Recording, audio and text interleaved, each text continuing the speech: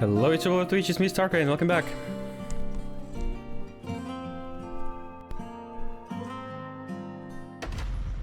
So, I finally have time to do this. A victory. NIKKE. It's been a wild week. It felt like a month passed since I last streamed, but no, it was just a week, not even a full week, because of how crazy it was. And that's not even finished yet, so it's gonna be rough. But yeah, today we're finally gonna play it, and tomorrow I also stream the live stream of NIKKE. Maybe I'll try to even prepare, you know, some screenshots from the book, so we can dive deep into the lore.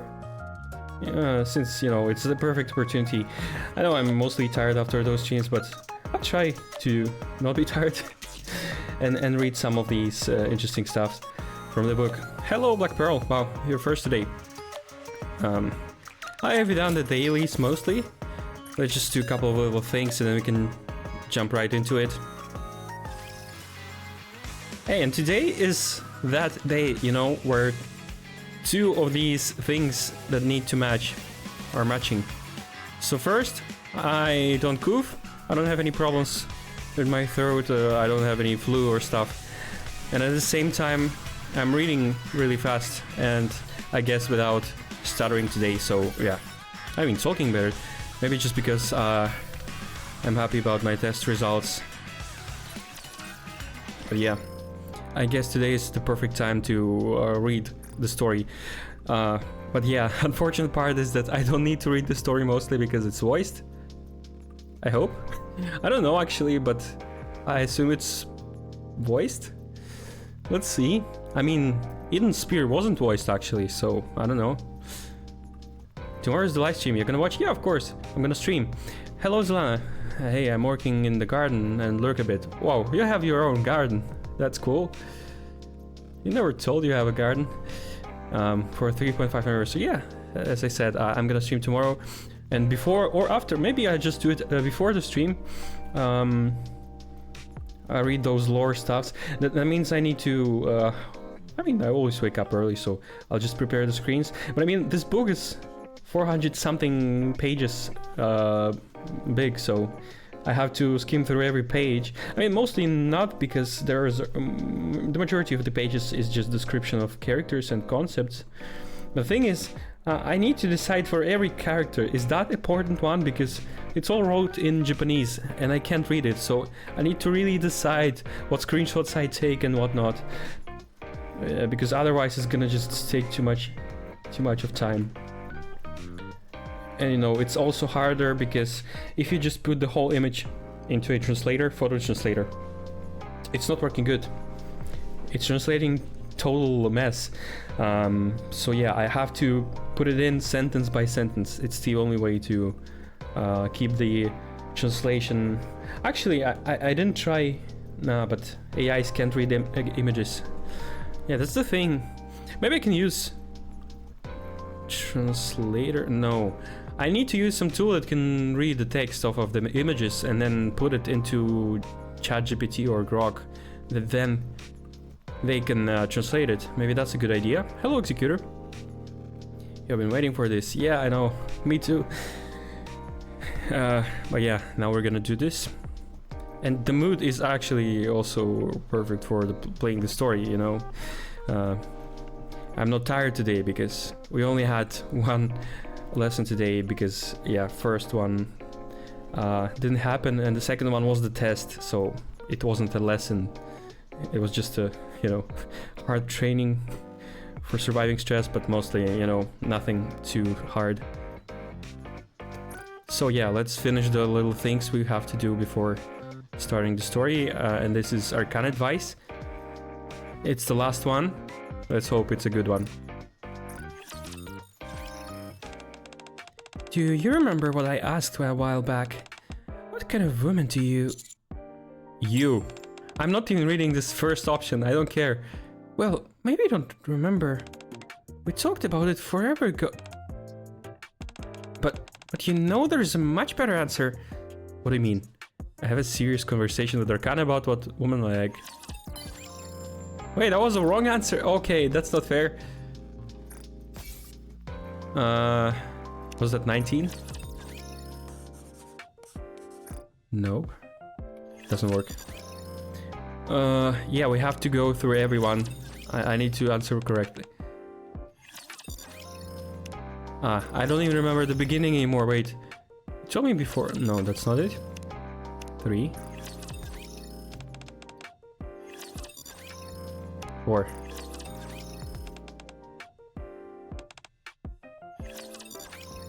5.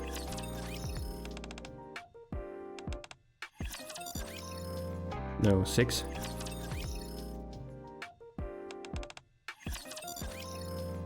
7. Nope, she's sniffing me. 8. Do you remember? What kind of one do you... A cool-headed and professional woman. You didn't even hesitate. Do you like those types of women that much? Well, my ideal type is a man who's gentle and charismatic. You and I must be made for each other. I have a serious conversation with Rakana about what women I like. Okay, we finally got it. I mean, not we. Mostly I did them off stream.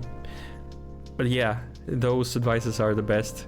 In one of them, Commander even suggested or proposed her to go to a date instead of a session. Imagine that, Commander actually being active with a NIKKE. So, did you get spoiled on what? Like, I just seen the artwork, how pretty it looked, but I don't think it's really much of a spoiler. It's just her look, and it didn't tell me anything, so I don't know what it means. Anyways, also I can't stop laughing right now. Care Bros get sneak peek for tomorrow's live stream. Yeah, game maintenance notice. I've heard about that. Don't care. Some for shit that messed up. Or maybe it was just intentional, who knows. And I mean, we already got the dev notes actually recently. I didn't even read them, I forgot. But yeah. Wait, why is the music turning off? Yeah, because of this. Oh, I forgot, before we play side story, of course, we need to finish Good Word.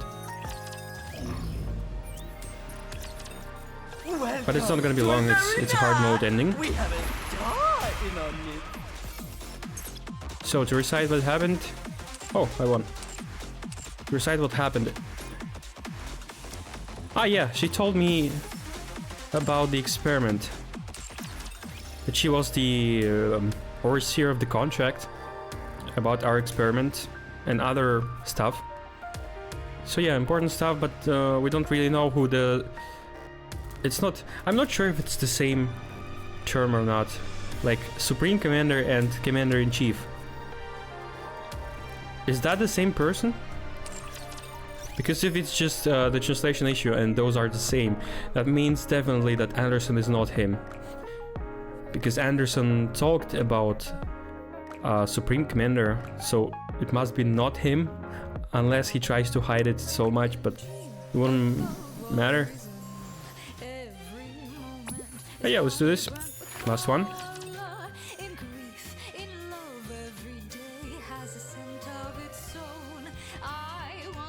I hope it's not the same. I just want Anderson to be this guy because, you know, he also did a lot for the arc. Thermite. Hold on a moment. Why is he so strong? I thought all the bosses should be one-shot.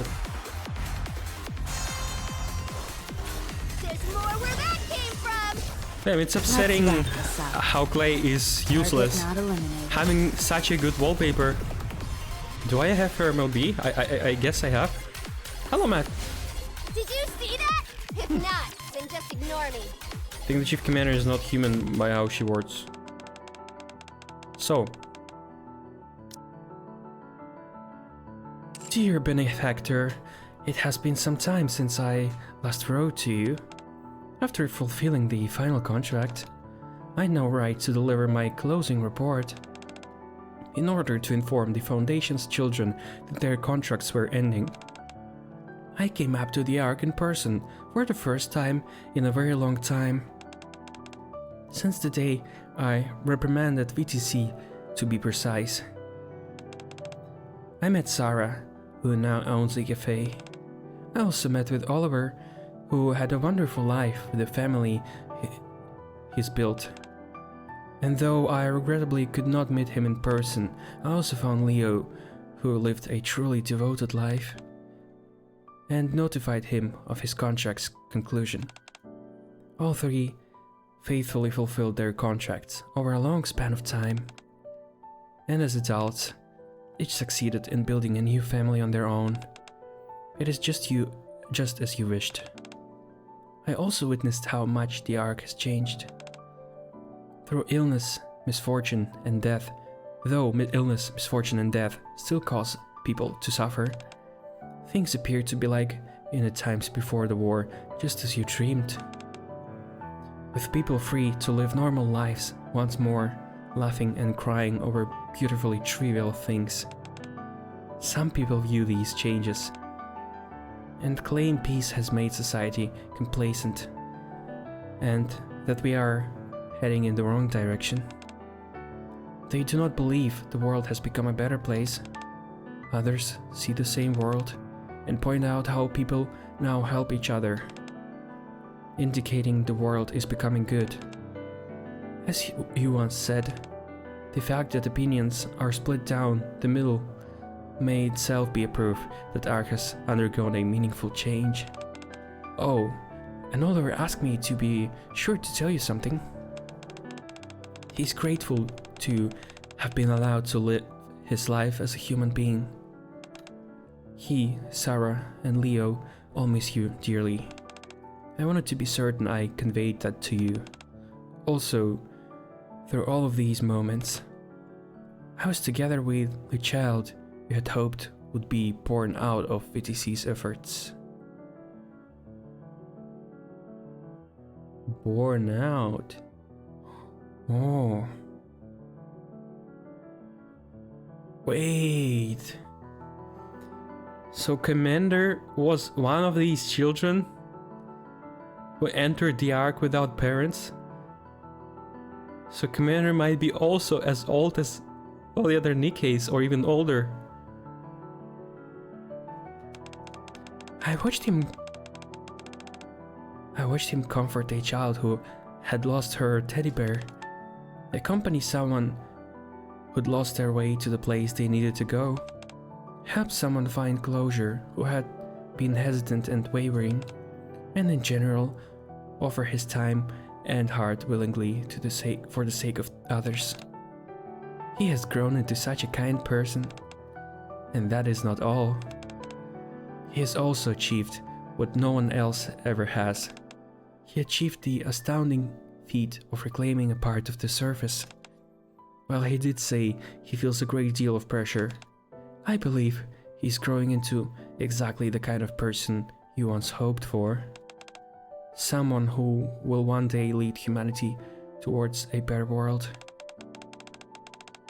And so, now that all where is she? We know that place. And the filter is red. Does it mean she stands before the rupture core?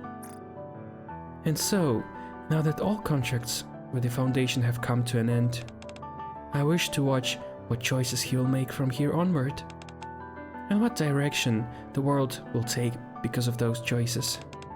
For the very first time, I am choosing to do this not as part of a contract or promise, but of my own will. Snow Crane lifts her gaze from the letter she has been reading and looks ahead. I hope you will watch together with me as he creates the future that you long hope for. Snow Crane bows her head deeply. With this, I conclude my report and formally bring the Foundation's contract to a close. Thank you for everything. The room is filled with a red glow. Okay, yeah, in case we don't see the color, they just wrote it's red. It's the rupture core. Snow Crane turns around, putting the giant...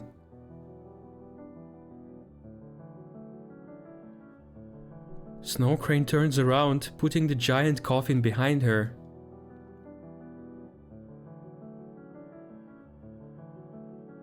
And walks forward without looking back.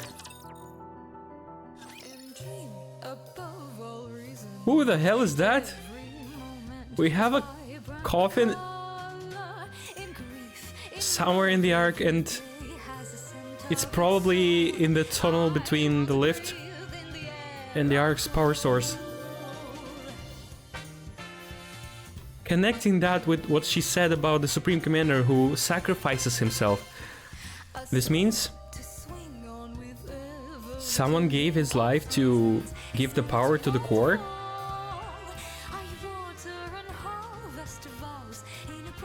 Is that really Oswald? I don't know. They gave us really good hard mode ending this time, but again, it's not answering any questions, it's just giving us more confusion. But this was strong.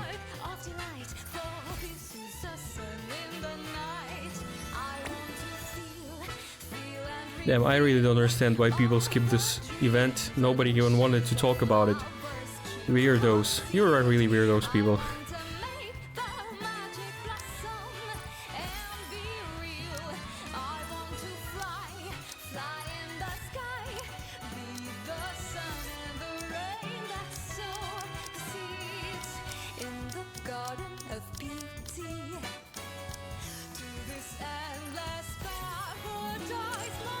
Okay, we're done here.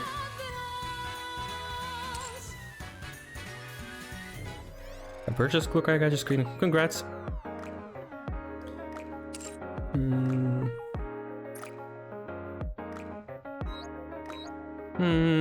Oh wait. Side story doesn't need any gems, yeah.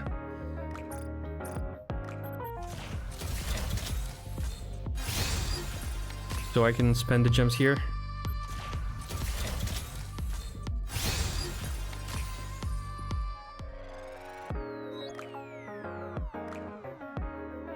I also have 6 blue tickets. Let's do it.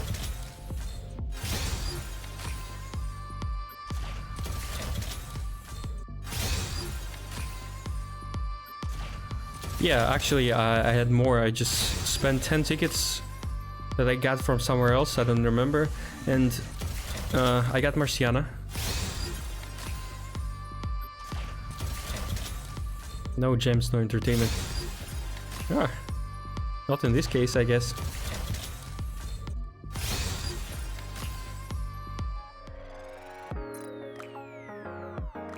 So yeah, here's the Marcy body.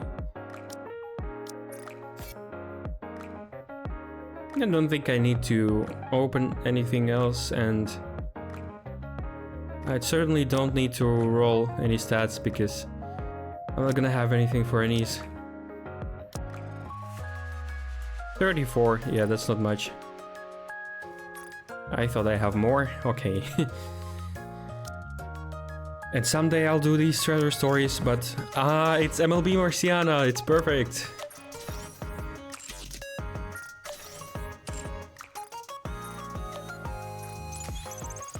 My knowledge has increased. Yeah, Marshmallow Gang. By the way, her school uniform outfit has marshmallows in the front. Interesting, right? Ooh, beautiful.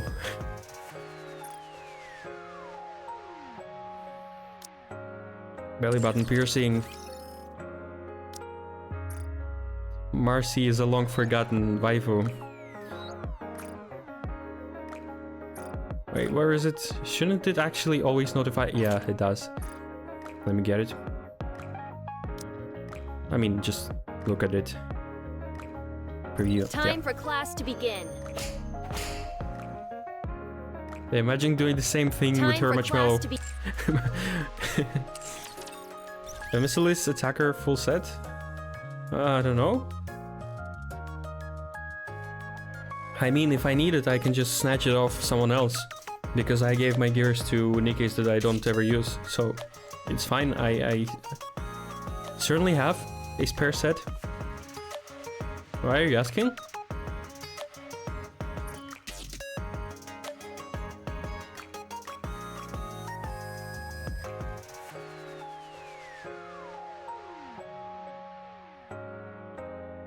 I must have one of the weirdest setups, because that's definitely not the NIKKEs you can see on most of the whale accounts in the front, you know. Especially these, these or these.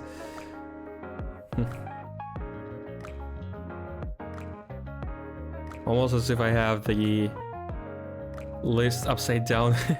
I mean, not really, but still, some of those NIKKEs are usually not seen in such high positions.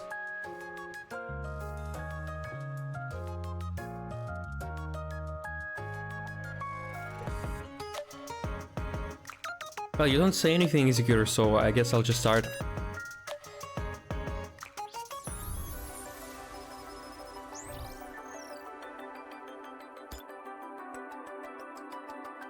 Playing for hobby?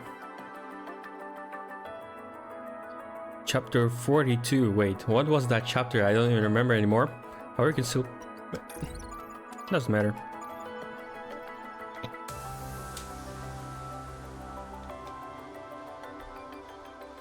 Damn, it's longer than I thought. It has 4... Oh, okay, these are actually short.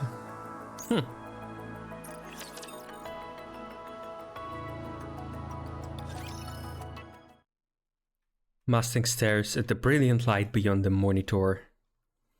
He closes his eyes slowly, and memories of the past flicker across his mind like a fast-moving film.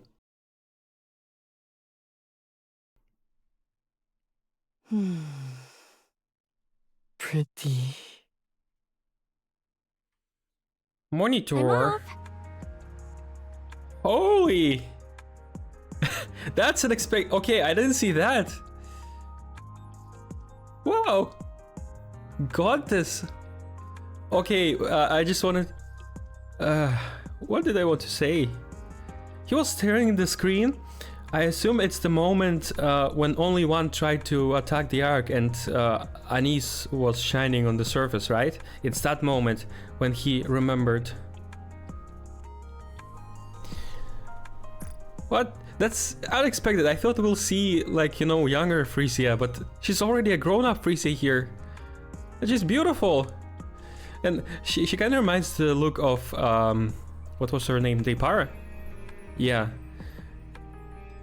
Really good. I like casual style like that. It's really cute.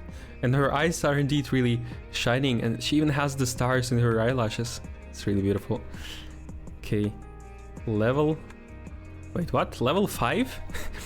They made a reference to level 9 for some reason, even though they could just name it level 9. Okay. But yeah, it's pretty actually too casual at some points. These are just, you know, simple headphones and a simple bag. Huh, yeah, okay. But yeah, she's really beautiful. Very well. Go on then. What? Oswald in casual outfit, what the hell? No, okay, yeah, I guess I wasn't spoiled for real because I only seen her like scenic outfit in a fan art. But this is surprising. Oh, right. I'm going to be a little late today. I've got an important meeting, so I'll grab dinner on the way. Just go ahead and eat without me. And that's a familiar voice. I like it. But whose voice is that? It's a really familiar voice. You've been out quite a lot lately. Well, you know how it is. It's crunch time. Performance reviews are coming up, and that's when they decide who gets promoted. So, yeah, I've got to pull a few strings. Hey, what's wrong? No, it's nothing. Oh, now that I remember, didn't you say you were meeting someone today too? Damn, he's that type of dad who is just... yeah, old Giga Chat. Well, you can call him that, but he looks like a ruined dad, like who's faced death of his wife or something. Even though Oswald never had a wife, but yeah, now he has a daughter. Yes, I'm meeting a former colleague. Are you meeting Anderson? Oh, from Special Ops? Are you going back to being a hellhound? Didn't we agree not to bring that up? It's not exactly the sort of past to joke about. Just messing with you. Okay, she's really adorable. But seriously, if anyone tells you to go back, don't. Promise me, okay? Whose voice is that? Rest assured, I have no plans to return.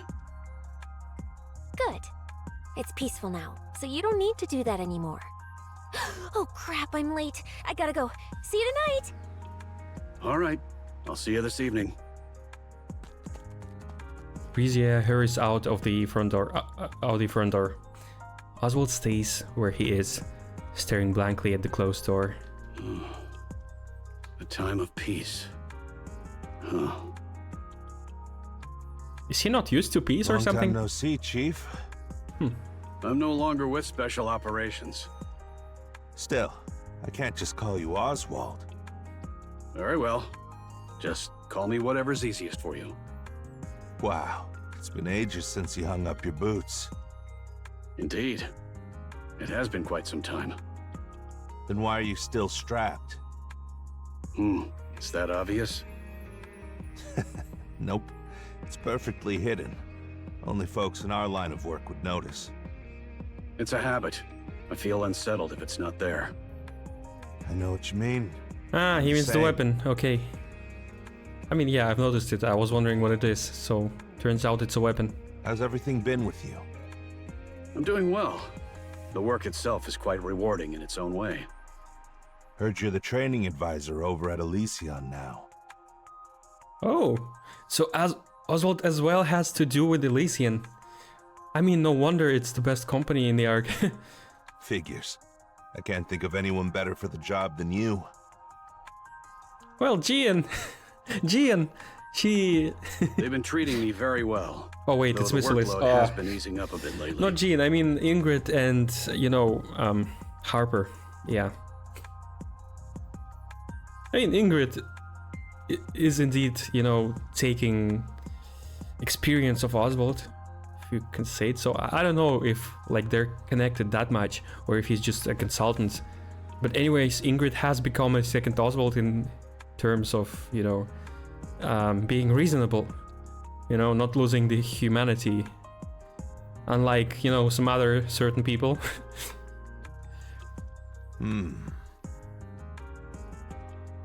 The man sitting across from Oswald gazes out the cafe window. Outside, members of the NIKKE Rights Committee walks down the street, holding their picket signs high. Oh, so it's indeed connected even to that event. Yeah, makes sense. They're slowly replacing us with NIKKEs. After all, the dangerous high-skill stuff isn't for us anymore. Perhaps it's time you gave retirement some thought as well. We can't really keep going even if we wanted to. After all, Special Ops is exactly the kind of work a NIKKE is built for. Now that folks are retiring left and right, it's probably best to leave while the benefits are still good. Yes, times are changing quickly. It might be wise to start looking for something you can take on immediately. Sometimes, I really miss those days we're out on operations together, Chief. Is that so? Oswald brings up the cup to his lips and takes a sip. I don't miss it. I like how things are now. Yeah, I guess Oswald also participated in creating that present that he lives in now. Yeah, he's a part of that. You've really changed since I last saw you. Oh, really? Can I ask you something? Of course. Why'd you retire? You were the one who made sealing the Ark possible, and a big promotion was just around the corner. Sure, the Goddess Squad ran off at the last minute and caused a mess, but that wasn't on you.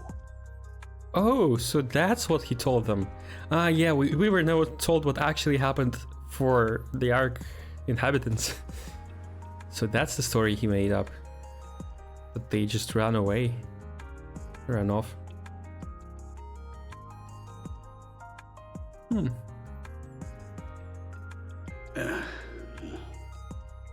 I'm sorry. Yeah, that's really painful if you know the truth. And he doesn't know. Hey. No, that's quite all right. Anyway, I can't for the life of me figure out why you decided to retire. You shouldn't know. I honestly didn't think I had it in me to take on that kind of work anymore. Because of Frisia? So you do know her name? Everyone in Special Ops knows that name. And I'd bet it's the same even in the central government. I mean, Hellhound Oswald himself, sorry, the chief of Special Operations, had adopted a little girl? That was a shock to say the least. What made you decide to do that? I'm afraid I don't know. I really don't. Man, just accept you're kind, that's it. So, are you happy now?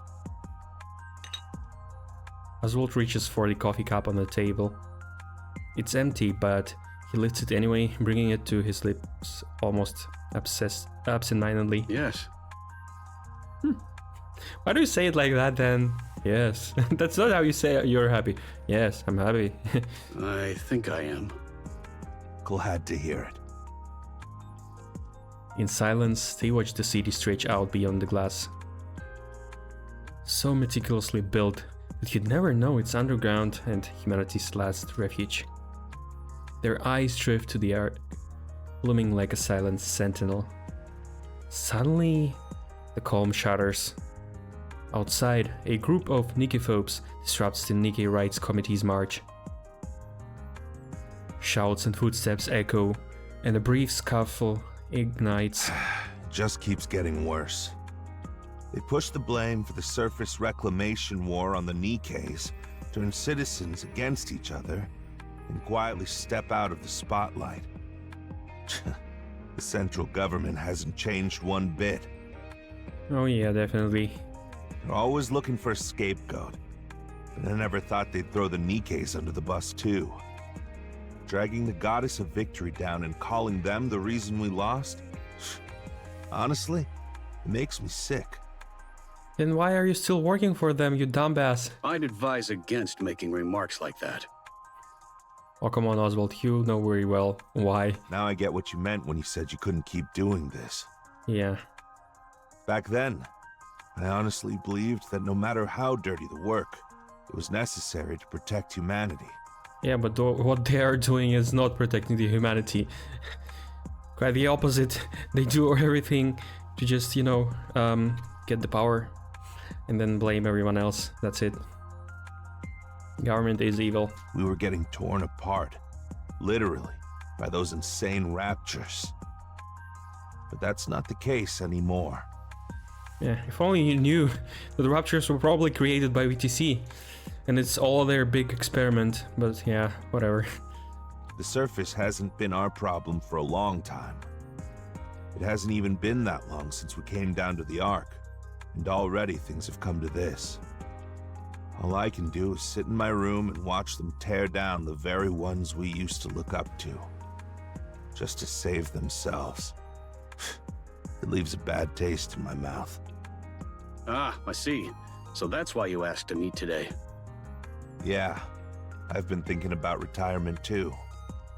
We've never really been the type to do ordinary work, right? That's why I've been curious about what life after retirement looks like for you. I guess I was hoping for a little reassurance. Or maybe just a bit of hope. I mean, if you adopt someone, maybe you'll feel the same, huh? I guess he's still not really happy. He has Frisia, but he also has to live with the fact that he had to betray the Goddess Squad. But then again, if you didn't do betray, I mean, yeah, maybe it doesn't matter. You know, if he didn't do that, they would be killed, probably. As they say. Again, I don't believe that anyone in the Ark at that point could kill God Squad, even if they really wanted to. So yeah, maybe that's why he thinks he didn't do the best thing. But then again, they couldn't leave peacefully in the Ark, so yeah, that was the only option, I guess. What do you think? You know, I think it's time I retire. Seeing you doing well gives me some peace of mind. That's why I'm done serving a place like this. Up on the surface, I was blinded by grand ideals. But down here, I finally see things clearly. Well, yeah, that happens when you put big number of elites and some people who never lived in the harder world. They grow up in pieces of shit like that, like the inhabitants of Ark. And it's not a good place now because you're trapped with those people. Wow, good luck. That's the biggest problem of the Ark, actually, because they didn't pick people randomly. I mean, there was a lottery, but mostly tickets were given to higher ups, and that's the problem. Those are the most evil people, so of course the Ark will be filled with evil people just because, you know, they make children and stuff and they just reproduce infinitely and become a bigger number. It won't ever stop. I see. I wish you every success. Thanks. Really appreciate it. Once again, they watch the chaos beyond the glass in silence. The minor scuffle escalates, quickly spiraling out of control. The central government intervenes, deploying tear gas. Both the NIKKE phobes and the NIKKE Rights Committee scatter in panic. Through the crowd, scrambling to get away, Oswald catches sight of a very familiar face. I guess he noticed Harper?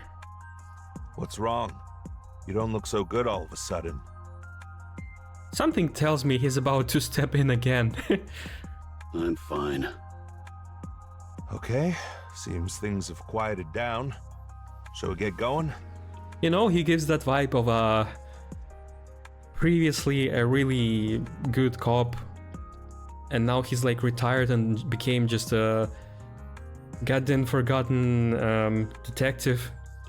That kind of, you know, movies or series. So like yeah, he has immense experience, but he's just a detective now.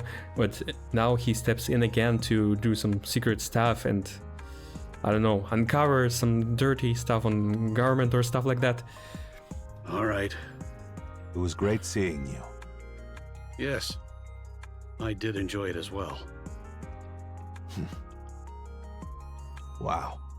You've really changed a lot. Just by saying he enjoyed something? Oh, wait a minute. Oh, okay. I think he... Oh. It wasn't Harper. He has seen Frisia. She was one of the Protestants. And he's really afraid that... So maybe that's the reason why they killed her. Oswald sits on the sofa, staring into the darkness. He doesn't close his eyes. The moment he does, he hears the reproachful voices of his heroes. Memories come unbidden. Okay, that's not the best frame you could show, you know? Seeing Dorothy is actually disgusting. So show the good girls, actually, okay? Of the times he betrayed the very people he once admired. He tries to tell himself he had no other choice, but the comfort never lasts. After all, the truth remained unchanged. He had abandoned them on the surface. He had turned his back on his heroes. There was a time when that self-loathing consumed him, when he couldn't escape it. He thought about ending everything dozens, even hundreds of times. At every time. I'm home.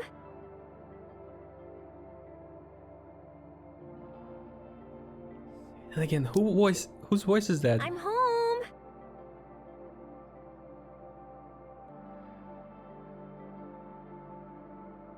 I don't know. Maybe it's someone from Enfield? I'm home. Huh? Hey, what are you doing sitting in the dark?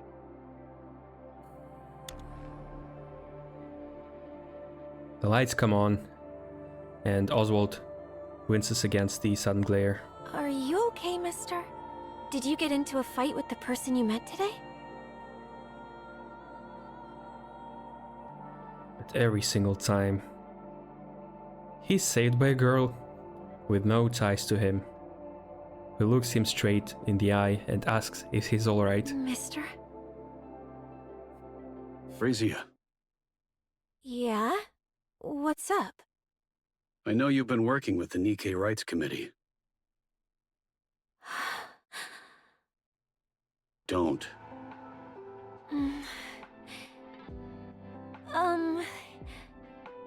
Just don't. I mean, you know, he's not a good father. If he just said don't, it would make her want it better, even more. So just explain why. Why not, mister? It's too dangerous. There's nothing wrong with doing the right thing. How can I just stand by when people say the Nikkes are the reason we lost the surface reclamation war? So all that talk about getting promoted wasn't about your job after all. Yeah. I'm getting promoted to team leader. Oh, wow. So, what's your goal? I want to make everyone look up to the Nikkes once more. How do you plan on doing that? I'm not sure. But I can't just stand around doing nothing. Frisia, the Ark has no need for heroes. There must be none. Otherwise, they'll only be dragged down in the end. What you're doing now isn't just pointless, it's downright dangerous. I don't see it that way. You must hear Frisia's voice from behind. More and more people are joining us, and one day everyone will see that... Well, that's not really smart. I've heard that kind of talk from many minorities, like, for example, from vegans. They say, oh yeah, more and more people will become vegans, and at some point nobody is gonna eat meat. That's hilarious. That's not how it works. The Nikkes aren't a symbol of defeat. They're the goddesses of victory. Don't do it. Oh, come on. You loved the Nikkes, didn't you? And the goddess squad too. Not anymore. Huh? Frisia gestures towards a pair of leather gloves inside an acrylic case atop the living room display cabinet. Oh, Red Hood's signature is scrawled crookedly across the leather. Damn, imagine those gloves in real life. People would kill for them. Like if Red Hood really existed and someone had her gloves and even signed. Wow, that's a really royal merch. Here's his newfound reason to live. Yeah. And that's why I already see where the story is going. I mean, we already know that Frisia was killed, so it's not even a spoiler. It's just it was already known. But yeah, we now know where the story goes. You know, he will lose his daughter, probably due to this stuff. You know. What are you even talking about? You keep them on display, clean the case every day, and always end up smiling whenever you look at them. I mean, yeah, do you remember the two images from his car? That did look sick. That's, you know, having Red Hood in his car, he probably, yeah, recalls that memory very often. She even slept in his car, you know. the hero. The best goddess, actually. Yeah, except of, you know, Lilith. That lie doesn't make sense at all. So why are you doing this? Really beautiful expression, by the way. Like she's looking kind of to the side and not smiling, and you know, like, hard to describe this expression, but it's cute. There's nothing more painful than seeing someone you've long admired brought down. Exactly. That's why we're going to stop it. You can't stop it. The top brass won't allow it. I know.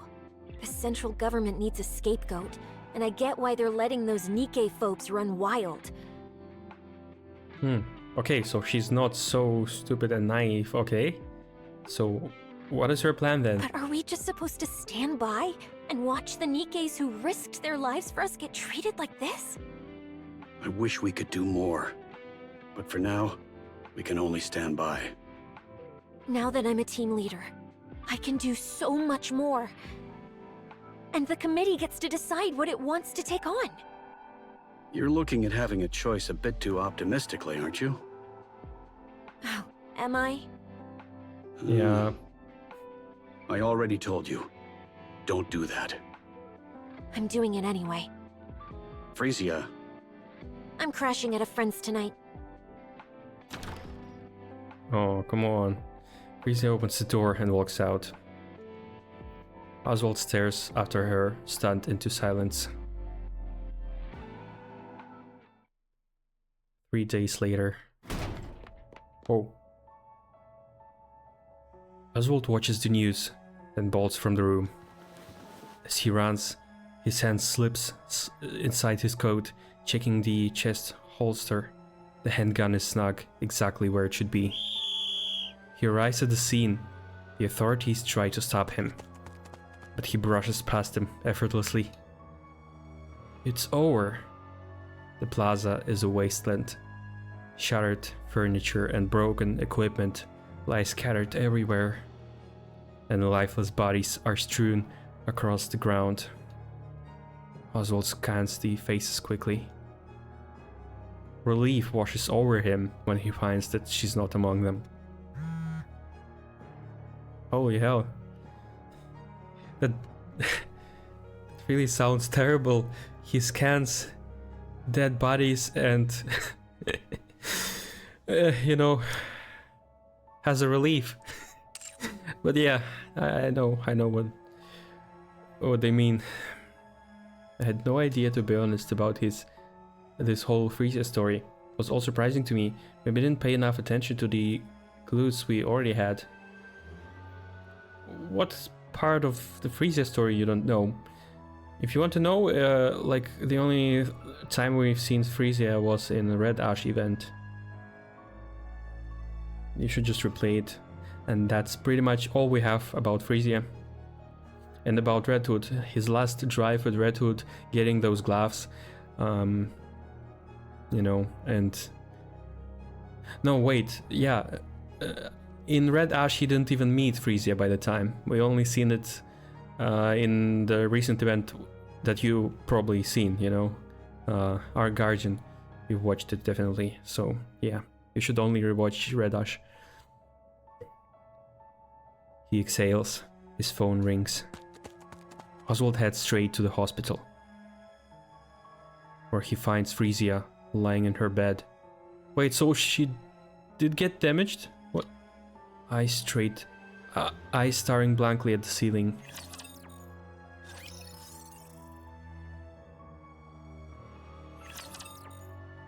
Oh, so she was injured. NIKKE-phobic activists disrupted the speech. You mean, what? Because you said you know her story ends. I didn't know.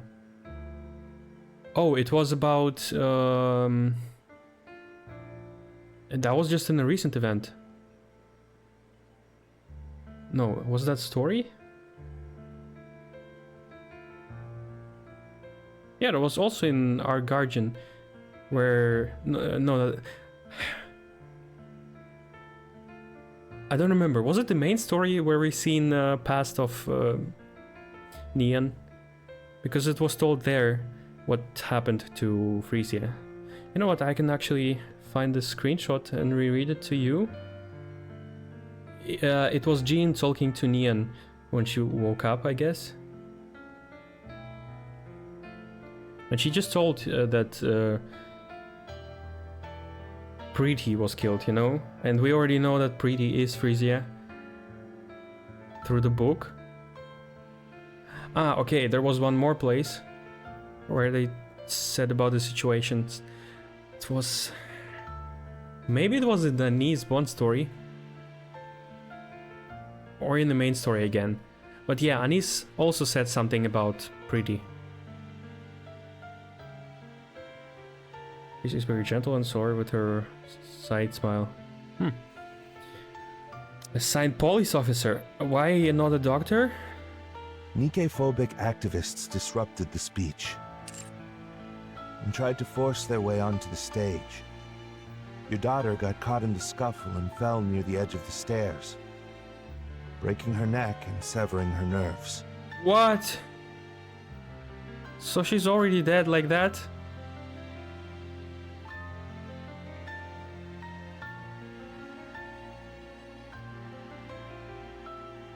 Oh, such a stupid death. She is conscious, but cannot speak or move. Oh. That's even worse. Damn. If she was just dead, okay. You can live with that, but that now she became like that?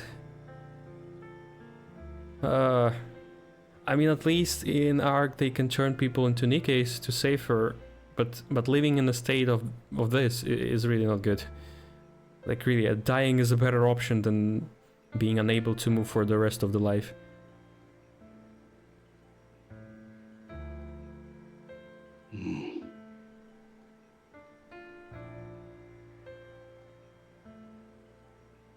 Oswald listens quietly to the police officer's dry, emotionless explanation. His eyes meet Frisia's, but he can't hold her gaze. Oh, fuck. I'm just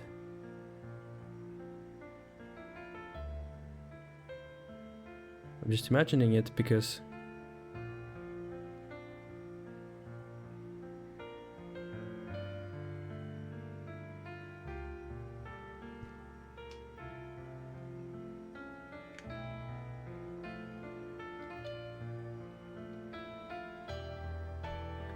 I had similar situation with my dad.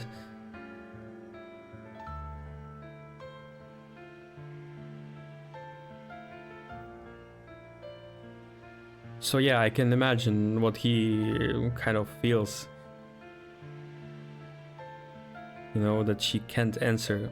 He just look and, you know, she can't answer. And she probably really regrets that she didn't listen to him. But it's not her fault anyways. And she's probably blaming herself for nothing. It appears your daughter previously signed a consent form for posthumous Nikke conversion. Oh. In special cases like this, conversion can be done even while she's still alive. Oh, that's nice. The decision rests with the legal guardian. Okay, so that's how she became a Nikke, and she won't be in that state for... right? Is there any chance of recovery? According to the doctor, there's no chance of recovery. They say miraculous recoveries do happen, but outside of that, improvement is impossible. I see you've held a senior position in the central government for quite some time. That gives her a significant advantage during the conversion process.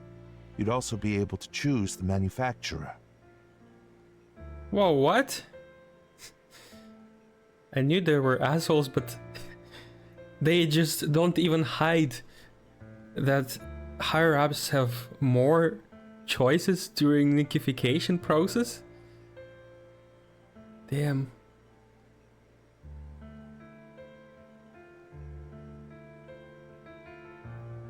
Okay, yeah, this world is really unjust. If she's not going to be a mass-produced unit, you can even choose which squad she'll be assigned to. She will be assigned to a squad. Yeah, during that time they couldn't just be casual Nikkes, you know, doing some stuff in the Ark. They were all war machines. And he probably doesn't want it to happen. How would you like to proceed? I'll need some time to think this through. Understood. How long should we wait? I'll contact you directly. Noted. Please be aware that we can't be reached by phone on the weekends. Got it. The police officer steps out of the hospital room, leaving behind only the beeps and whirs of machines. Frisia, do you want to become a Nikke? Frisia blinks.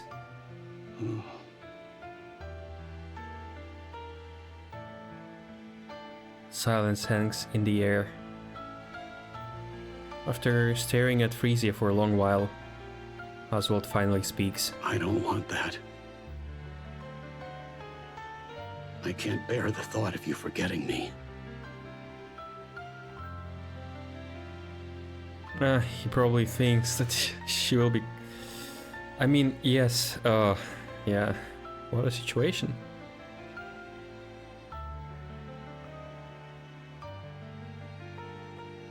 Yeah, that's a really harsh situation, because in order to, you know, let her live further, he must kind of give away his daughter, you know, because she won't be existent anymore. But we do have a reassuring case. You remember Art? By the way, what's wrong with Art? We didn't hear anything about her since then. And same for Depar. I don't know if they're saving these stories for later or just forgotten. But yeah, we do have a case where even mass-produced Nikke regained her memories. It can happen. But again, it's closer to a miracle than a rule, so yeah, I don't think he's... I mean, if she died in this, you know, she probably has the strong sense of self, and, you know, I don't know if they know about it, that Nikkes with strong sense of self can become SR Nikkes, you know. So, promise me you won't forget me. But she can't. Frisia blinks, tears streaming down her cheeks. All right. Until next time. Frisia blinks. And Oswald reaches for his phone. Damn, that was fast. What? What the hell is that? Oh yeah. That music is creepy, and his look is creepy.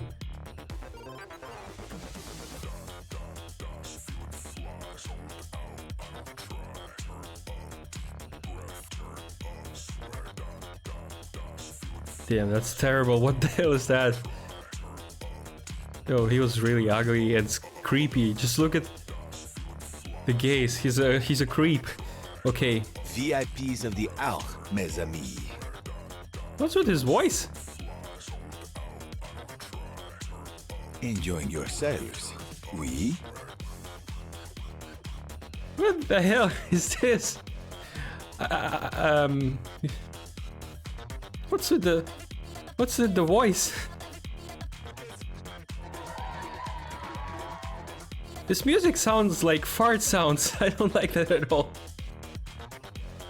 No, for real, they just slowed down the original song and added some effects, but that's terrible. His look, this music, his voice. How could that be an entertainment? I wouldn't want to like to watch this show. Soft murmurs ripple through the audience. Ooh la la. Oh man. Barely a whisper. His voice gives me creeps. Tell me, did les spectacles tickle your fancy, Michel? The audience erupts in cheers. Audience, are you blind? Et voila! Today's extravaganza draws to a close. Take care on your way home, Michel. People are filing out, the footsteps fading into silence. Mustang watches until the last audience member disappears, then makes his way backstage.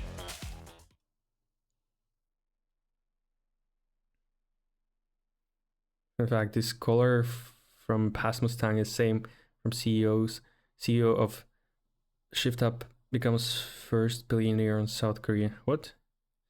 What do you mean?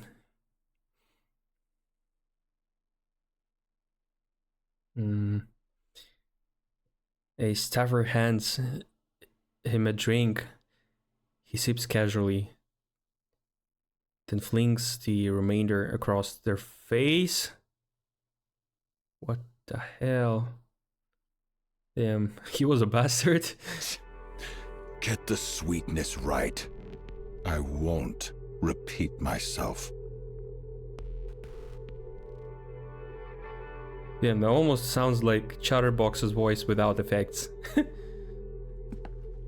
Mustang enters the monitor room. Okay, I couldn't believe it, but now I know that NIKKE, who told about his past, wasn't lying. And sinks into the extravagant single-seat sofa that looks completely out of place. Yeah, like him, like himself. A handful of staff rush to his side, touching up his makeup. Gosh, so which genius handled the lighting today? He has makeup. I don't know. You don't work good, I guess. Okay, touching up his makeups, spritzing perfume, and fixing his hair. You call that fixing hair? Okay, that looks like a, I don't know. I won't even think about it. Which genius handled the lighting today? That'd be Richard. Hanson? Why is his voice like this? Fire him. That glare's unbearable. How'd something like that even make it into the Ark? Kind of weird seeing actual people in NIKKE. The setup's exactly the same as always. Do you have any idea how blinding those things were today? Richard has been with us for 3 years, and this is his first mistake.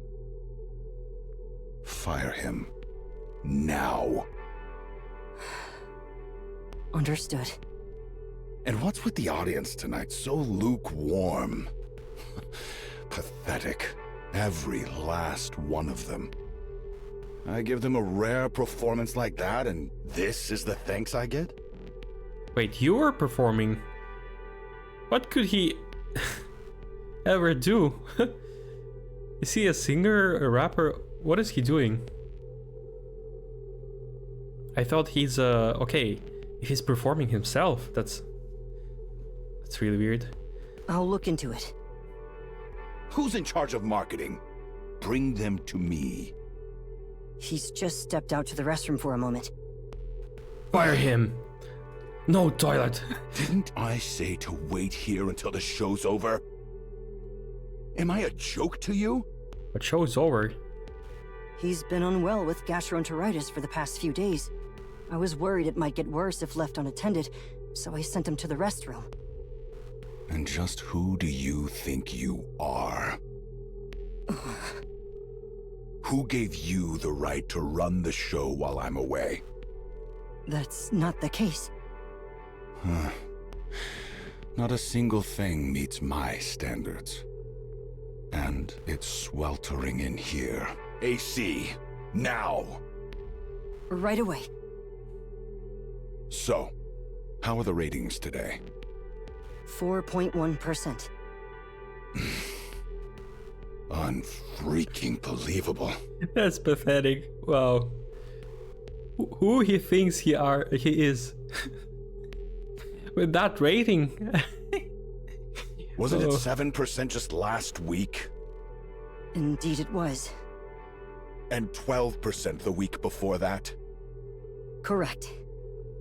Why the hell are the ratings still dropping? Because you're a bastard. Our survey shows that the biggest criticism is a lack of novelty. Whoa.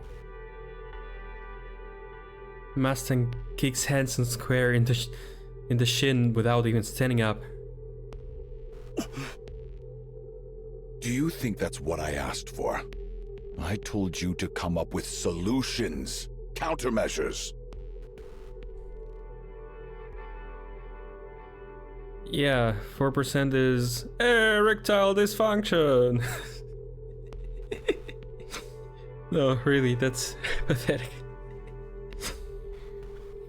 And here I am, parading on stage like some miserable clown, blowing kisses for everyone to see. And you, what exactly have you been doing? You know, I now have a theory how he became the Mustang we know. Someone just got pissed off with his, you know, attitude and, I don't know, cut off his balls, and that's why he's like this now. I don't know other reasons that could lead him to nowadays Mustang. Yeah, they didn't tell how bad. I didn't expect it that. Hey, Hansen. Answer me, Director Hansen. He kicks Hansen in the shin again. I believe the main reason is the lack of new faces. The NIKKE celebrity project we had invested so much time and effort into was practically cancelled. At this point, there's no way for a NIKKE celebrity to make an appearance. It's all thanks to them royally screwing up that damn surface reclamation war. That seems to be the main reason. Public opinion of NIKKEs in the Ark has grown highly hostile. So it's an inopportune time for a NIKKE celebrity to step into the spotlight. Yeah, but how do they know there are NIKKEs? For real, even nowadays, not all NIKKEs are known to be NIKKEs. So what's the problem? Just hide the fact, that's it? Hansen, do you have any idea how much I poured into the pockets of those big shots when the Ark was built? I'm not sure. A lot. A whole damn lot. More than you could even dream of. Say my name. Bruh. Okay. So he poured money into Ark, I see.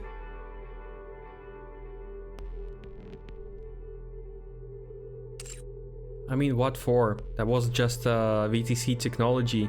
Harmony Cube just built the Ark in a matter of days, right? Or okay, maybe just a couple of weeks. But we know it happens automatically with no investments at all. I mean, the only investment should be the energy, right? But the cube completely builds the Ark. And I mean, then why do we have Litter and Senti? And they also are saying that they were building something. I mean, they were building the buildings, not the Ark. So yeah, that makes sense. And I kissed every ass I had to, all while spouting some crap about the good of humanity, just to get my hands on NIKKE manufacturing tech. Oh, so he became the CEO of one of the towers just because he invested and got his hands on the technology. That's interesting. I guess this story of coming is even worse than Missilis. I mean, we don't know yet the story of Missilis, but we know the story of Elysian, and you know, it was a pretty normal story. They were literally the main organization in the world, and then they just collabed or co-worked with you know, VTC, and that's what happened.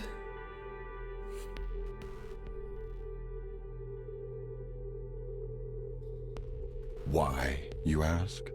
Yeah, To why? secure the monopoly on NIKKE Entertainment inside the Ark. Yeah, and all you have to say is they are not Nikke's. Huh? Is that so hard? NIKKEs that don't age, that obey if you fry their brains a little. The perfect product to sell. I stuffed them with cash, licked their boots, and it worked. Flawlessly. Damn. Mustang liked to lick stuff. Then I lured in those pretty-faced, vain, empty-headed NIKKEs and molded them into stars.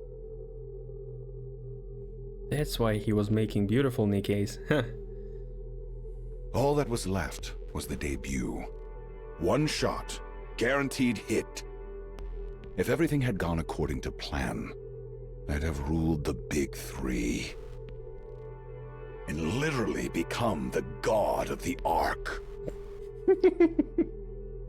It sounds so funny. But then, those idiots botched the surface reclamation war. So tell me, Hansen, what do you do in a situation like that? Well, I'd say overthrow this government, but... I'll make sure to calm the NIKKEs and prepare for the next reclamation war. Huh? Calm the NIKKEs, not those who hate NIKKEs? That makes zero sense to me, okay? Yes, that's exactly it. Those fools couldn't stomach even a single scratch on their reputations, so they threw the NIKKEs under the bus. And of course, they had the nerve to officially declare that we lost due to the NIKKE's incompetence. Pathetic! Well, at least in this position we're on the same side. They didn't quite put it that way. Hmm? That's basically what they were saying. The NIKKEs didn't live up to expectations. So it's not our problem. Go sort them out yourselves. They won't die, they won't break. So have at it. Yeah, I get it. They had to clean up their mess. Fine. But they destroyed my business. The one I poured years into. And damn that war! Why start a fight you can't even win? At this rate, we're finished. Absolutely finished. There's nothing left for us. Nothing. Hansen, fix this. Now. Again, why is Mustang the head? Why is he a leader? If everything he does, it's actually Hansen's work? That's weird. Hansen doesn't seem to be just a secretary or like assistant. He's the actual boss. I mean, Mustang's only deciding on what to do, but he's not doing himself. He's not doing anything himself. Is that really a leader? I'll do my best. I don't care how you do it, just get it done. Yes, I understand. My car?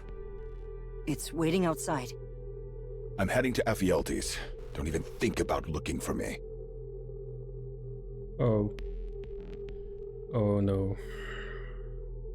It doesn't sound great because I don't think he goes there to just meet other popular people, stars or stuff like that. He definitely goes there to enjoy something.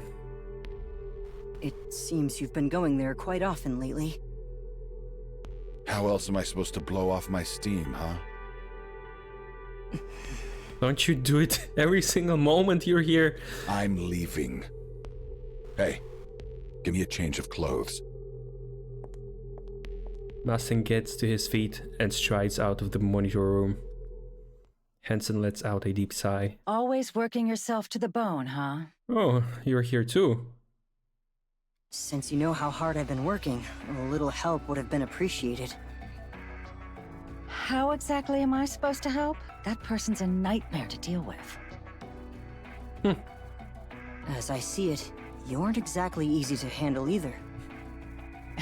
Thanks for the compliment. I almost feel rejuvenated. Shall we take this outside?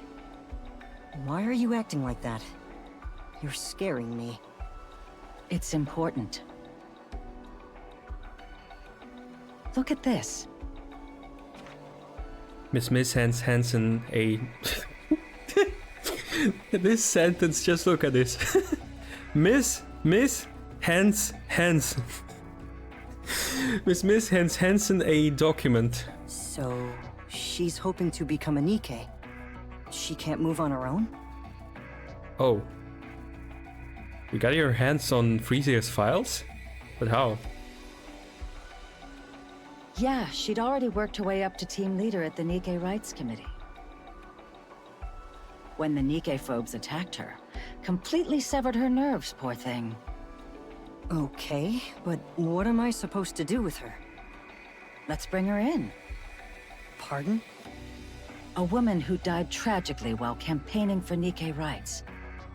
Reborn as a NIKKE, she's back to fight for the goddesses of victory in her own way. I don't remember if you knew that. But yeah, maybe I just forgot. But Miss actually the one who created Pretty? That's interesting. Miss and some random dude Hansen. I could never imagine. Like, I thought it was Mustang's doing, but no, it's all her. And she's actually not as arrogant as him, so, like, how? Why is she even using those words? Like, isn't she, you know, as important as Mustang? Is she still saying poor thing in a, okay, not completely, but somewhat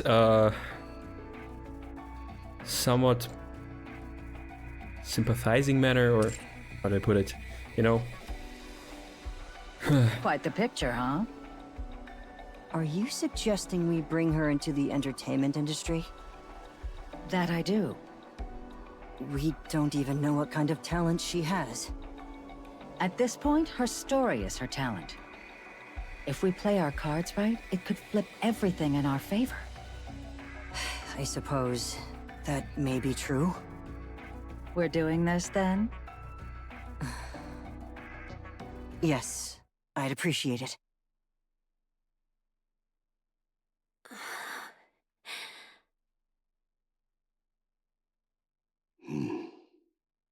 Is she already NIKKE? She didn't change at all. Mister. Oh yeah, she's a NIKKE now. And she didn't change at all.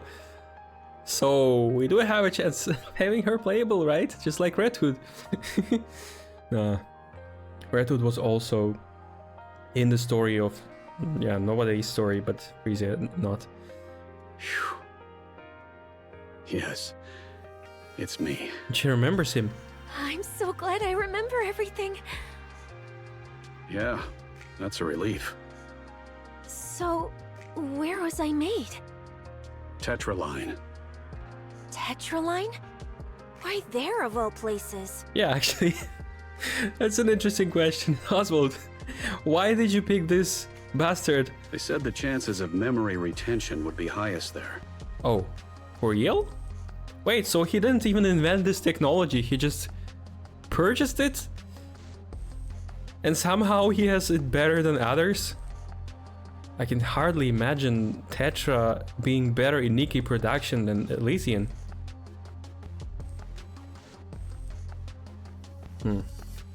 Oh.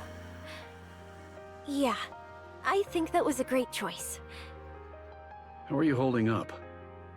I'm doing great. Everything feels totally normal, like I'm still a human. It's crazy to think that not long ago, I couldn't do anything and was just lying there. That won't happen again. Yeah, looks like I don't have to worry about breaking my neck anymore. Should have done this ages ago. Oh no, she didn't understand. She didn't learn. No. Okay, I guess. Yeah, this story is about sadness of Oswald because she didn't learn from her mistakes, and he will have to go through this couple of times, probably. Frisia, that's enough. I've come this far, so I can't stop now, can I? Nikke's are managed by the Big Three, but they answer to the central government. There's no way the government would allow their rights to expand. From the government's perspective, the Nikke phobes are useful. So you think it's okay to just let it be? There's no helping it. Huh. I don't think so. Now that I'm a Nikke, there's so much more I can do. Yeah, but you still can die. If someone has a sniper rifle and shoots your head, you're dead. Forever. Not even a Nikkification can save you from that. I'll make it happen, no matter what.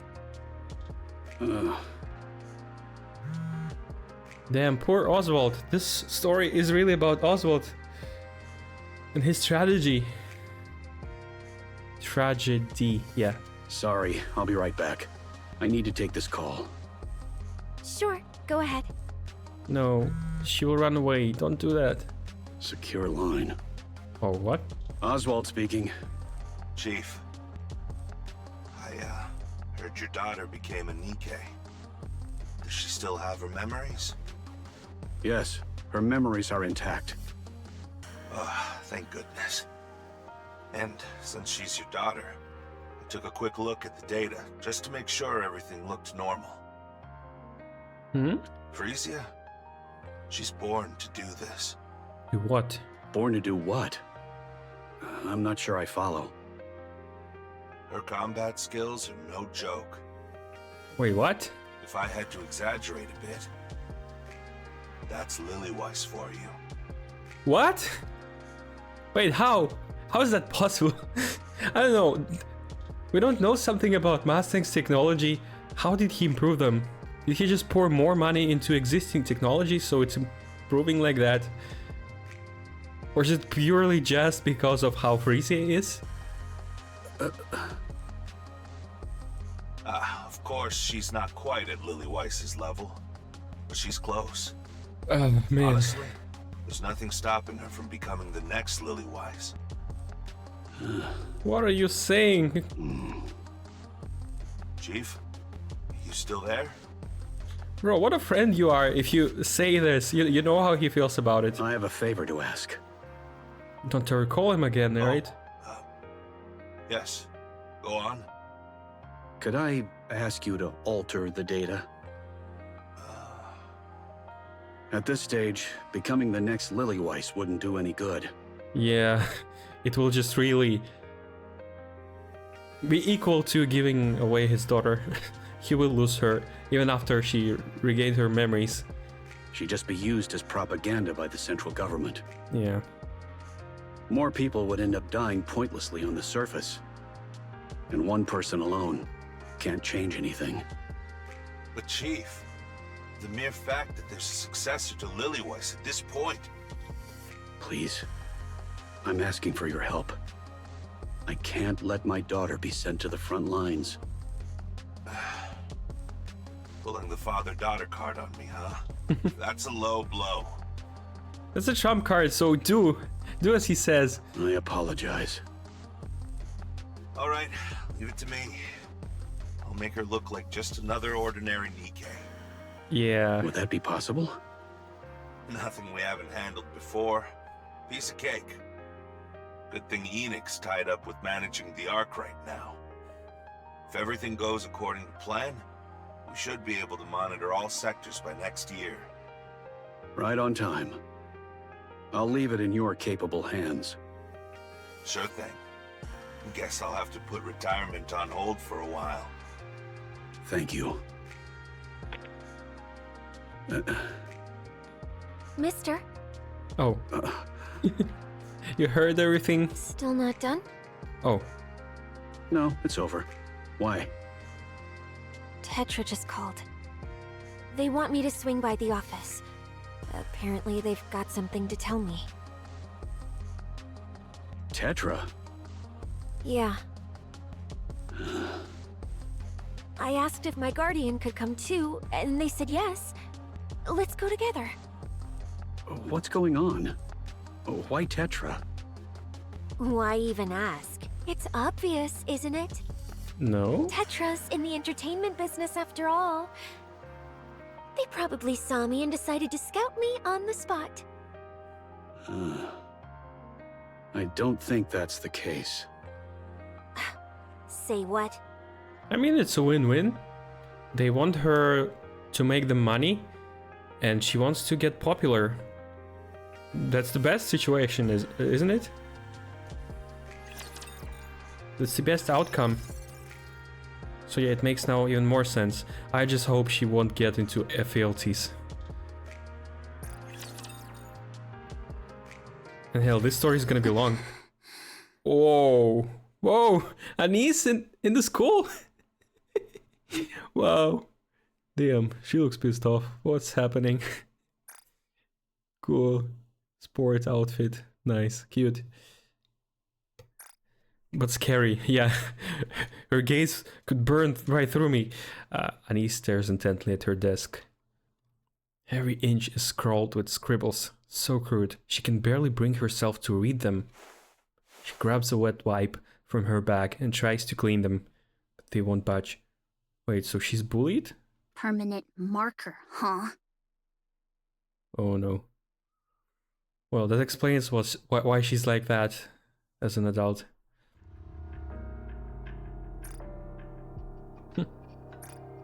Anise scans the classroom. There's chatter here, soft snores there, music spilling from headphones, pages turning. And through it all, she knows that they're all watching her. Who the heck did this? I'm really good. Huh? She gets no reaction at all, as though she's not in the room. Oi! Who the hell did this? Damn, poor Anise. Still no reaction. Anise strides up to a girl talking with her friends. The girl desperately tries to ignore her, but Anise leans in, their faces just inches apart. Hey, sorry to cut in, but do you know who messed with my desk? I don't know, comes the predictable reply. Meanwhile, Anise stares at her without blinking. Was it you? Watching the girl vehemently denied, Anise furrows her brows in frustration as she straightens and shouts at the class. I don't even care who did this. Just tell me why. Huh? What the hell? If you're gonna screw with me, the least you can do is give me a reason. It's not how it works, Anise. Damn, I feel this story with every chapter becomes more personal. First this hospital episode, now there's bullying, all about my life. The classroom becomes so quiet that you can hear a pin drop. Seriously, this is driving me nuts. And it's not even the first time. Why doesn't she beat them? Anise sits at her desk and pulls out another wet wipe. She scrubs furiously, and the scribbles start to come off little by little. The red writing comes off far more easily than the rest. She stares at the red stains left on the wipe. Then she shoots to her feet. Without a warning, she clamps a hand around the back of the girl's neck in the front row. Class president. Oh. Okay, probably that wasn't the best aim because she can make her some trouble. Hey, class prez! You're supposed to set the example. So, care to explain why you pulled a stunt like that? And don't act like it's your first time either. It wasn't me. Weren't you bragging about the new lipstick just the other day? The color's hard to miss.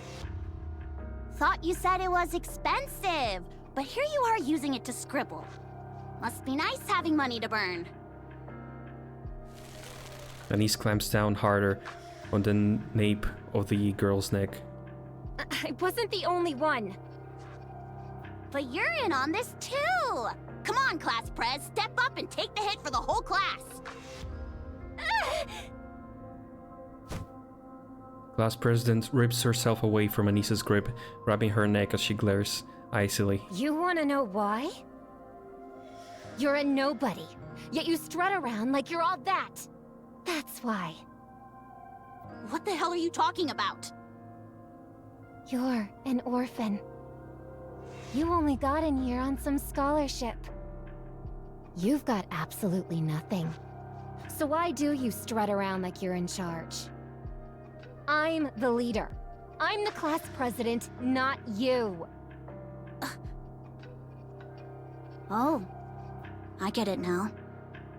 You're from some perfect family, so you get to be class president. And me? No parents, scraping by on government handouts. And suddenly, I'm a threat to your precious spot.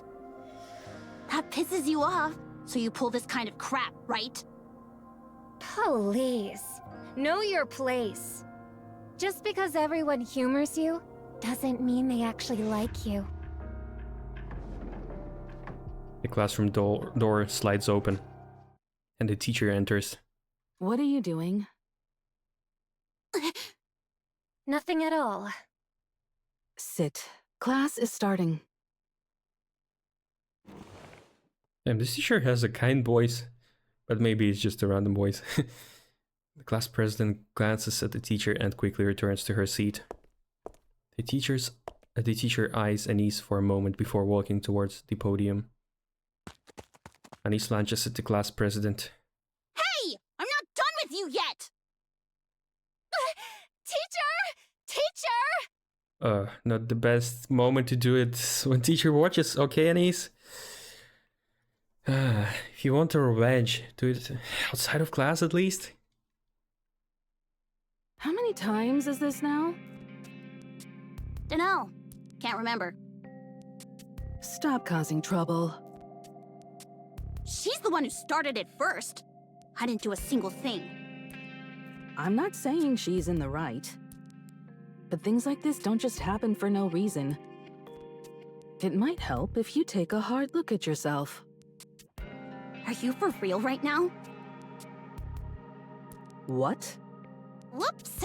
My bad. That came out wrong. I just meant it's a shame you're only bringing it up now. But hey, teacher, I've thought it over, and honestly, I don't see a single thing I did wrong. You were the cheer captain at the recent sports festival, weren't you? Yeah? You volunteered? Yup. Why? Obviously, I'm the best at it. I can plan the moves, lead the team, and have a pretty decent personality to boot. And the others agreed? How else would I become the captain? Why didn't you just let the class president have it? You know how it is, Anise. The class president... Yeah, her parents throw money at the school and she's just as dumb and selfish as you'd expect. So you know, Damn, do they know each other? That kind of talk from a teacher. And yeah, she is indeed a kind one. Guess that explains it then. Isn't that way too blunt for teaching a kid how messed up the Ark really is? You think this only started when you came to the Ark? No. It's a culture with its own history and traditions. Oh yeah, that's also like IRL. Alright, Anise. Since we're talking about it, I'll be blunt. You were abandoned at birth and bounced from one facility to the next. Then, by some stroke of luck, you get picked for the chairman's so-called charity program. Special admission for the underprivileged, just to look good in the papers. And now, you've got things you never had before. Free housing, free meals, free education. So why isn't that enough? Why do you keep asking for more? Wow, teacher. That's a hell of a way to talk to a student. You sure that's allowed? Yeah, and honestly, this is fine for you. So, your answer? Do I really have to be honest? I've been honest with you, haven't I? I just want people to like me. Oh, damn. Poor thing. Look at her eyes. Oh.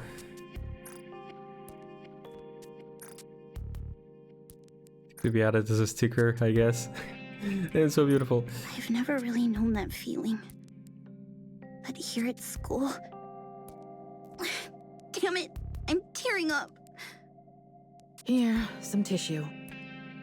When I got to school, the kids actually talked to me and hung out with me.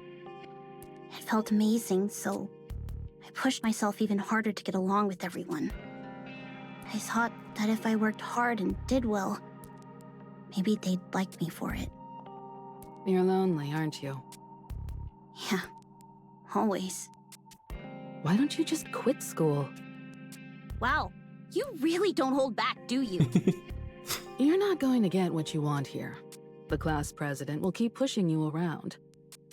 And all outside activities, even part-time jobs are off limits, so you're just stuck here.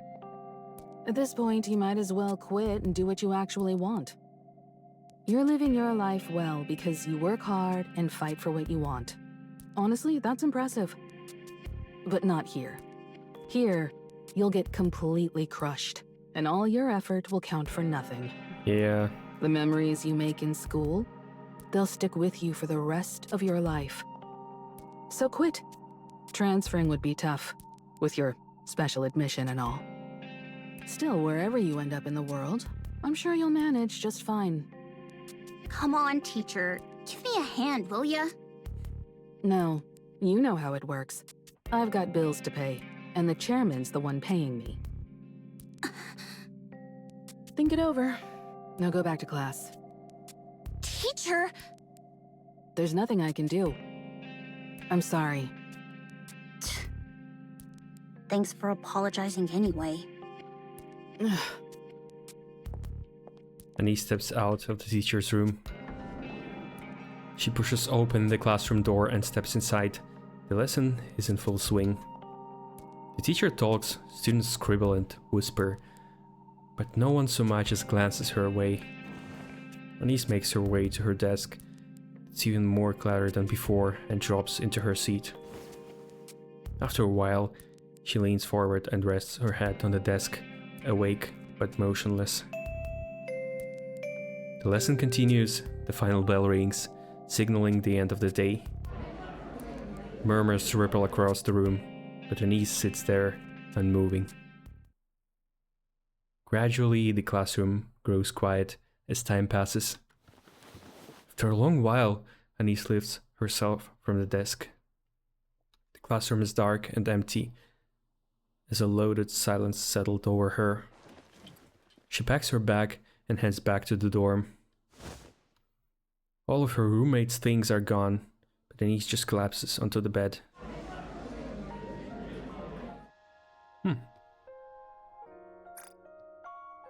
That's where this image came from.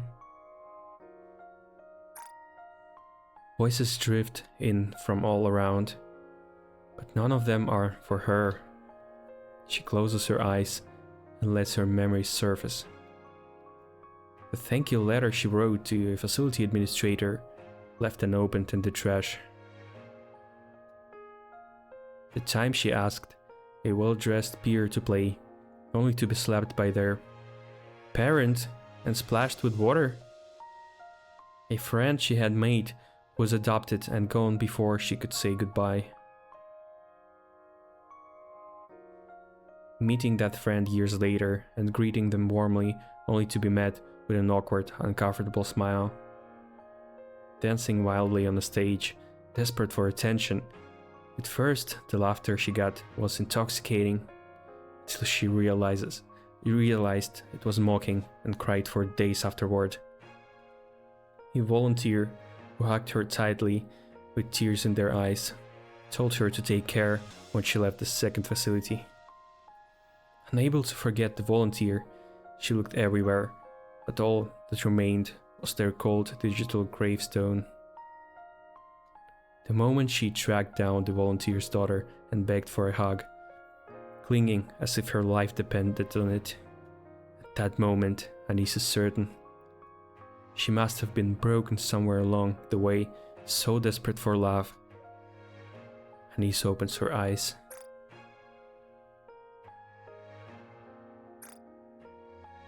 On the first day of school, someone approaching her with a friendly smile, giving her courage when she had been timid and withdrawn. Eating together, walking home together, talking endlessly.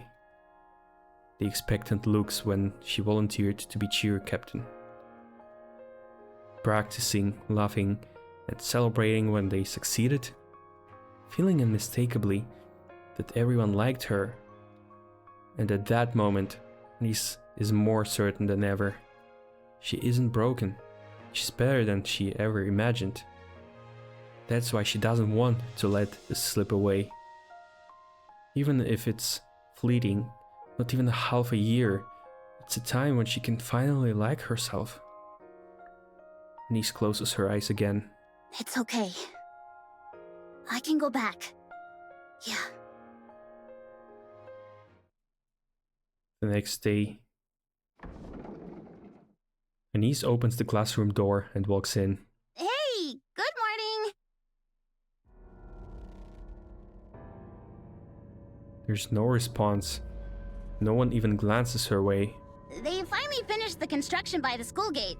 Gotta admit, it looks really nice. The room remains silent. No one even looks at her. Hey, anyone got a clue what we're having for lunch? She gets no reply. No one meets her eyes. I finished all the homework. Wanna go over the answers with me? No one answers or even glances in her direction. Anise makes her way to her desk. It's still a mess, with things scattered everywhere. Amid it all, a single chrysanthemum blooms in a small vase. Anise feels a sudden urge to grab the vase and smash it on the class president's head. But she holds herself back. She sets the vase in the corner of the desk, pulls a book from her bag, and begins studying. Her eyes sting and her vision blurs, but she fights back the tears.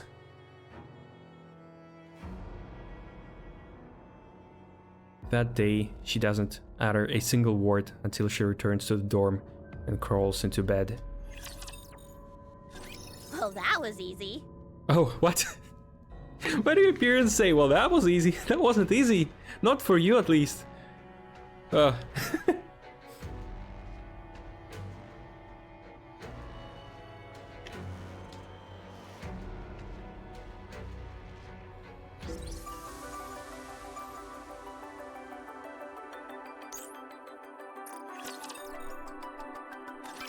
Me? A celebrity? Really? Okay, back at a happy note for a moment. Oh, her eyes are really beautiful. Yes, that's correct. Again, why is Hanson talking like a... I mean, why did they change his voice like that? Well, that was easy. Tetraline would like to formally invite you to debut with us.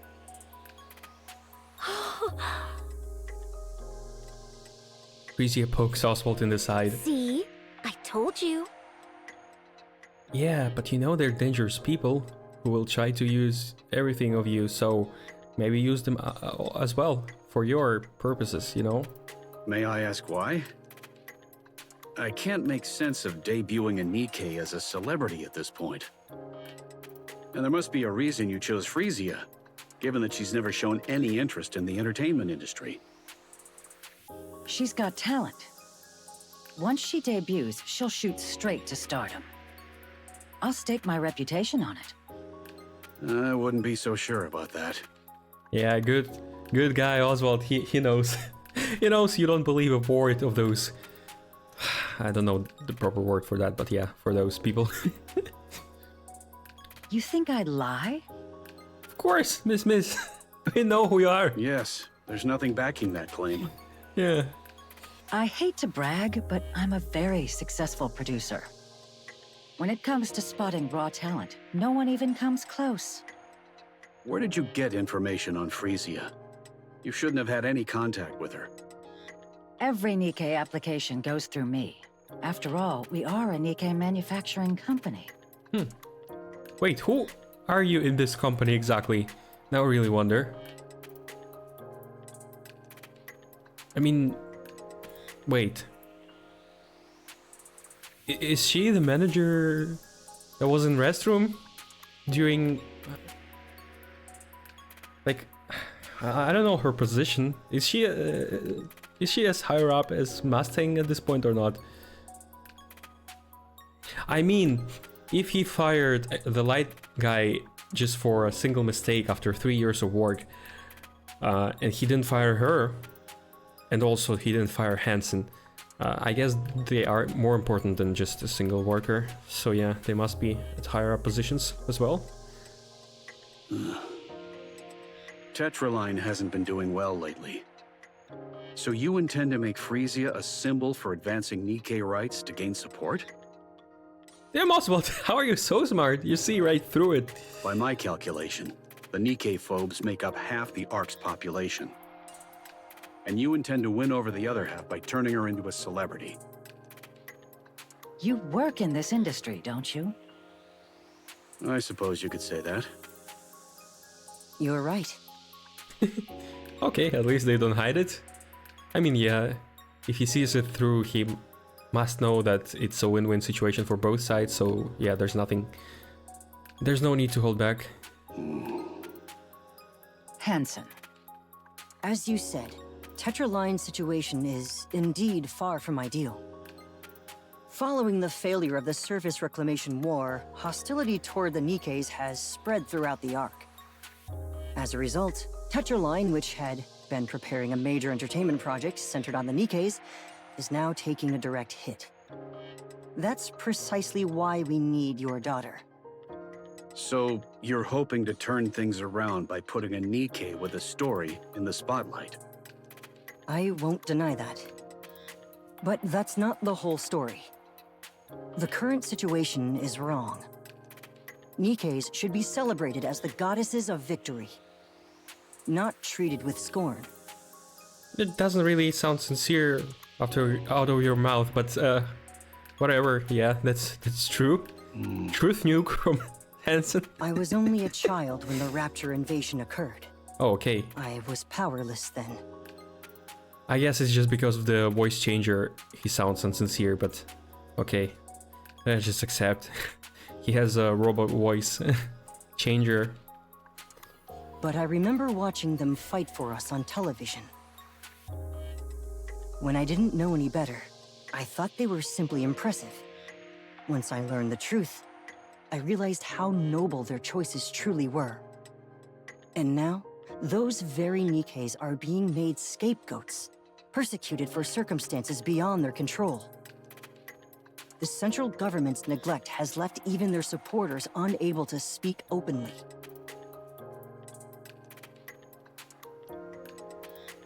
No, I just got a weird theory, but that's it. It's too weird to be real, I guess. This is wrong. It should never have been allowed to happen. Okay, let me just still say it. From his talks, it almost sounds like he will become Johan, but I don't know.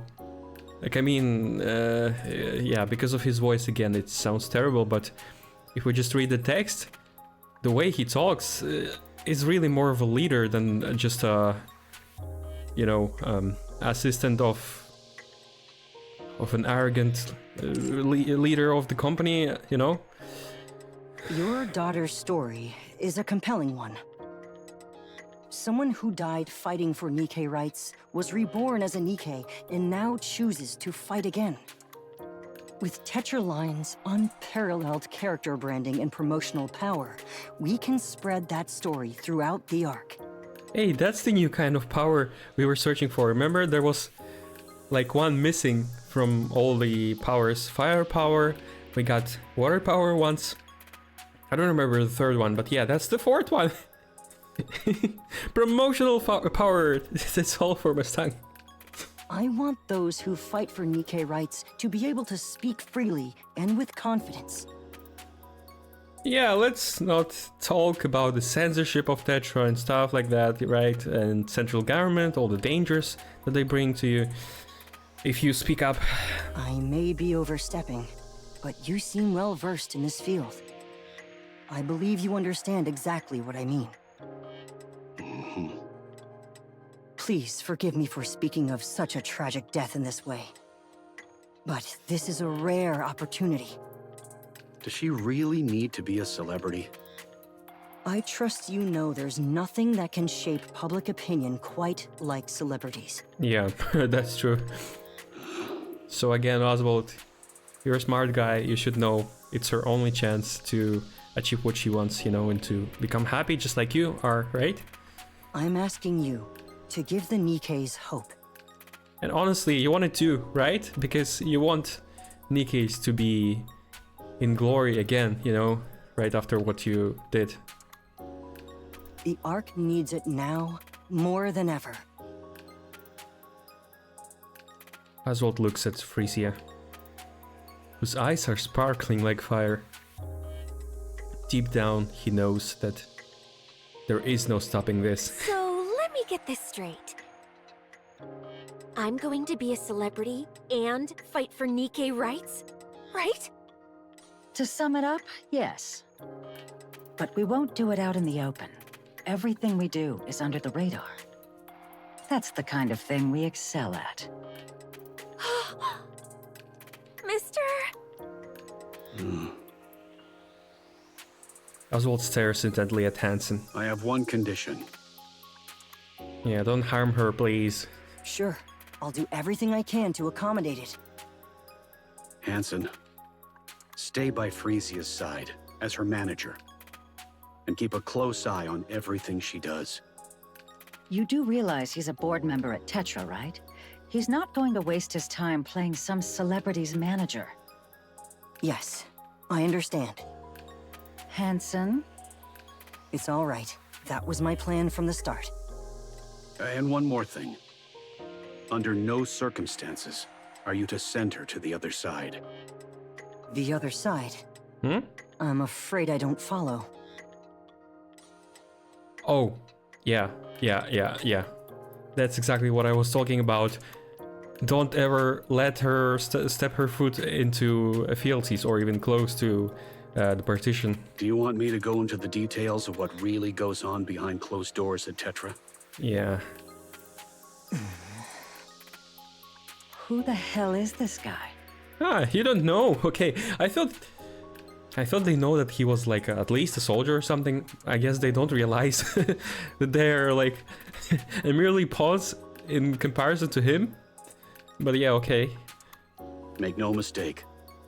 This is a warning, not a request. Yeah. Maybe it's his advantage that they don't know who he is, because they're gonna be afraid. Understood. I'll keep that in mind.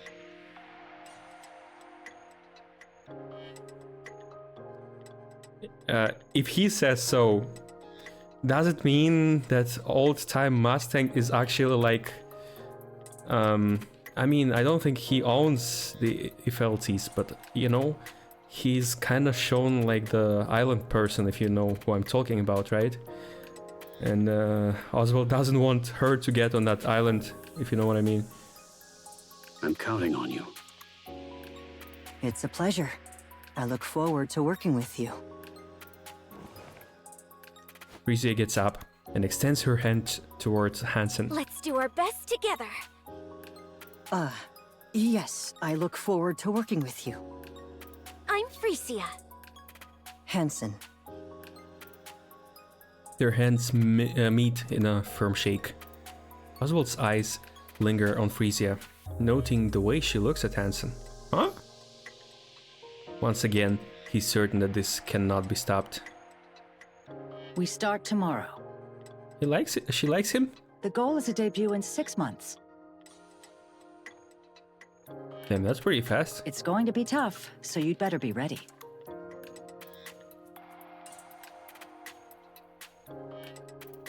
Time drifts by. Oswald finishes work and makes his way home. Yeah, but this time he won't see his daughter. He prepares dinner and watches the news. Oh, okay, she still lives at home, that's good. No, I kind of thought she, you know, they would see each other, you know, not so often anymore, but it's fine, I guess. The front door swings open and Frisia stumbles in, utterly exhausted. They share a meal and talk about her training, the house humming with the gentle rhythm of everyday life. Frisia drifts off to sleep, and Oswald turns his attention to the work waiting for him tomorrow. He's completely settled into this rhythm, this quiet repetition of days. Wait, what is he doing? What is his work? If life could flow like this forever, he thinks that there will be nothing left to wish for. But a week later, Frisia steps into a new world. That night, Oswald lies awake, wondering what he can do for her. And back to Anise. Now I really wonder, how are they connected? It's not like they're just showing us two separate stories, right? They must intersect at some point. So I'm thinking, is it exactly just what happened between Rappy and Red Hood? Just a coincidental meet-up and then they became closer than the family members. Will something like that happen between Anise and Frisia?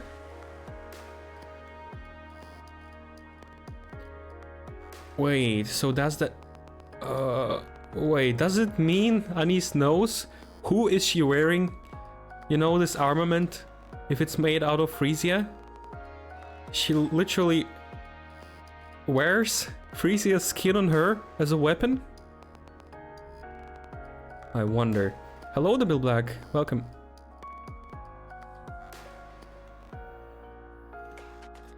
For nearly half a year, Anise has not uttered a single word. The scribbles on her desk have mostly worn away. The chrysanthemum that sat in the vase is gone. Everyone ignores her completely. She tries to get angry, she tries to plead. Nothing changes. Even the teachers stopped responding. There's no one to reach out to. Anise has no one. On weekends, she lies alone in her dorm room all day. Still, she goes to school, clinging to the tiniest hope that maybe, just maybe, someone will speak to her tomorrow. Every time, that hope crumbles. Eventually, she gives up. She says nothing, she expects nothing. One day, after everyone leaves, and the classroom grows dim and silent, Anise stares blankly into space. And for the first time in months, she speaks. Why am I even still alive?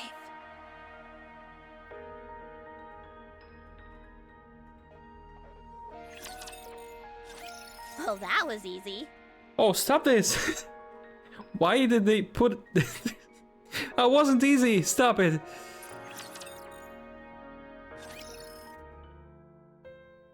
Wait.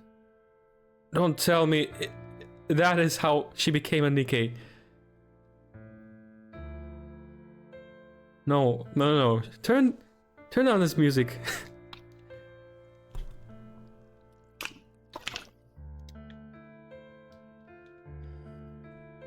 Anise sits on the rooftop railing. Or it could be even worse if the class president will just see her sitting here and just, you know, accidentally push her over, and, you know, of course her rich parents will save her from any casualties, consequences. Staring blankly at the sky above. By the way, we know that building, right? we've seen it in the arc. She pulls out her phone and scrolls through her recent messages. Hey, I have a question about something from class today, huh? She tried to sound casual, but the message remains unread. Her outgoing calls go unanswered, one after another. And not a single incoming call has come through. For a moment, she wonders if she's forgotten how to speak at all. Her voice comes out just fine. The absurdity of it all makes her lower her head and let out a small, shaky laugh. Soon, the laugh turns into sobs. Tears stream down, soaking her pants. She wants to be loved. Really loved in a way she never known. I wish I hadn't known. I shouldn't have let them get to me.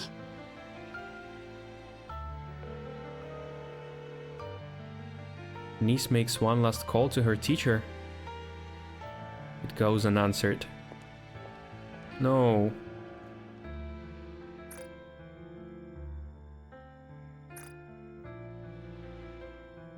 She pushes herself up, balancing on the narrow railing. And then she closes her eyes. One step. That's all it takes. Just then, music blares throughout the arc, loud enough to shake the air. It's bright and upbeat. And over it, a woman's voice rises. A song? Rises. Oh, okay, I really thought that's how he became a NIKKE, but no. Okay, she's fine. It's a pop song. A light, pleasant melody with lyrics carried by a pretty voice. Without even realizing it, Anise finds herself drawn to the music. She knows it. The song was not written for her. And yet, it fills the air, calling out to her to keep going. It tells her that she's worthy of love, that she can get through anything life throws at her, that one day she will look back on these moments and laugh.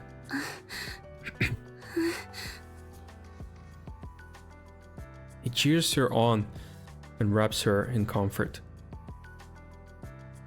It breathes the courage into her. It restores her sense of self-worth. You must live. You have to live and taste the happiness life has to offer. As if Redwood spoke. Life was great, wasn't it? The lyrics ride the melody gently, nudging Anise away from the railing. The song ends, but she doesn't move from that spot until morning comes. Tears streak down her face. Encouragement and support fill her heart with warmth. Anise whispers to herself as if making a vow. I gotta live. I gotta fight through this. Wonderful. Oh no. I don't even know to imagine what this psycho would do to Frisia. And potentially Anise. Brilliant. Simply brilliant. I really don't want to. I'm scared to read the parts with almost tongue. It's, I don't know. Something tells me Hansen would not have the power to say something against Mustang's orders, right? And if he wants something, he will get it, right? You actually went and did it, huh? Thank you. And the ratings?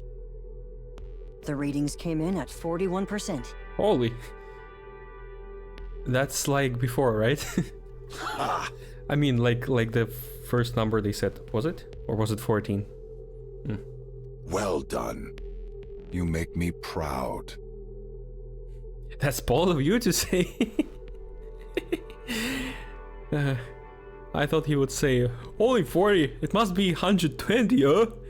Duh, I don't care about maths.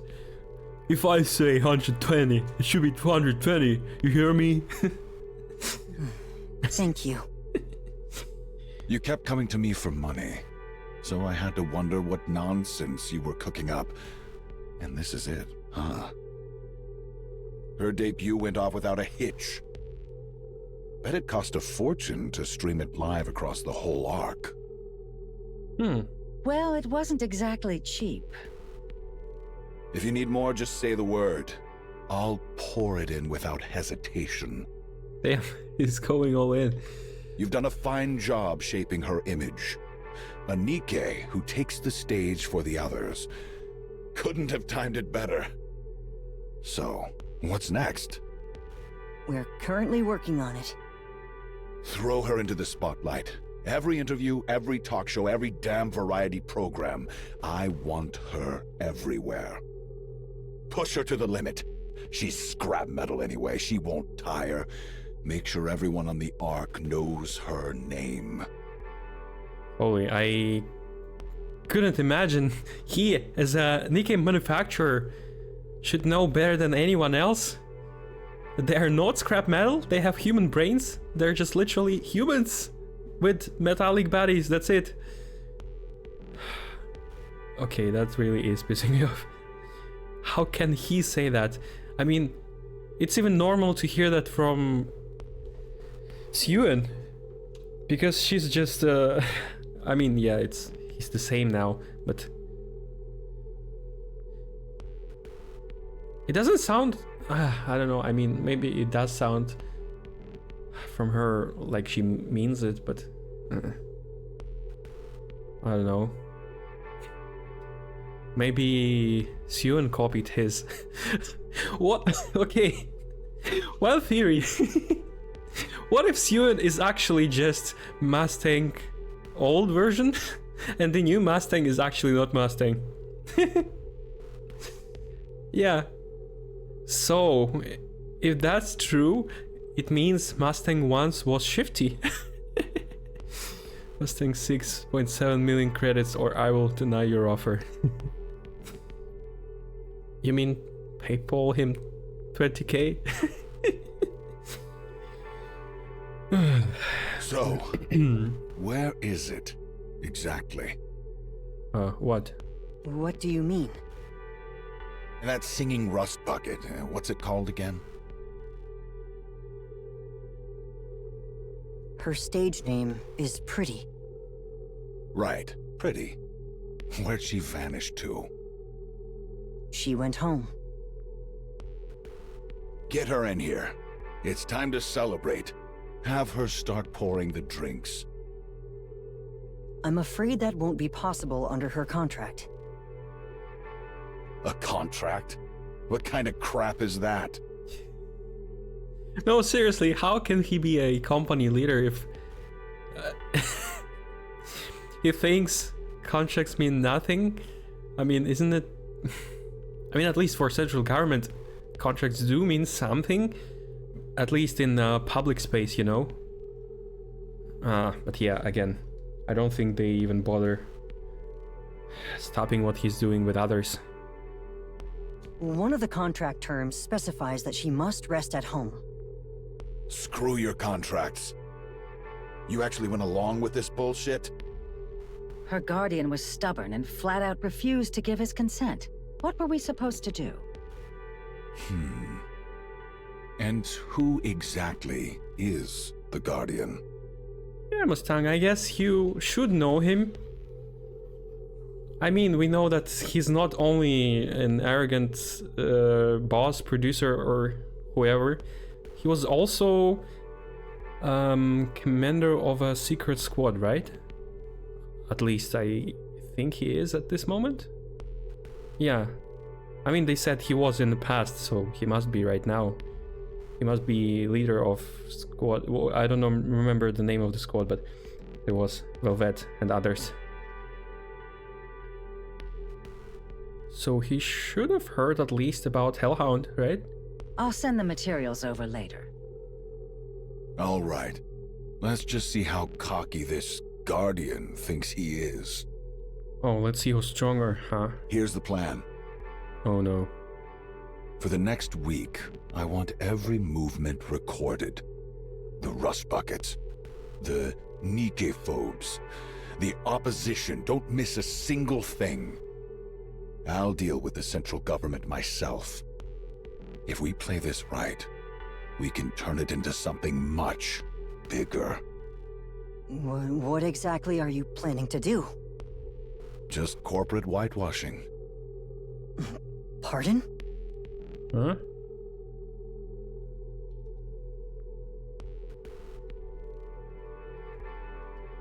This word. Oh. That's enough. Bring the drinks. And those scrap metals prepping for their debut, call them all over here. No, for real.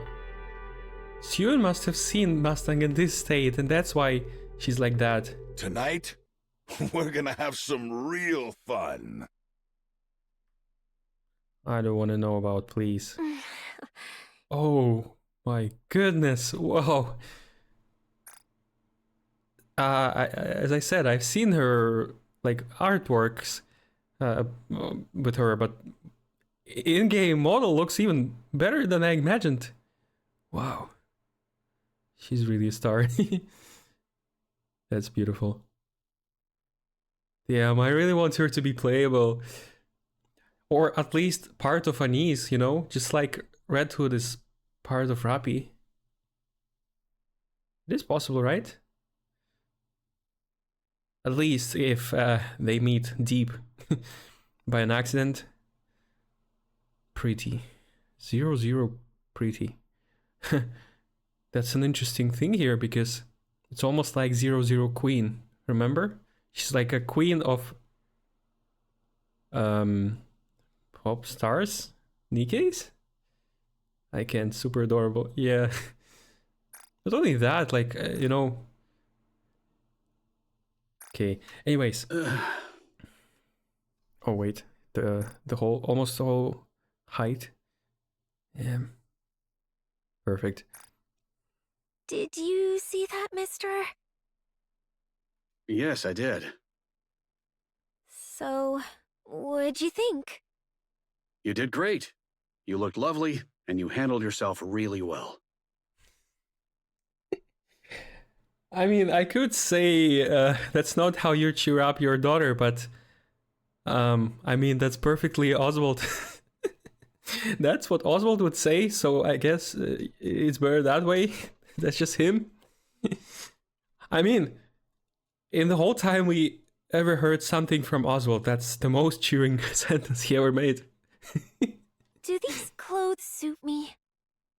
They do. And even his, you know, voice intonation, it's not even that blank anymore. He at least tries to raise his voice in the middle of the word, right? Yeah, I guess. Oh, and her smiling face, that's even better.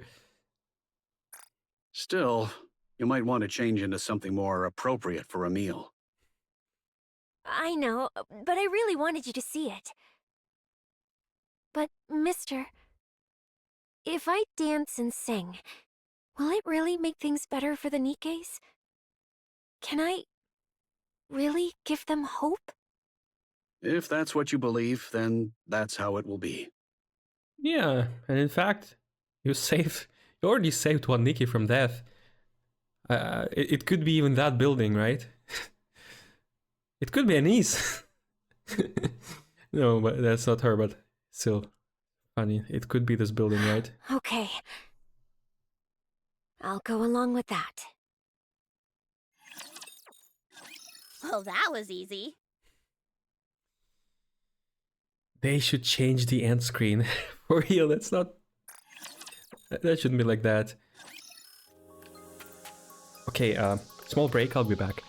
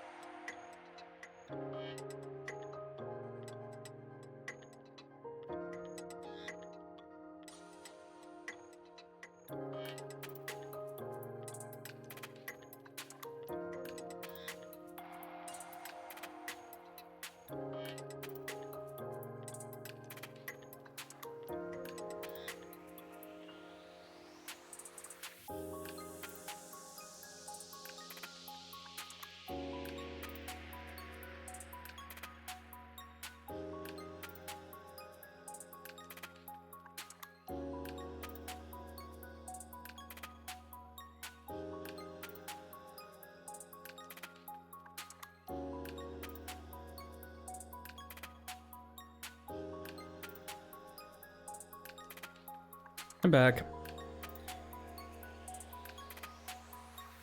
Is that Robbie? May 2027 K40?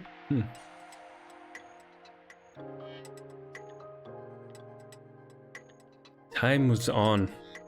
Pretty, the first celebrity NIKKE, takes the arc by storm with her debuting song Pretty Star. Her gripping backstory propels her to stardom almost overnight, and Tetra Line's relentless promotion only makes her fame soar higher. Curious about how Pretty came to be, fans begin questioning whether NIKKE rights are really being respected. With that, the Goddess Fall incident is thrust back into the public eye, reshaping how everyone sees NIKKEs. Riding the momentum of Pretty's rise, the NIKKE Rights Committee grows in power. While the NIKKE folks became bolder and more extreme in their actions.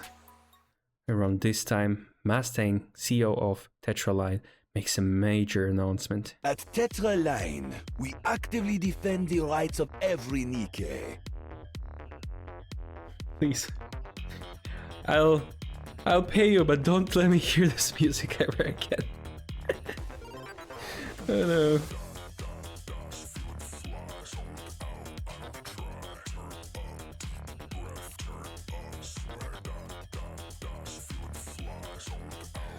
They are not mere heartless weapons. No, they are comrades, liés to march forward with us. En avant, with NIKKE. Riding the wave of Pretty's popularity, Tetra Line launches the With NIKKE campaign. They hand full control to the NIKKE Rights Committee, taking a step back to sponsor it while solidifying their own corporate identity. Wait. Don't tell me all what Crow did is thanks to Mustang? He sponsored all those acts?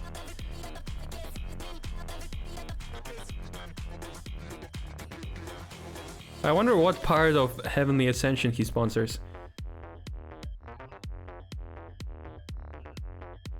Wait, NIKKE Rights Committee and Heavenly Ascension, are they the same? Did we ever hear about them?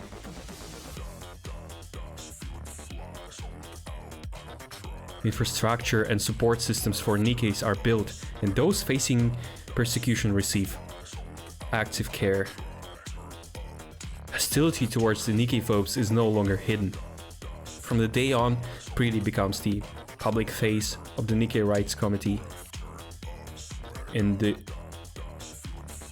With NIKKE campaign spreads across the arc like wildfire. Of course, it doesn't come without consequences. Mustang, have you completely lost it? What do you think you're doing? What? What? What? The central government isn't just going to sit back and watch. I mean, Mustang has probably more money than them, so who cares? One of the big three openly picking a fight with the NIKKE folks? What do you think that'll accomplish? Just all you need to change this government is just one Anderson. Just ask Anderson to help you out. He will just destroy, annihilate them. They need the NIKKE folks, since it's the perfect tool for covering up their own mess. Old age catching up to you. Looks like you've lost your edge. Okay, for the first time, I guess what he said, I agree. It's hilarious. You old hag. How? You dare to talk to me like that? Excuse me? Oh, look at her face. I mean, that's not really true because, yeah, she still lives on and looking the same in future as we know, but it's still funny. Does it matter to the central government whether people hate scrap metals or worship them? Not a bit. What do you really mean? All that matters is that they don't get blamed for anything. Oh, okay, that's even better than I thought. Wait, if you put it that way, that makes more sense. Look at this mess. The haters and supporters tearing each other apart, while the fence-sitters are too busy watching the circus. Do you think the central government has time to get involved? No. They're way too busy for that. Damn, now he became even more creepier. He can talk without opening his mouth. Well, Even if the supporters come out on top, the government doesn't lose a thing. All they have to do is act like they're looking out for us, and the self-proclaimed intellectuals will lap it up.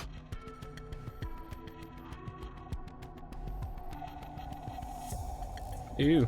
As for past scandals, easy. Just grab someone, make an example of them in the square, and problem solved. Sure, I was uneasy too. The last thing I needed was trouble from the central government. But it's all taken care of, so relax. You cut a deal with them? Remember those rust buckets gearing up for their debut? Yeah, they're already in an uproar over Pretty cutting in line. And now there's more? Oh, wait. Is that how she... oh. They want to send those idols to the surface to fight? Don't worry. That's the last you'll see of them. Mustang, if that's what I think it is, I won't excuse you. You don't mean... Oh, it is. Kitted them out with the best parts money can buy and sent one to each of the top brass. They'll be thrilled.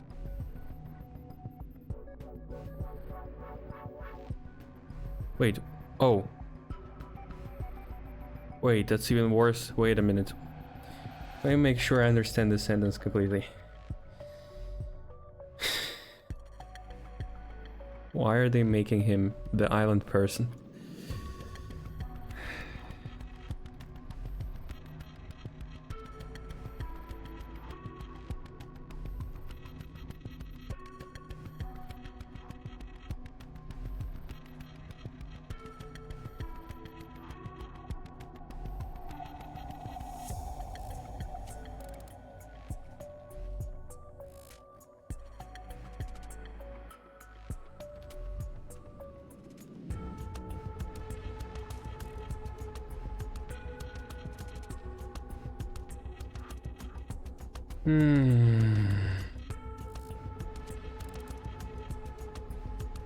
Yes, I got it right. It's worse than I thought, that they will just... that he just sold them to be battle machines on surface. That's way worse. Again. Okay. And if anyone thinks of messing with us, we've got leverage ready to keep them in check. Pretty also involved. I don't want to see the story how he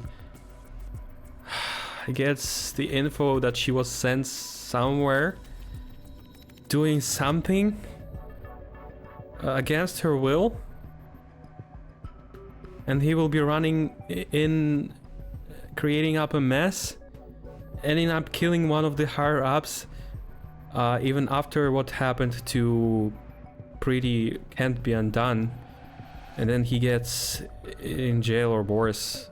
Just, oh damn, I can see where it's going.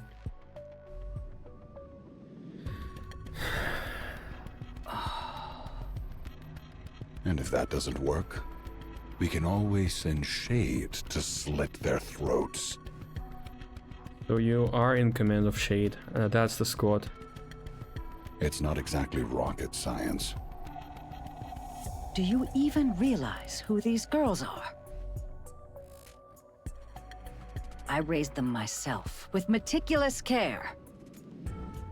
Whoa, I've never seen that face on this miss. Yeah, and I raised them on my dime, so they owe it all to me. He is really the island person. The Mustang's teen.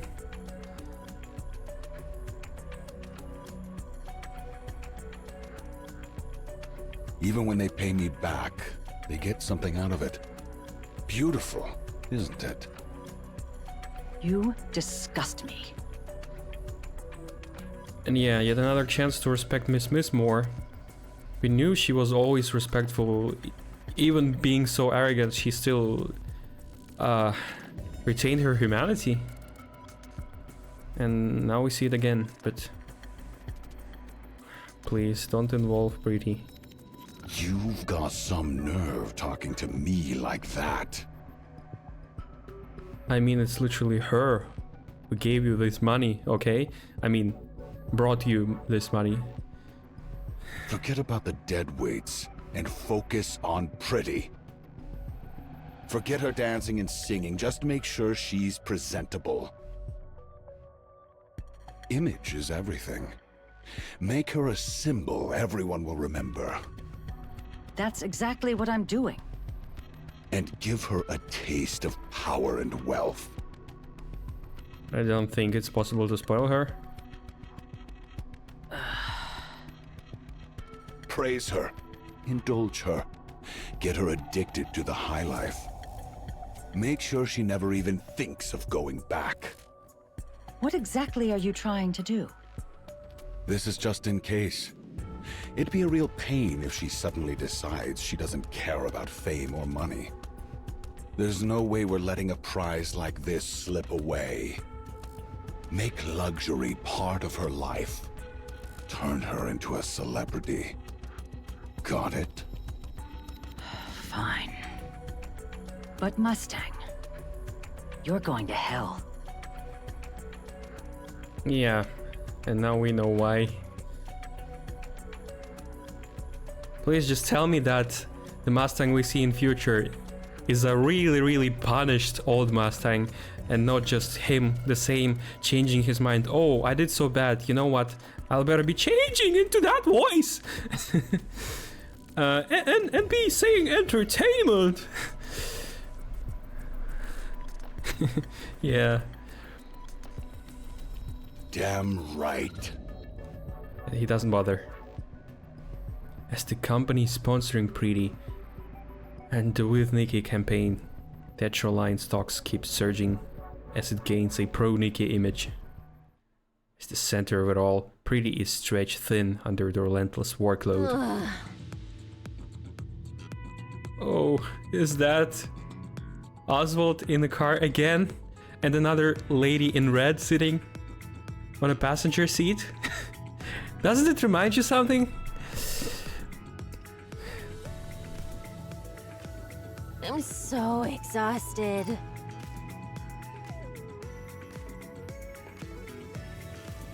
Oh, it's probably not Oswald. That's... I think it's Hansen? Don't sprawl out like Oh, that. yeah. What if someone takes a picture? Damn, she's so beautiful. It's all good. They tinted it, remember? But a thermal camera would capture everything.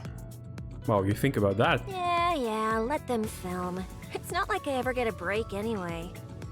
Next up's the talk show, right? 3 hours this time? That's right. I've got the script down pat. Now I just need to decide where to throw in some improv. You really do work hard. I know this is a bit out of the blue, but why do you push yourself so hard? Hey, Hansen, have you ever seen the Goddess Squad in person? But somehow, Hansen looks like young Oswald. Don't you think? No, this image really reminds me. And even the camera I mean, not the angle, but the perspective of camera, or like, how do you call it? Not exposure, the focus distance. You know, it has that fish-eye effect, just like that image from Red Ash. On Preeti's account, tetragram counts 3.4 million of followers. No. I have. For real? Oh yeah! How can I forget? She met them, yeah. I think she even met Red Hood, right? Or was it after they separated? What? When? I remember seeing them as a kid during the Ark evacuation. I even have Red Hood's autograph at home. Oh, yeah. That's amazing. I can hardly believe it. I mean, it's Oswald who has them, you know? It's him who got them, not her, but yeah, I guess she at least seen the Goddess Squad. Not sure about Red Hood. I'm not making this up. Anyway, that's exactly why I work so hard. I want to give people hope, just like the Goddess Squad did. Sometimes just being there, just being seen, is enough to lift people's spirits. That's the kind of person I want to be. And the more I give my all, the more I see that life is getting better for the NIKKEs. So how could I ever slack off? Oh, but now suddenly Mrs. Warts pop out of my memory. It's in my memory. That's that. You know, like the bright stars, something like, I don't remember the exactly. Bright stars burn out or something. Where's this leading? How will she become an armament? Still, it's rare these days to come across anyone who's NIKKE phobic. Yeah, that's such a relief. It's all thanks to you. No way! It's really all thanks to the staff, Mrs. Miss, and a certain director/manager. Looks like I'll be getting home at dawn again. Mister's probably still up. Ugh, I feel awful about that.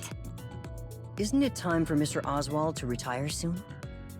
Nah, he says he can't sit still without his mind going a mile a minute. You said you'd ask what was on his mind. Did you? No. His expression was so serious and stern that I couldn't even bring myself to ask. Sounds like there's something going on. Yeah. Ugh, I'm beat. Hey, mind your legs while I'm driving. Can we just stay like this for a while? I'm so exhausted. They're heavy. Oh. Come on, how heavy could they be? This is a custom-built, lightweight body after all. Move them now. Seriously, why are you being so petty? Shouldn't you be grateful when a pop star rests her legs on you? She tries to flirt with him, but he remembers what Oswald said, so yeah, I guess he won't budge. Or Is it that you just can't handle seeing the Ark's top idol showing off those flawless legs?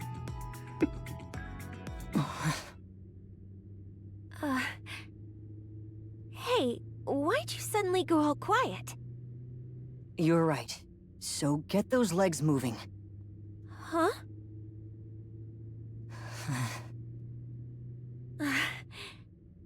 We're here.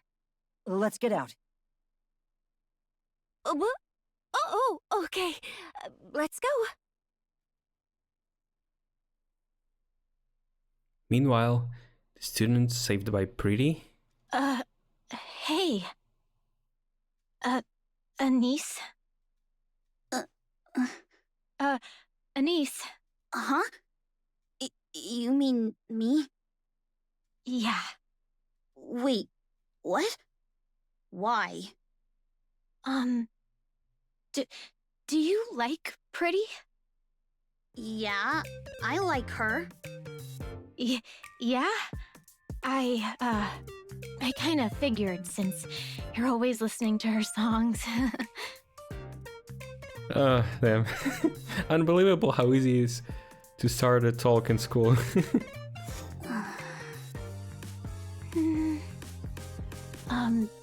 I managed to get a concert ticket by chance. Huh? Do you want it? Heck yeah! Nah, it's cool. I don't need it. Anise? The class president isn't here today. I heard her cold's pretty bad, so she should be back tomorrow. Anise lifts her head, eyes sweeping across the classroom. The class president's seat is empty, but this still could be a prank. And all eyes in the class are on her. So, what? I just wanted to say, I'm sorry. Oh, the hypocrites. The hypocrites. When your bitchy boss isn't there, you can speak up for yourselves.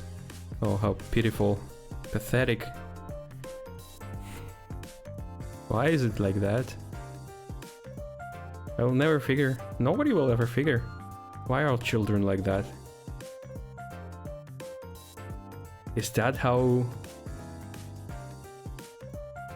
social part of the brain is built? By trying and mistaking, becoming better? Is that why suddenly in 8th-11th class, grade, all bullies suddenly over just one vacation turn into good people? I don't know if everybody has the same experience, but I had that in 8th class, the beginning, like as if some switch turned around. All the bullies just became friendly. For no reason. Maybe that's the reason? Like, have there been done any studies on that topic?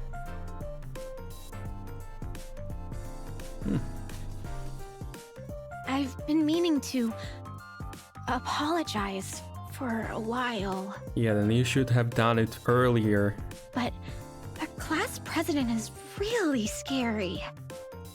Oh, don't tell me. She can do nothing. She's just a kid.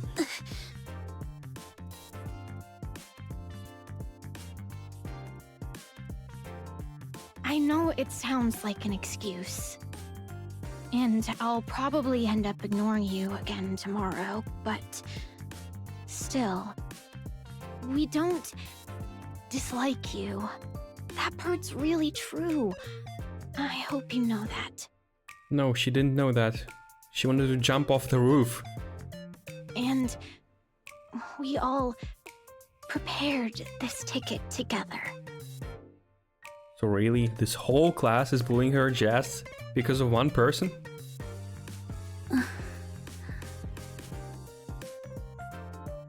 Hey, at this point I wouldn't wonder if this person... No, it can be Dorothy, but someone like Dorothy. I guess Dorothy was like that It's cool. Like this leader. Give it to me! Oh, yeah. Here. Anise takes the ticket. I'm gonna have a blast! Girl hesitates before Anise, then returns to her seat. Anise turns toward the window, letting sunlight brush her face. She slides in her earphones and Pretty's music flows through her. A small smile spreads across her face. Yeah, she's so cute. At this point I can't decide who's cuter, Anise or Pretty. They're both. For the first time in what feels like ages, she's glad to be here. Oh, that was easy. Well, for the first time, you're right.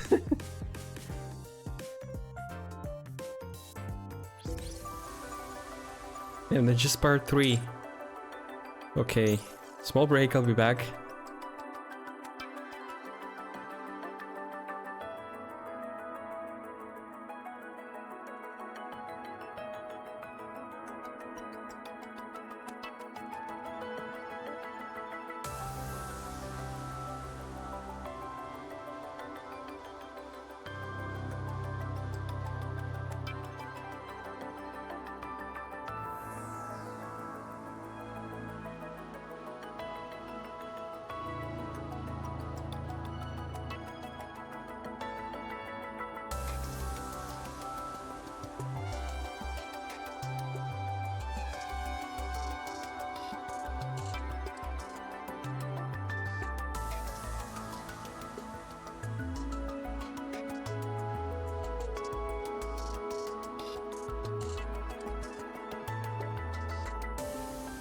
I'm back.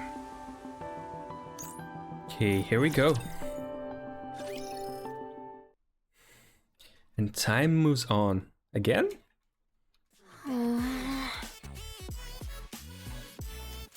Rize is glued to her phone in the car. Please don't tell me she's becoming arrogant. Please don't tell me she's not getting like according to Mustang's plan. What are you doing? Just checking my social media. Oh no. That mistake's so obvious. Everyone noticed it. It happens. No one's perfect. Still, they spent the time and money to come all this way. Hey, Hansen, can we squeeze in a bit more practice? You're only getting 3 hours of sleep even now. Cutting back any more could be risky. But... I'll cancel the dinner with the board. Honestly, we don't really need it. But won't that make things harder for you? It's fine. They know full well who they have to thank for their comfortable lives. Sweet. Thanks. Next up is the with NIKKE speech, right? That's right. How's the script for that coming along? I know my lines by heart, but I'm scared I'll get all emotional.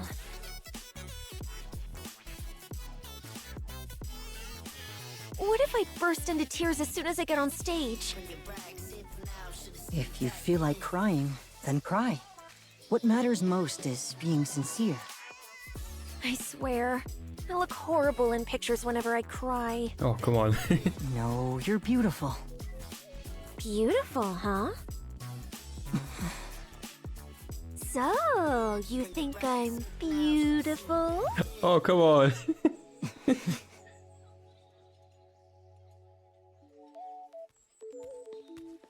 Anise steps into the classroom. Her eyes meet a few of her classmates. And for a moment, they share a silent greeting. She slides into her seat. By now, the scribbles on her desk are almost completely erased. Someone passes by and quietly leaves a piece of candy on the corner of her desk. She unwraps it without a sound and pops it into her mouth. Her gaze drifts to the window as she chews slowly. She slips on her earphones and lets Pretty's music fill her ears. I don't remember Hans's voice in English.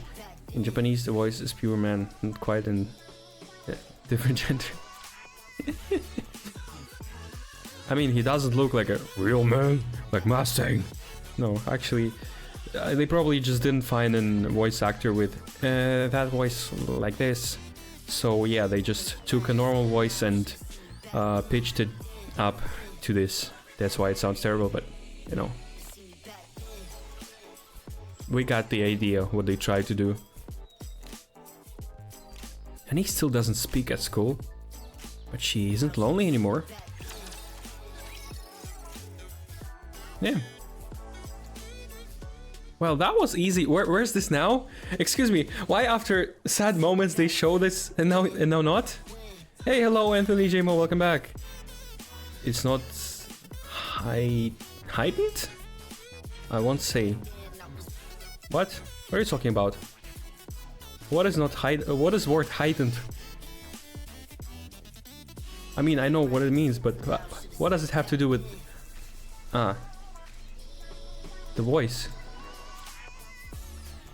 What do you mean? It really sounds robotic. Like, I know how to pitch voices. I know how it sounds. What do you mean it's not heightened? And I'm off. Yeah. She just sleeps or listens to music, that's why she's busy. So this part was kinda too short? It was just, what, 4 sentences?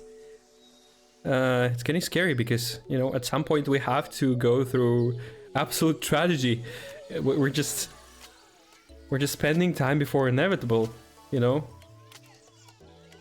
So let me listen to this music a little bit. Before we hear doom doom doom, you know, the piano music. Okay, let's go. So they're trying to make a love story between Frisia and Handsome guy, okay? I'll at least say that much, okay? And time continues. Okay. And time continues its equal march. What is going on? And time continues its quiet march. Okay. Frisia is glued to her phone in the car. What are you doing? Just checking my social media. Wow. Everyone's still talking about the mistake I made on the last live stream. These people really blow these things out of proportion. The remark you made at the With NIKKE event was a serious mistake, and we're still dealing with the backlash. Gotta hand it to them. People really love poking their noses in everyone else's business. She already changed a lot. Could you ever imagine we'll see Frisia like this? Definitely not. Remember how she was in the beginning? I mean, no, wait, let me take my words back. Actually, that's why she is in ARC right now, in the first place. Because she had those balls to just approach the Hellhound and force him to take her, to adopt her, right? Actually, yeah, she was really strong even at that weak state. So yeah, I guess that's Frisia. The speech is coming along nicely, I trust? Yeah, it's going great. What about the script? At this point, a quick skim is enough. Who could memorize all that anyway? So what's the plan for your performance? I'm going to cry. Smart move. Like really bawl my eyes out. That should calm things down, right? But don't overdo it. People get tired of seeing the same thing too often. Of course. Oh, and I told the makeup team to make me look a little worn out. Well, well. Looks like you can manage on your own now. I couldn't have done it without my amazing producer. You know there's a party after this, right?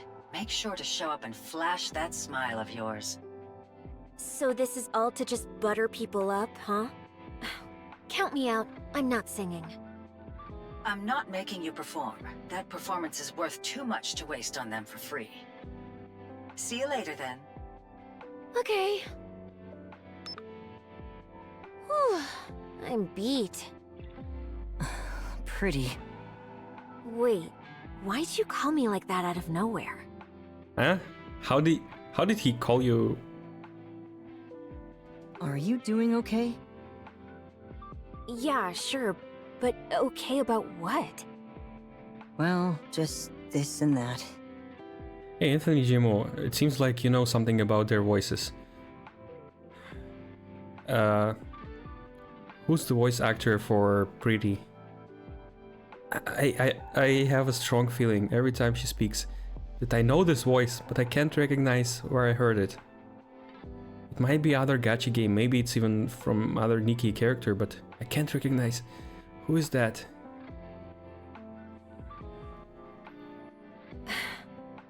Why do you ask? It seems you've changed quite a bit. I have? Yes. I've gotten used to it. I'm better at handling things now.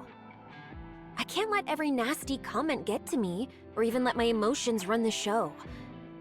But that's isn't that what's happening? Like you're this comment a week after the stream, you know? I'm a celebrity now. The very first NIKKE celebrity.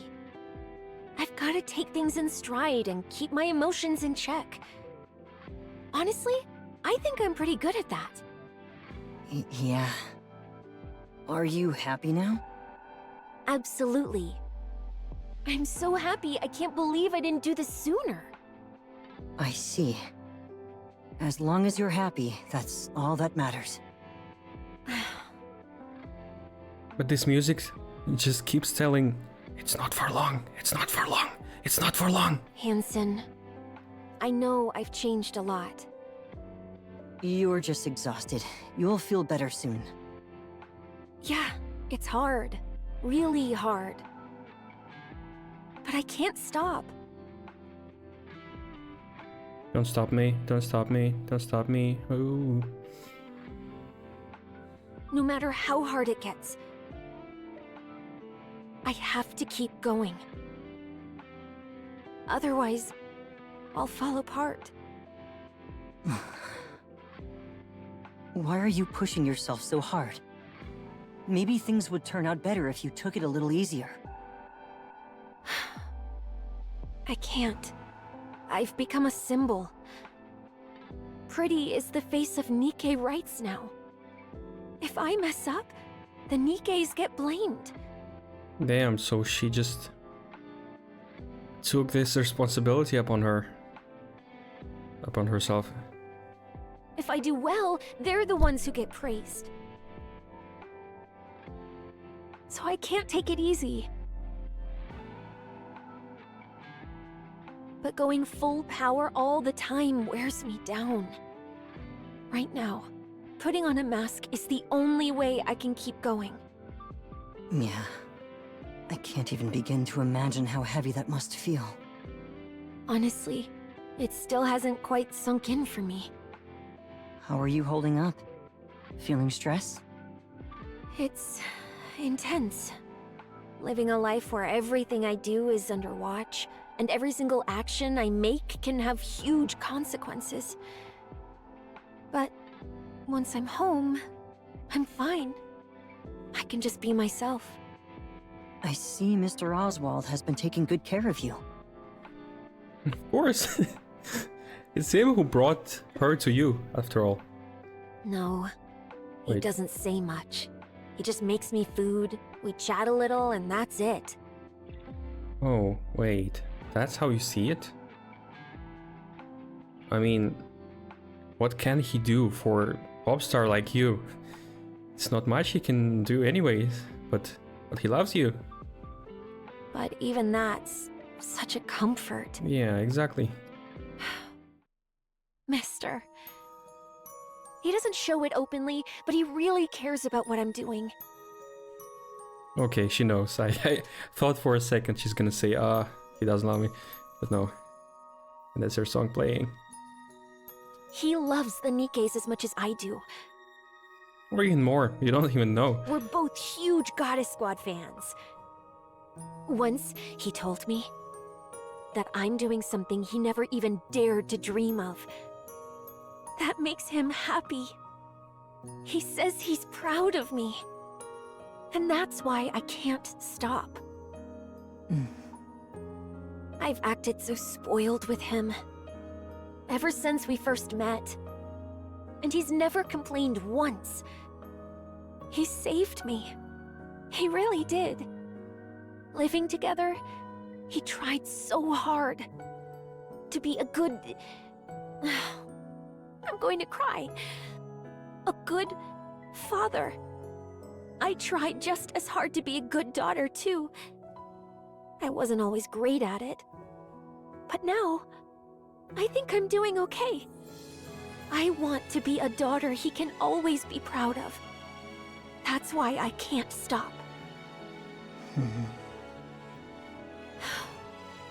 Do you hate me now because I've changed?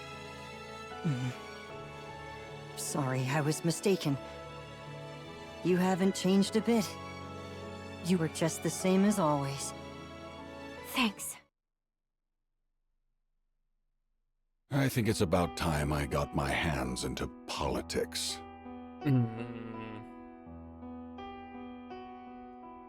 Again, this music, not a good sign. And I don't remember hearing this song. Oh, that's concerning. Politics? I wonder how you didn't get into it early. What do you mean? You're one of the big three. Like, how... He was a politician, just not officially, you know? Isn't being the CEO of one of the big three enough? Yeah, exactly. No, I'm still under the central government's thumb. I mean, you sponsor them. You can just cut off the sponsoring and that's it.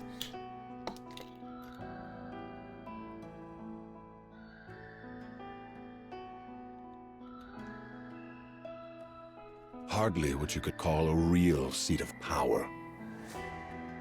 Why do you seek for power, Mustang? I can see why Commander does it, but you? And just what are you planning to do? Nothing fancy. I just want the whole Ark under my control. So just the feeling, just the instinct of wanting, craving for power? Not a particular reason. Well, yeah, actually that's how it goes, you know, normally. Ah, the classic case of ambition ruining people. But why now? Because now's the perfect time to strike. And how do you suppose you do that? He wants to kill Pretty, stream it, make a tragedy out of it. And that will bring so much money for him and power. By profiting off Pretty. I mean, isn't that what you're doing the whole time? What do you mean by that? I'll send Pretty out as the central government's PR ambassador. They'll be ecstatic. After all, we're putting the Ark's finest propaganda tool right into their hands. Mm-hmm. There'll be some backlash from the public, but only a tiny fraction. Those who idolize Pretty will follow her blindly. Oh, but she won't do that. They always have. Did you honestly think they ever cared about NIKKE rights? And in return for handing them Pretty, I take my place in the top echelons of the central government. Then what? Well, if I manage to break into politics, the first thing I'd do is... I'm talking about Pretty. I couldn't care less about what you're up to.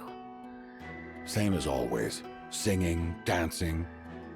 The only difference is their so-called fight for NIKKE rights now just serves the central government. I mean, that's the same, Haha. isn't it? You really only ever think about yourself. At the end of the day, the only thing that matters in life is me. Living for others, that's just hypocrisy wrapped up as virtue. Well, he's not wrong. But that's called loneliness, you know? You should at least have a loved one who you want to share this power with. Otherwise it makes zero sense. I don't know.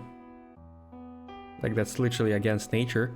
Usually, people are craving for power to have everything for their family, not just for themselves. But it seems like Mustang is alone. He doesn't have a wife. That's pointless. Enough. I won't let you throw Pretty away like she's nothing. There's a limit to ingratitude. You're really going to use the very one who pulled Tetraline back from hitting rock bottom and then discard her? Get a grip. You didn't get here because you're exceptional. You've been scraping by for so long that now you think you own the whole table. What? Yeah. Lost your thrill all of a sudden? Want to get yourself fired? Yeah, she's really... I guess, yeah, she's the one who's actually ruling, because she's the only reasonable person in the room. Pretty still loves to dance and sing. And of course, she loves the Nikkes. Exactly. That's why I'm letting her keep going. If you do that, it won't be the same anymore. But what's the difference? I don't understand. Maybe I missed a detail or something. He just says she will be propaganda of central government. But didn't he say before that her talks about Nikkei rights will also be beneficial for central government? So what is different? She's already doing it. She's already doing it. What would be the difference if she's just under central government? Isn't it the same? Yeah, but what will be changing for her? She just changes the boss, that's it. Yeah, what's the problem? She still gets to sing, dance, and, you know, and she still gets to say what she wants. And she wants to say something about Nikkei rights. So what's the difference? What are they talking about? Why is Miss so concerned? Maybe she knows more than we do? He's using her? Yeah, but that's what they were using her for the whole time. That's the reason, you know? In the first place, she got in Tetra just because of that. So nothing is changing. Why is she so concerned? There must be something deeper. So what? People change. And she's nothing but scrap metal anyway. I'm warning you. Stay away from Pretty. Don't push your luck. If you've got a problem, the door's that way. Look at you, acting like some big shot CEO. You're just a lowly producer. Now, get out. Miss glares at Mustang for a long moment before walking out. I don't like that. No way.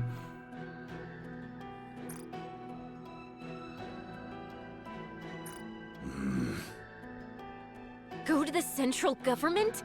Not a chance. Oh, okay, that's the difference. She doesn't want to. Well, okay, that's an argument.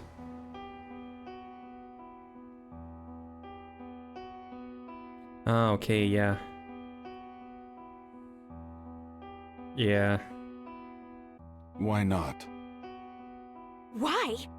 Because I've been doing all this for the Nikkes. You've done enough here. Now it's time to play in bigger waters. Go to the central government. There, wealth and prestige beyond your wildest dreams await. But it seems like she didn't change. Not according to your plan, huh? A life of entertainment, unlike anything you've ever dared to imagine. You really think that's what I wanted? And you call yourself the CEO when you're so bad at reading people? I'm not going. Not ever. Oh, really? That's right. Suit yourself. Retire then. Come again? I said, retire. Why should I keep wasting money on a worthless hunk of junk that won't listen? Retire. Get out there and do whatever it is you love so much. But I'm the symbol of all Nikkes. Then go handle it yourself. Ready to sign the papers? I took a worthless nobody and made you a star. And now, you're so arrogant, it's insane. And what a bullshit you're saying. It's the opposite. Listen up, Rust Bucket. Everything you flaunt around is some shiny symbol of scrap metals. It's all thanks to my money. My hand behind every publicity stunt, every fabricated scandal, every crafted image, every record you've ever sold. Who do you think made all that happen? You think singing and dancing alone would have cut it? You've never been that good at either. Deep down, you know it was never enough. That's why you're keeping your mouth shut. Refuse my offer, and I'll kick you out and spread every vile rumor I can think of. Well, that's... okay. He's not wrong about that she's only a star because of his money, yes. But spreading rumors? That's... you shouldn't do that. Like, why? Kick her out, that's it. I'm pretty sure she finds a way to lead the public without your money anyways. Just like... you know, just like the Outer Rim does. So... but he wants to break her life just because she doesn't play by his rules. Yeah, that's cruel. So really being an insufferable POS? What is POS?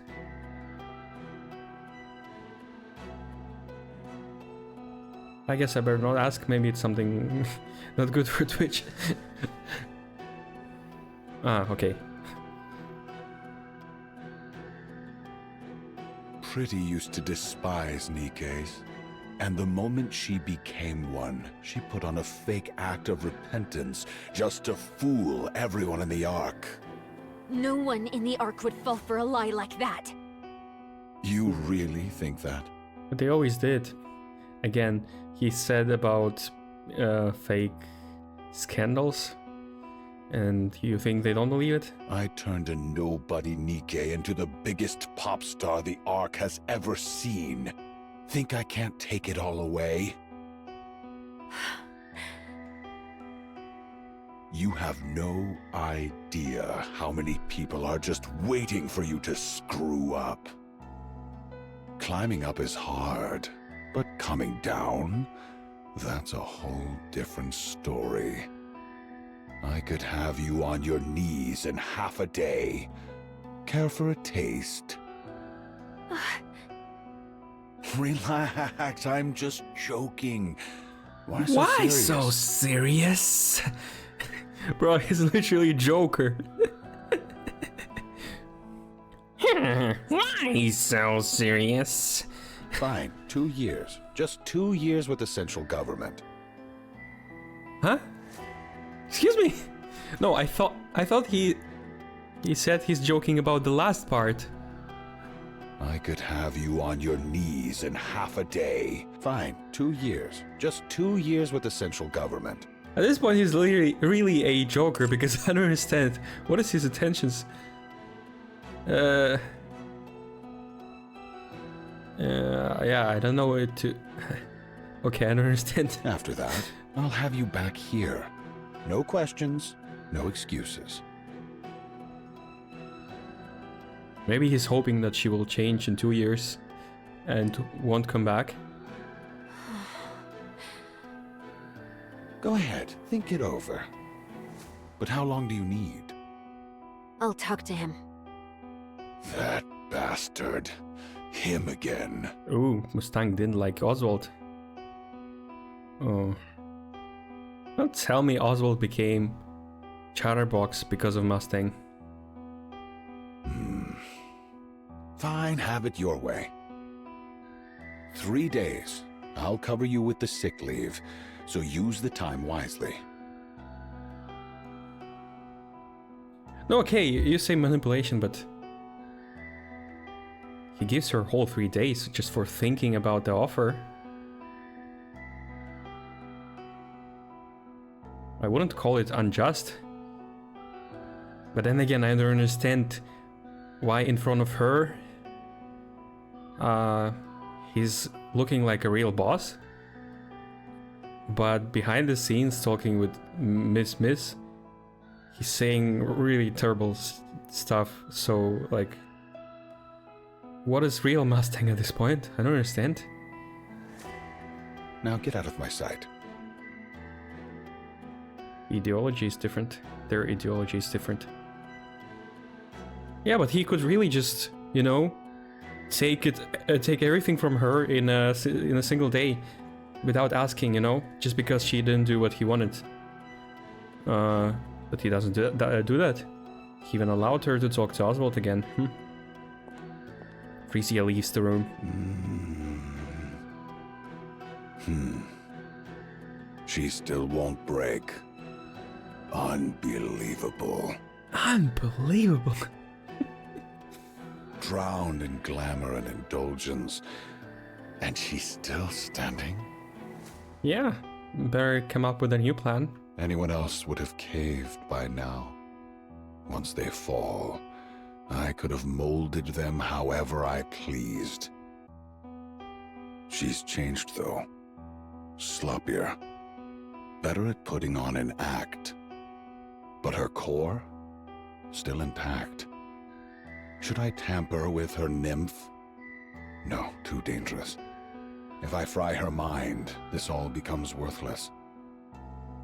So he meant it literally, frying her mind? What does it even mean? I thought it was just a figure of speech, but he really does something with nymph? Pretty in an outstanding move. Home. No matter what happens, she goes home after every schedule. No. Like clockwork. No. No. No, please. No. He wants to ruin it.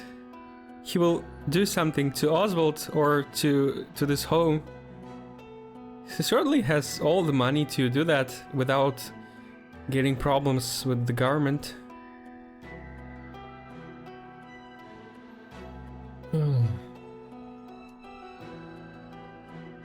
And now I understand why he wants power and doesn't have anyone who he loves. Because he's invincible that way. Yeah, that's the thing. People with power are still vulnerable if they have someone who they love. Because it's a leverage.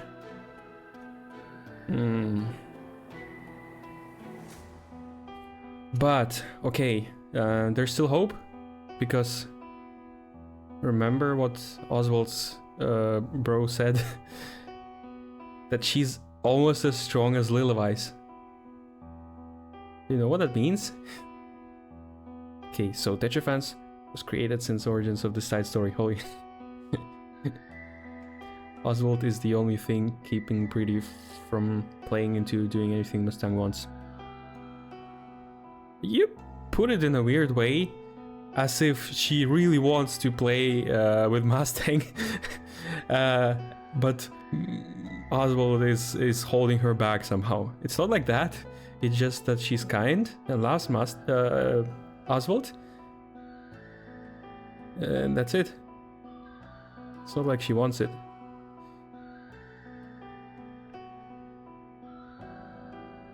More than once, I thought I had her. She was right on the edge.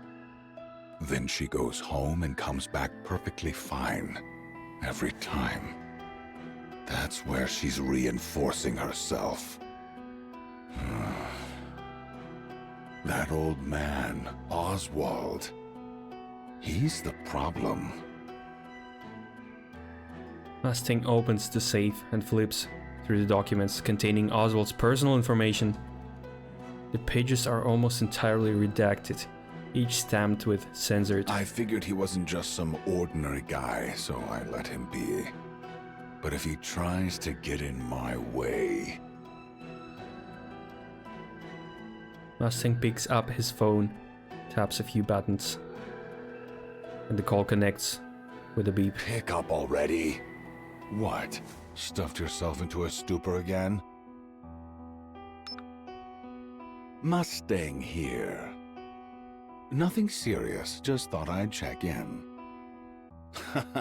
Yeah, you can tell, right? I've never been much of a liar. Anyway, there's someone I need to take care of personally. I need some info, and he's not exactly your average guy, so I came straight to you.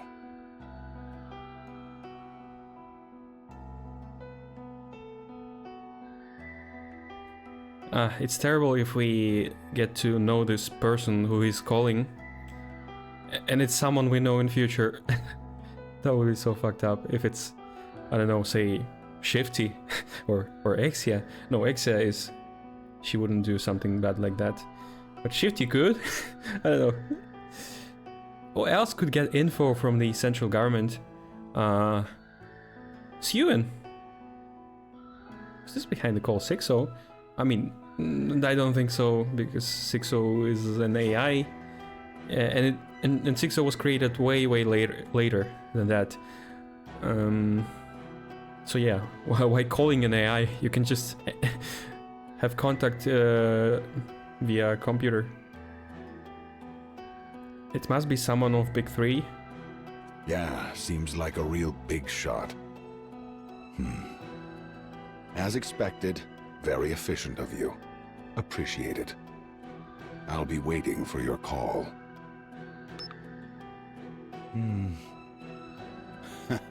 Isn't life just wonderful? Damn, this smile at the end. Oh, what a villain. Resign. Whoa, what? Huh? Go independent. Jeez, mister, I already told you everything Mustang said. Yeah, I heard. What you're really worried about isn't losing access to Tetra's resources. Yeah, that doesn't scare me. I know I can start from scratch again. Wait, I think I know now what her voice is. It's literally little Frisia's voice, but this time she talks normally and not like a kid, that's why. I recognize it. It's the same voice actress as for Little Frisia. Yeah, she was just making this voice.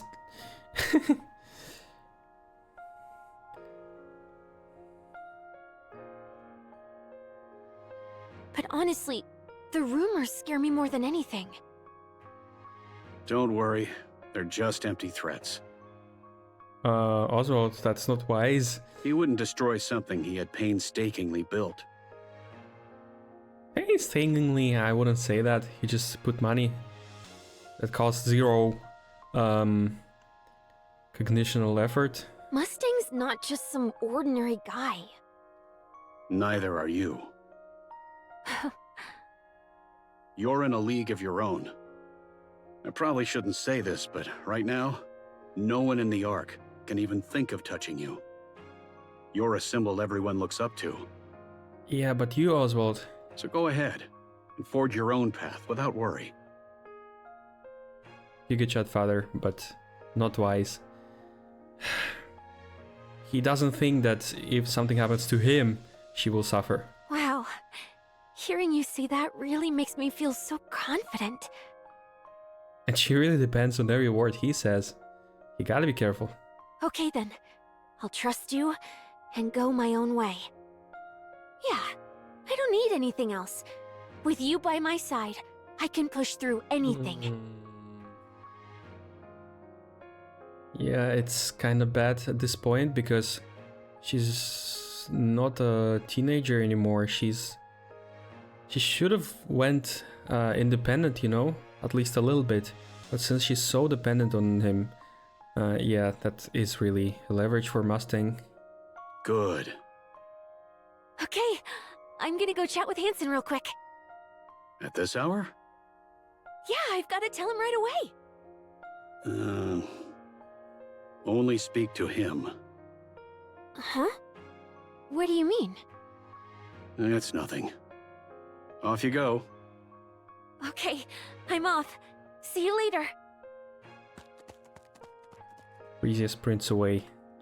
That's probably the last moment we see them together. Oswald's eyes follow her, and only when she's gone does he reach for his phone. It's me. It's been a while, Chief. I have a favor to ask. Sorry, Chief, but I'm turning in my resignation tomorrow. Oh no. I'm sorry.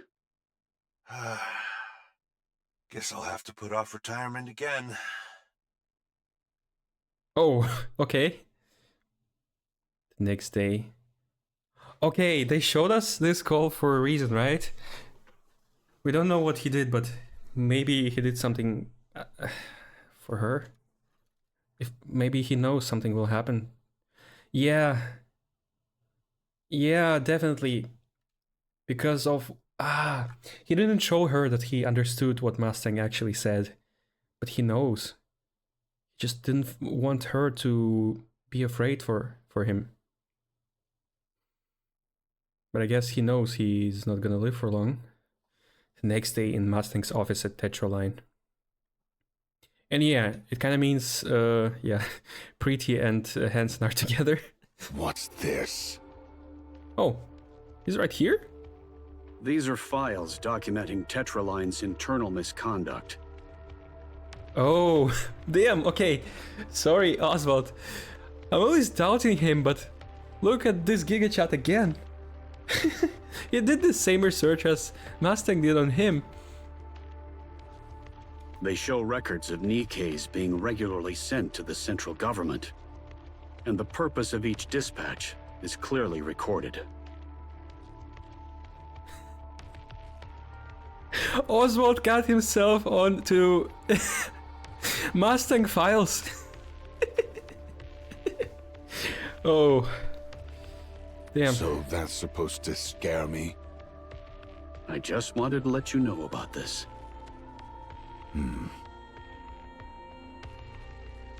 Those damn Mustang files. You just want me to leave Pretty alone, is that it? Yes. Huh. That should be all. I'll take my leave. Hellhound Oswald. Still playing soldier at your age? I could bury you in an instant. But here you are, acting far too recklessly. Go ahead. I've got nothing to lose. What about your daughter? You won't touch Frisia. I trust you're smarter than that. Fine. I'll ask you one thing. How'd it feel, abandoning the Goddess Squad on the surface? Just who did he ask? Who knows that?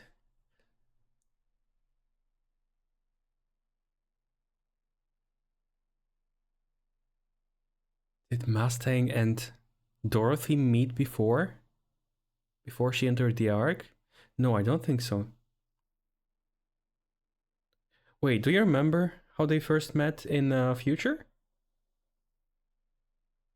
Who gave him this information? I mean, that only could be someone from the Goddesses, and it must be Dorothy. Who else could have this information? Well, maybe Missilis. Again, I'm suspecting Missilis always. You did that, didn't you? The Goddess Squad deserted after the Ark sealing operation. No. I know exactly what you did. You abandoned them. When you're the CEO of one of the big three, you get to know things. All kinds of things. That's impossible. Even Ingrid can't get all the information from central government. We remember that. So how did you do it?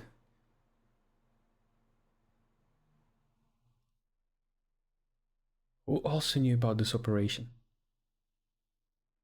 Wait, don't tell me Anderson did that? No, he wouldn't do. Old voice logs uploaded into machines. Oh. Transcripts from the arc sealing operation. How did you even find them? Now, what was it again? Thank you and the Goddess Squad for everything you have done for humanity. Holy crap. How moving. You really believed you scrubbed that clean, didn't you? No. Anyone with half a brain already knew. They just looked the other way, since the Hellhound was too valuable to lose. And letting the Goddess Squad into the Ark? That would have been inconvenient. So it was quietly brushed aside. Now tell me, how did it feel? How it feels to chew 5-gum. Abandoning your precious heroes up on the surface. But again, they couldn't live in the Ark with such government anyways, so what could have he done? Other than overthrowing the government, but like, is it wise at that time, in the beginning of Ark life? Ah, the poor goddesses, rolling around up there like stray dogs. I've heard a single note of future Mustang's voice. Maybe he's, yeah, coming to life now. Just when it looked like they might finally set foot inside the Ark, they were played for fools and abandoned. A tragedy, truly. Pretty adored the goddesses, too. What a pity. Oh no, imagine Preeti stopping loving him because he tells her what he did. I mean, there's no way she will just believe Mustang and not even ask Oswald's position, right? Without a word, Oswald walks past Mustang and heads for the door. What's the matter? Cat got your tongue? Stay away from Frisia. Consider this a warning. A warning. How cute. Oswald grips the doorknob. Oh, right. I wouldn't open that door if I were you. Hmm? Hmm?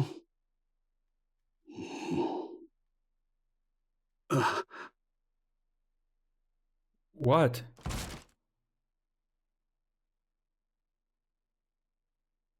No, wait.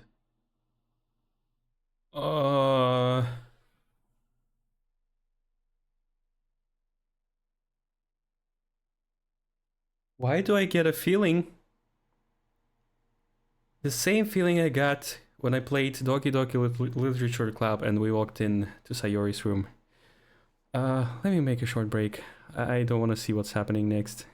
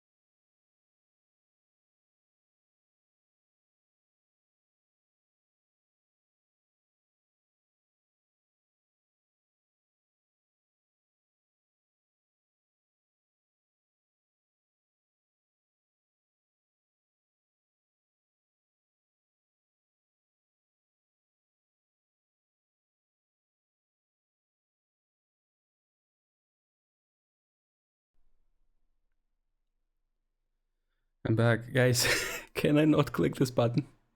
I don't wanna... I have so many ideas what we can see or even described, even if it's just text. I can't. Can we just stop? I don't wanna... Maybe I'm just overreacting, but... Why do I feel like that then? No. I can't. I'm imagining things. I don't want to see it.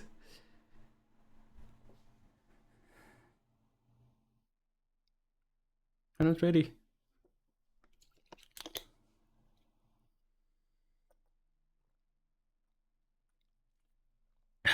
Okay, let me close my eyes and just listen to the music that plays after I click the mouse. If it's the music, boom, boom, the scary one, I don't know how to proceed.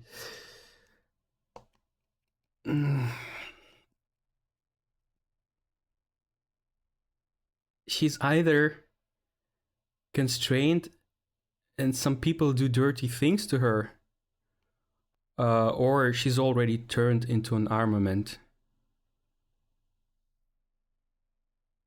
I first thought it's just a bomb trap for Oswald in the doorknob, but he opened the door, there was no explosion, so I guess Frisia is there and something, and not in a good state.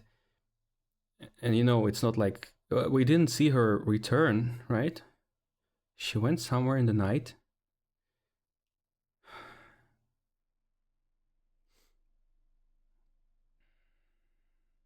Are they really gonna show us what happened to her? Like live? I was fine with just the rumor that, yeah, Pretty was turned into the armament, but seeing it live? Okay. Wait.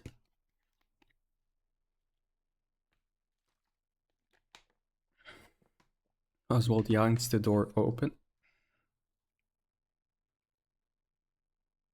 Oh no.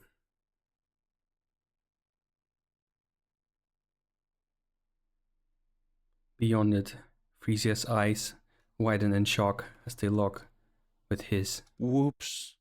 I called our superstar pretty and completely forgot about her. Left her standing at the door. How utterly dreadful of me. Okay, she just heard. But surely she will ask Oswald? Okay, it's not even half bad what I imagined, but... She would listen to him, right? She would ask him what the real story is. Frisia. No way. Mister, that can't be true, right? It's true. I did it, even though I can't explain why. How? What do you mean you can't? You can't explain it, just tell her. If you didn't do that, the armament would destroy them. Frisia. Oswald reaches out. Frisia swats his hands away. Don't touch me!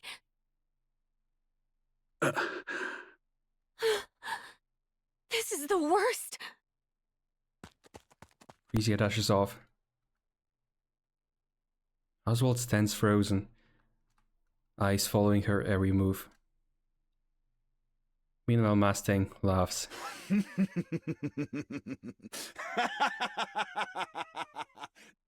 that what you call entertainment? Now that's entertainment! That's not him. That was a bit too much. Huh? There's no need to come between a father and daughter, is there? Have you lost your mind? What's gotten into you all of a sudden? You could have just pressured them like you always do. Why did you have to split them?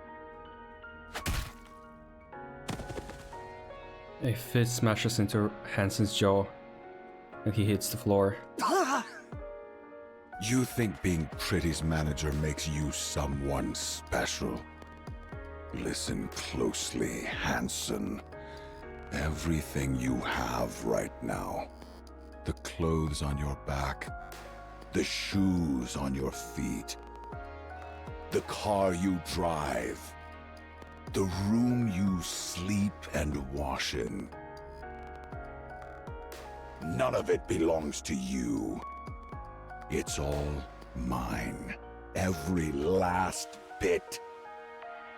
You live a life most people could only dream of. And yet you haven't earned a single thing yourself. You play at being Pretty's manager for a while, and suddenly you think you raised her. What if I took it all back? Or simply reclaimed what's mine? What would you have left? Nothing. You'd be nothing. So just stick to driving her around and handling her schedule. Remember your place, and don't overstep, Hansen. Do what I tell you, just like you always have and always will. His name makes the most sense, because it's Pretty and Hansen, which sounds like handsome, you know? Understood. Do I make myself clear? Yes. You pathetic fool. What a loser. If that father and daughter mean that much to you, the least you could do is put up a fight. Now get out of my sight. Hansen staggers to his feet. Darcy said and leaves the room. Pathetic.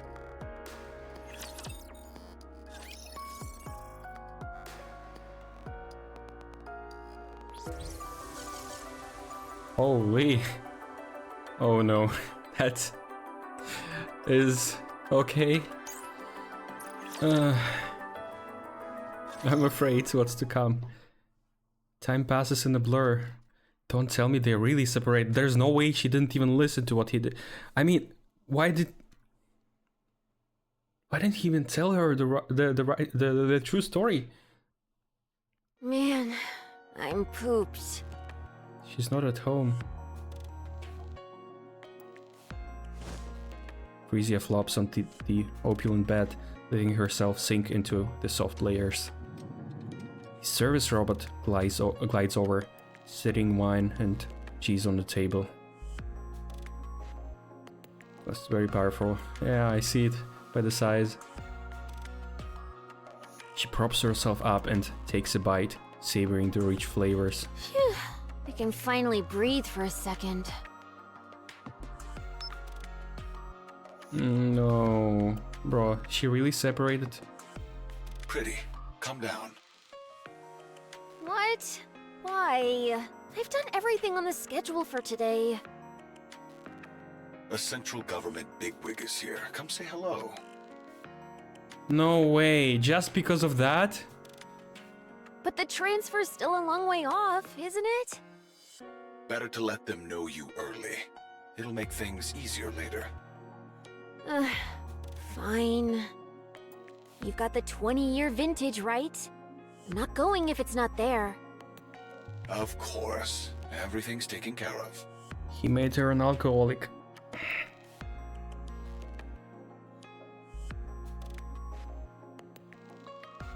Well, that was really Oswald's fuck up.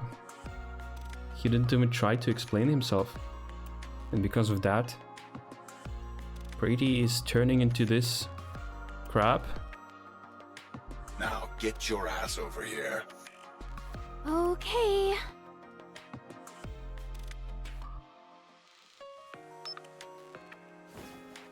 Brady swings her legs out of bed. When she opens the door, Hansen is there, waiting. You scared me. Where are you going? The boss called. Apparently someone important from the central government is here. Before you go, can we talk about what happened today? What? You mean me yawning? That's right. I'm so tired. You do know I only get 6 hours of sleep a day, right? Well, that's more than before. You should have held it in. It was a memorial for the NIKKE Rights Committee. What now? Everyone losing it on social media again? Oh no, now she really changed. So what? It's already happened. Bro, she sounds like nowadays Anise. Like, if we had just seen the text, or like, her voice is even not that far off Anise's. She talks like Anise. We could just get the boss to handle it, and that'll be the end of it. Pretty. There you go, calling me that again. Tell me. Do you remember why you started performing in the first place? Yeah, I remember. I started for the Nikkes, to restore their honor. And to be a symbol of hope for all of them. Then why are you acting like this? Hansen, I just got back, and I'm exhausted. There's no such thing as a perfect pop star. Pretty downfall. Yeah, this is another goddess fall. We all mess up once in a while. But we can always do better next time. You've done well so far. Just keep going a little longer. For how much longer? How much longer am I supposed to keep pushing myself? And why should I even try? Where am I supposed to draw strength from? Well, you didn't talk to Oswald, you just ran off, and like, it's not him who was cutting off the communication. Mister? No, I could rely on him at first. But in the end, he turned out to be the worst. All that talk about heroes and ideals? Lies. He abandoned the very people he claimed to care about. My safe place? Nothing but a filthy, rotten pit. The person I looked up to? A fake, a hypocrite. Yeah, so even chose the bigger jerk and now play by his rules? Wow, smart. Frisia, it's really not you. If there's no one left to lean on, what reason do I have to keep going? Am I not enough? No, you're not. Holy, that's harsh. No way. You're nothing more than Mustang's puppet. You have no free will. I mean, that's also true, but still harsh, you know. If he finds out I'm counting on you, he'll crush you in an instant. Do you even have what it takes to fight him? Can you really break free from his control? Yes, I can. Really? Oh, yeah? Really glances at the camera on the ceiling. Then moves to stand in front of Hansen. Kiss me.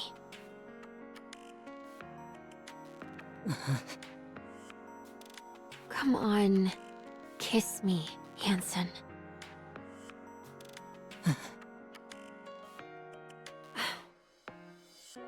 See?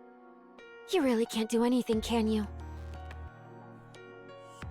That's too harsh again. Frisia. Frisia brushes past Hansen, bumping his shoulder as she goes. Damn. Hansen stays rooted to the spot for a long moment. I mean, again, Frisia has more balls than Hansen, which is so it's natural. But still, damn, poor guy. Frisia lives in a lavish mansion provided by Tetra Line. She hasn't returned home once, nor exchanged a single word with Oswald. After losing her umbrella, She slowly falls under Mustang's influence. She's really just an addictive person. Well, she's really not smart, yeah. But that's because of her childhood. In fact, she is a real puppet here. But the previous puppeteer at least was kind and good for her. And this one is not. Under Mrs. Guidance, she gradually transforms into a pop star. Then one day, during a press conference about a downtown alcohol-fueled incident, more than 20 armed NIKKE phobes swarm Frisia.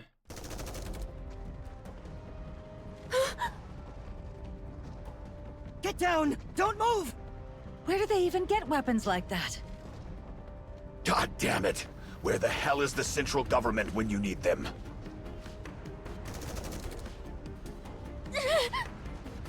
I'll distract them! When I do, run!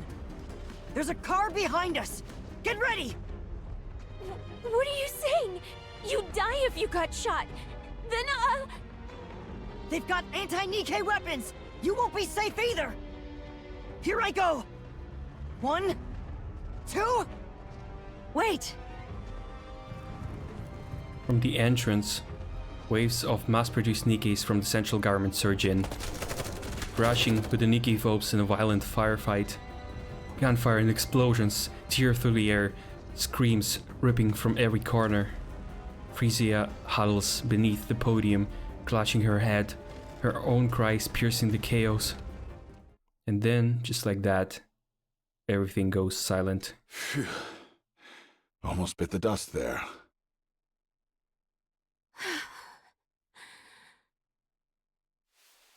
Frisia steps carefully off the podium. Dead are everywhere. Humans, NIKKEs. Frisia freezes. An officer in full military dress spots Mustang and rushes over. NIKKE fragments crunch under his boots. He greets Mustang with a wide, practiced smile, rumbling excuses. The NIKKE phobes had been quiet lately. We didn't expect such a large-scale attack. He insists. It's a relief that Mustang is unharmed, and desperately promises it will never happen again. Frisia lowers her gaze. She takes in the fallen NIKKEs, then lifts her head. Her eyes meet those of a mass-produced NIKKE silently clearing the bodies of her comrades, unnoticed by everyone else. Her eyes are empty, hollow. For a brief moment, that empty stare rests on Frisia, then returns to the grim task of sweeping up the remains. Frisia collapses to the floor. A scream rises inside her, silent and raw. they've fallen. Not again. No, not like this.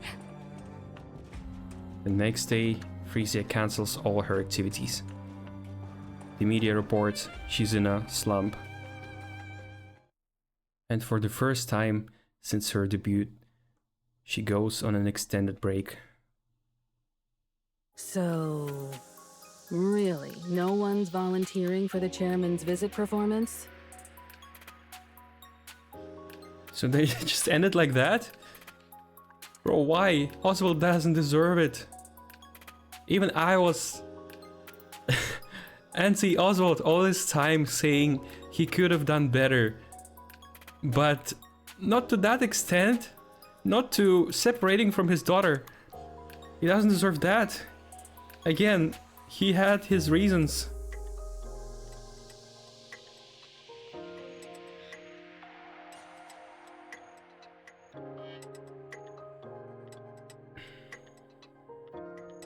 If you're willing to endure a little embarrassment in the auditorium, there'll be a scholarship and other perks. You don't even have to be that good. Silence falls over the classroom. Okay. No one's volunteering. Each class has to have at least one, so now you're putting me in a bind. Should I just pick someone myself? You wouldn't like that, right? Come on, just grit your teeth and do it. It'll be over before you know it. Help me out here. The class president raises her hand. I recommend Anise. No, you raised the hand, so you're chosen one. Ha! As soon as the class president finishes speaking, a heavy silence settles over the room. She listens to pretty songs all the time, so singing and dancing to one shouldn't be a problem for her. So, what do you think, Anise? It's right about the time. It's time for the whole class bullying this president. Come on. Anise stares daggers at the class president. Drunk on her small victory, the class president smiles faintly at Anise before turning away. For the first time in what feels like forever, Anise finally speaks up at school. Yeah, I'll take care of the performance. All right. Whenever you've got a song in mind, just send me a message. Okay. All right. That's it for today. Get home safe. So we'll see Anise's first song that she writes herself. With that, class ends for the day. Anise narrows her eyes, her gaze fixed on the back of the class president's head. Without so much as a glance, she hurriedly packs her bag and slips out of the classroom. That piece of shit! Anise? Yeah? What song are you gonna do? Pretty Star, right? It's her debut song, after all. I have footage of her live performance, so I'll send it to you. Oh, yeah, thanks. You move so well, Anise. You'll totally nail it. Are you going to sing, too? Yeah, I guess so. I've also got a high-quality backing track we can use. If it's okay with you, I can help out, too. Thanks a lot. But you sure you want to do this? You mean the class president? It's fine. You're gonna be doing a pretty song, after all. Two of my faves together. I can put up with the class president for this. How stupid, but it's cute. Are we starting today? Maybe we should. Do you want to go together? Yeah. Well, that was easy. Well, that was easy.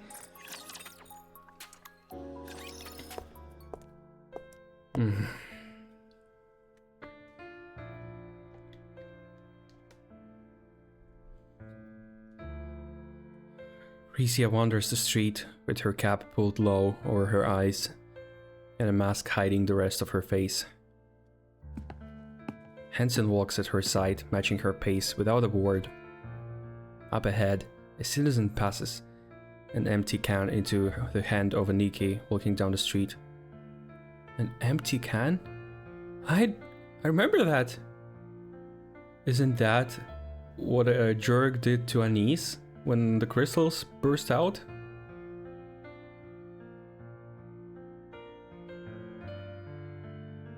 Most of its contents already drained.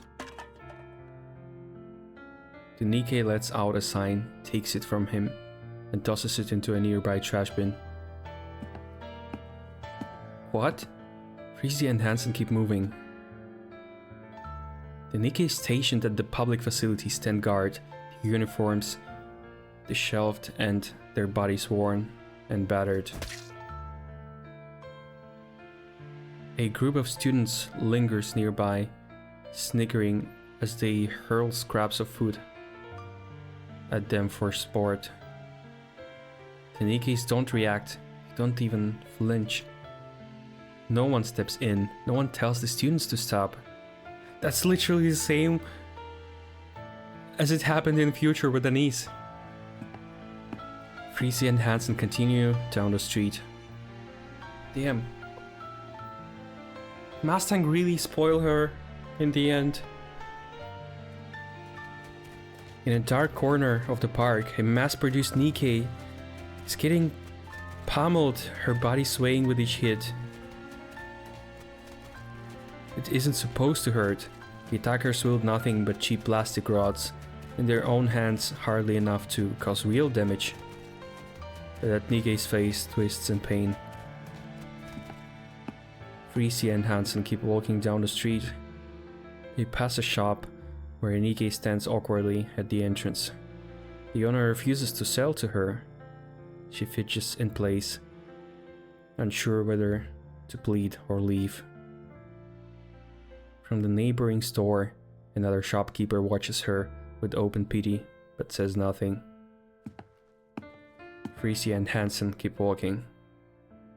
Yeah, maybe you stop walking. It seems like you're causing the trouble here. A little farther on, a drunken man uses a Nikke as a target for his slurred abuse. Another is subjected to a crude jeers and harassment. One stands rigid as someone spits in her face. And then, a citizen breaks down in front of another Nikke and shouts, "It's because you lost that we ended up like this." Nikke lowers her head like a criminal awaiting judgment, simply enduring it without protest. Frisia and Hansen turn their eyes away from the scene and continue on. Yeah, Frisia died. It's not her anymore. They find a quiet spot in the far corner of the park and sit down.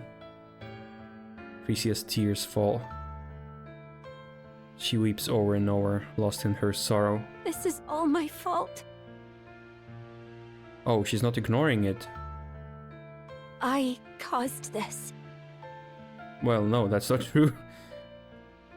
But you could use your authority to stop this, at least those little cases. I mean, nah, that's really wouldn't help a bit.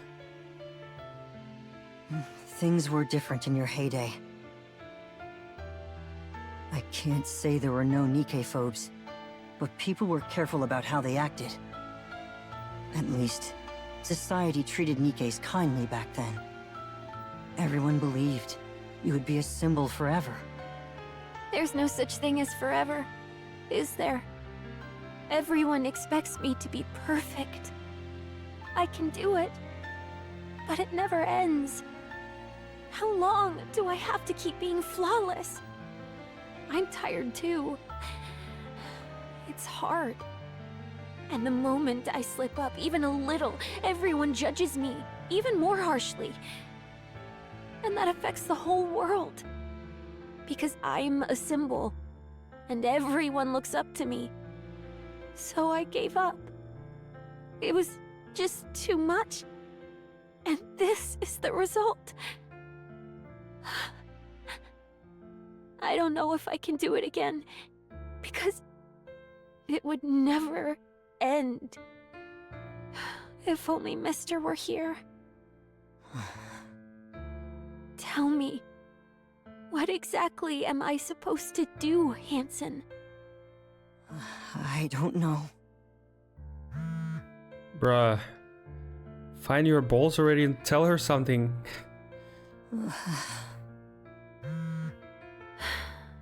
Take it. I'm sure it's Mustang. Sorry. Hansen answers the phone. A torrent of shouting blasts from the other end, harsh and unrelenting. When he hangs up, he turns to Frisia with an unreadable expression. Go ahead. I'm just going to sit here for a bit. Sorry. Frisia doesn't respond. Hansen rises from his seat, casts her a quick glance and then takes off running. The park is silent under the night sky. Frisia stares into the empty space, lost in thought. I just don't know anymore. Ken. Whoa. Hmm? Oh. That's the epic meeting. Cute. Anise is short. Can I get your autograph? Who are you? Fan. I'm your fan. You know who I am? Pretty. How'd you know? Your body shape and fashion style. You're a stalker. No way! She had that face even back then. How on earth did you figure out it's me? 'Cause I'm a fan. How old are you? 17. You're still so young. Frisia stares at Anise intently. Her eyes glitter with excitement, betraying the thrill she's trying to contain. It's unmistakable expression of a fan. Sit! I've been feeling a bit down, so let's chat for a while. Wow, really? Oh, really? Shh! Keep it down. Someone might hear us.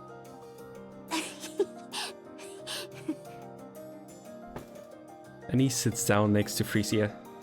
Wow! This feels like a dream!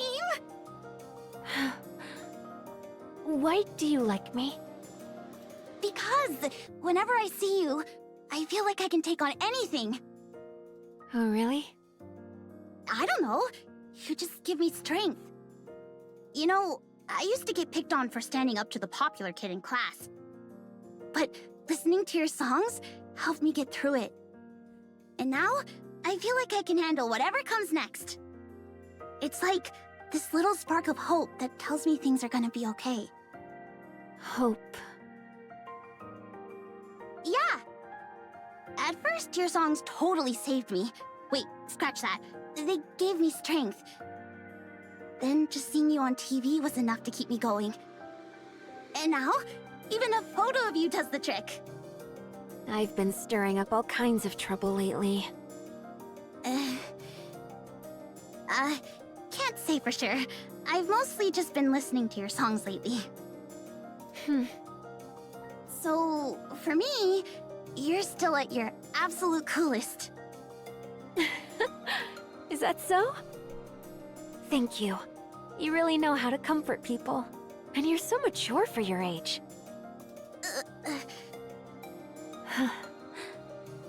Oh, right. I've been practicing Pretty Star lately. Wanna see? I'm going to perform in the school talent show. You know that super popular kid I told you about?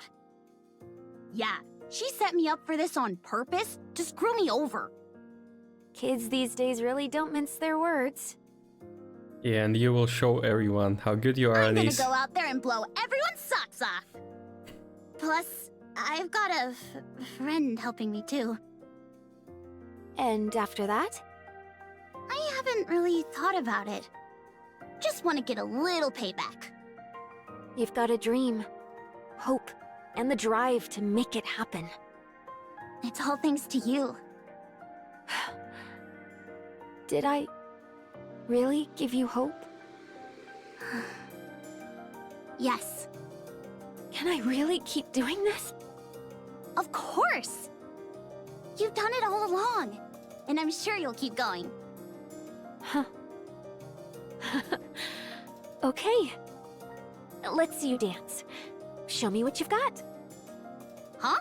Really? Yeah. Quiet park comes alive under the night sky. Anise dances with pure joy as Frisia watches, a soft smile lighting her face. Yeah. A song signaling the start of their journey. The start of their journey? Do you mean it's... Okay, I guess they will have something like Rappy and Red Hood. A song signaling the start of their journey plays vividly in their minds. 1, 2, 3, 4, and stretch. Stretch! Yes, that's it. That's it. And right here! Bam, bam, bam! Wow, you're really talented. Oh, yeah? You think I can get back at her? For sure. She won't know what hit her.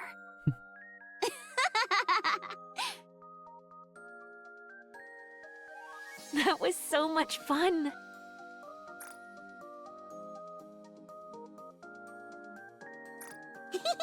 I know, right? By the way, I noticed you always tilt your head back during breaks on stage. Why do you do that? Is it some kind of breathing technique? I do? How'd you know? Well, I've watched tons of your practice videos and stuff. Oh, wow. You're such a big fan. Damn right! Up on the surface, it was so nice to just sit and watch the clouds pass by. Especially when you'd been waiting for someone endlessly. Somehow, watching them made time fly. And it felt really good. Oh, Anise looks up at the sky. I can't see anything though. Well, yeah, it's night, and we're not even on the surface. Whoa, it's getting pretty late. Shouldn't you be heading home and getting some sleep? Oh, yeah. Oh yeah, the autograph. I almost forgot the most important thing. It's fine. I already got something way better. Fair enough. Hang in there, pretty. You've got this. I don't know all the details, but hang in there. To me, you'll always be my idol. Me? Your idol forever? Really? Alright. I'll hang in there. Thank you. Alright. I'm off. Take care now. See ya. Stay safe. Anise runs ahead, brimming with energy. Frisia watches her for a while, then turns and starts walking away. An idol forever. Well, that was easy. That was easy. Okay. There's no such thing as a pop star that lasts forever. Ah, these were the words from Miss. Yeah. Never has been. Time passes, tastes change, and eventually, even the brightest stars fade. It's just the way things are. In a way, it is only natural. There's a reason people say you should leave on a high note. Yeah. You mean retirement? Yes, retirement. After that, people don't nitpick every little detail anymore. And you get more freedom in a way. Even if your fame fades, it doesn't matter. You've retired, after all. Your fans will get it since you can't keep running at full speed forever. Why? Do you want to retire? I'd be lying if I said I didn't. That won't be easy. Mustang won't just let it happen. He'll use any means necessary to keep you from leaving. I figured. You know by now, he stops at nothing to get what he wants. I guess there's no getting out of this, huh? Frisia, please think about her words. He will do anything. So don't you think what he made with Oswald was just another part of his plan? I doubt it. If I can't be a pop star forever, and I can't retire, what does that leave me with? Oh, yeah. Fake death. That's how it happened? At this point, all I can do is delay the inevitable. And in the end, I'll vanish completely, leaving no trace. I'm sorry. This is actually a really interesting topic because, you know, Nikke's live way longer than humans. And the way we say that nothing is forever, mostly just because, yeah, we don't live for that long. And other species even less. But Nikke's really live very long. So that's another whole big problem for being a Nikke, is that everybody around is getting older. You're not getting older. It's kinda depressing, isn't it? I didn't expect you to say something like that, Mrs. Miss.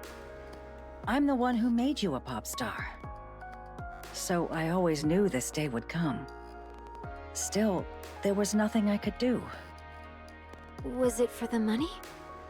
Money? I already have more than I could ever need. The Ark was drowning in darkness. It needed a star. And you were born to be that star. A star. Bright stars cast their light over everyone. Those who gaze up at them are captivated and forget their troubles, even if only for a moment. For that brief instant, pain fades, and all that remains is joy. That's the power of entertainment.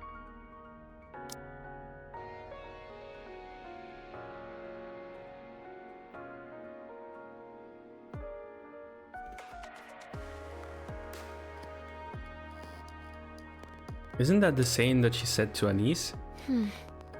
I wonder. You're a star. The Ark Star. My job is to buy as much time as I can until that star dims. Until the next one rises. So I'll help you with anything. Except retirement. Next one. Could it be Anise? I don't know whether I should thank you or resent you. Then resent me. It'll make things easier. You seem troubled. Have you talked to your father? Don't tell me you haven't gone to see him even once all this time? Yeah. I don't want to meet that person who would abandon his heroes.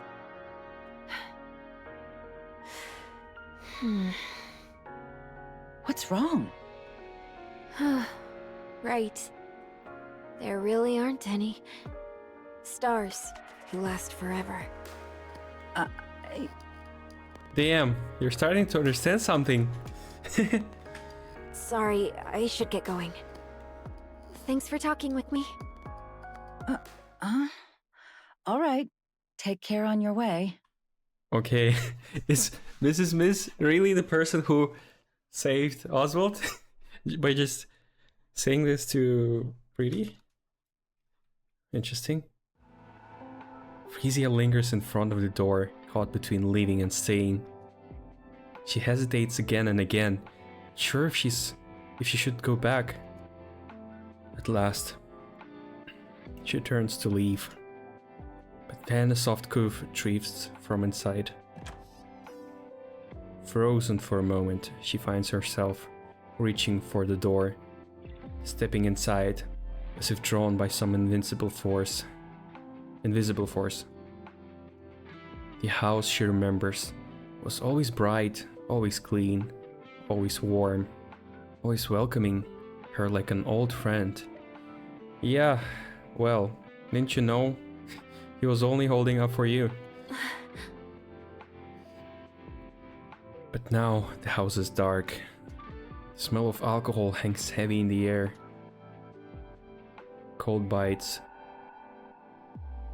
through the room. Frisia turns on the light. Countless empty bottles are scattered across the floor. Oswald slams on the sofa, staring at Frisia with a vacant, hollow look, as if his mind has drifted far away. Mister. Frisia, you're back. You've been through a lot. Oswald wobbles to his feet, swaying slightly as he passes Frisia and stops in front of the kitchen. Hold on. I'll make you something. Oswald rummages through the fridge, but finds nothing. Damn, don't tell me that's the end of Oswald. Forgotten by his daughter, abandoned. His... This is quite the predicament. Mister. It's fine. I'll figure something out.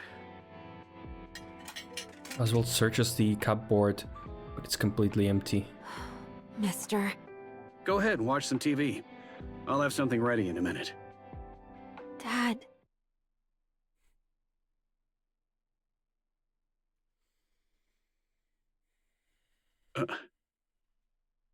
Look at me.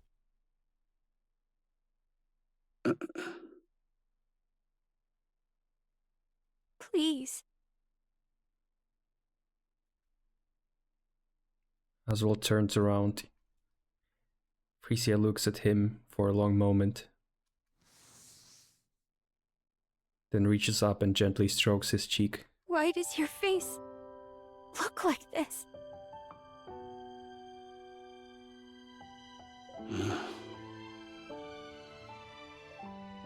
Have you been eating properly? Of course not. Yes. All good health-wise? Yes. Why is the house such a mess? It used to be spotless. And you never drank before. Why are you drinking so much now? It's just for today. That's a lie. I know you better than anyone. Why are you living like this? Huh? Don't you know? Because you're not here.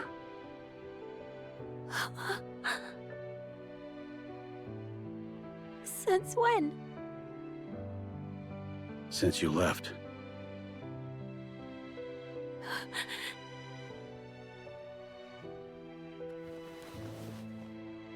Frisia hugs Oswald tightly. Sorry.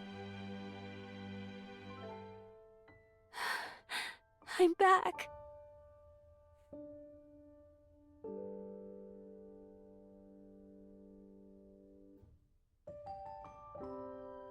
Frisia and Oswald sit across from each other. Water is all they have to drink. With cups set between them, they finally talk about the things they've avoided for so long. I abandoned my heroes. There were reasons, yes, but nothing that could ever excuse what I did. I was consumed by guilt, and the thought that I had betrayed them. I didn't even want to be alive. But you were there. Just knowing you were there made it impossible to give in. It was enough to comfort me. So, I kept going. I kept living as best I could. Yeah, I know that better than anyone. That's why I left, and why things ended up like this. I know you can't forgive me. I won't make excuses. You should, because those reasons are indeed important. Abandoning the Goddess Squad was my fault. I can't explain why, but I won't deny it. I just couldn't bear to see my heroes, everyone's heroes, fall apart. I don't know all the details, but I'm sure you had your reasons. Even if I can't say for sure, I know something terrible would have happened if the Goddess Squad had come to the Ark. And finally you understood. I wonder how much time passed since she left. I mean, it's probably not years, but it seems like weeks or months. They could have been broken, fallen from grace, or even died. That's why you abandoned them. You didn't want to see any of that happen to them. You wanted them to remain as heroes forever. Yeah, I think I get it. Heroes aren't allowed to break. They're supposed to stay untouchable. But time, people, the world, they tear them down anyway. In the end, every hero falls. And when they do, they take the people who believed in them down with them. Something happened, didn't it? It did, but it's all right now. I'm glad I came to see you. I'll be back in a bit, so don't start cleaning. Let's do it together when I get back. Will you get back? Will you come back?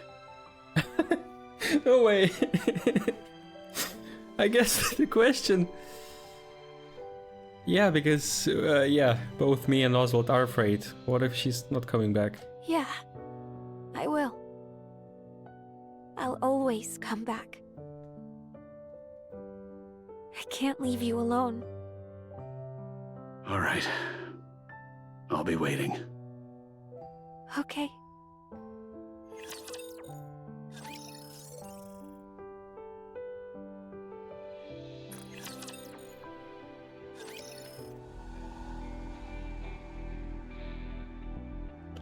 Ooh, okay. Preeti announces her return. She offers a heartfelt apology for her past recklessness and promises to return to her true self. She steps away from the spotlight as a pop star, dedicating her days and nights to defending NIKKE rights. The NIKKE Rights Committee, once weakened by her erratic actions, quickly regain its influence.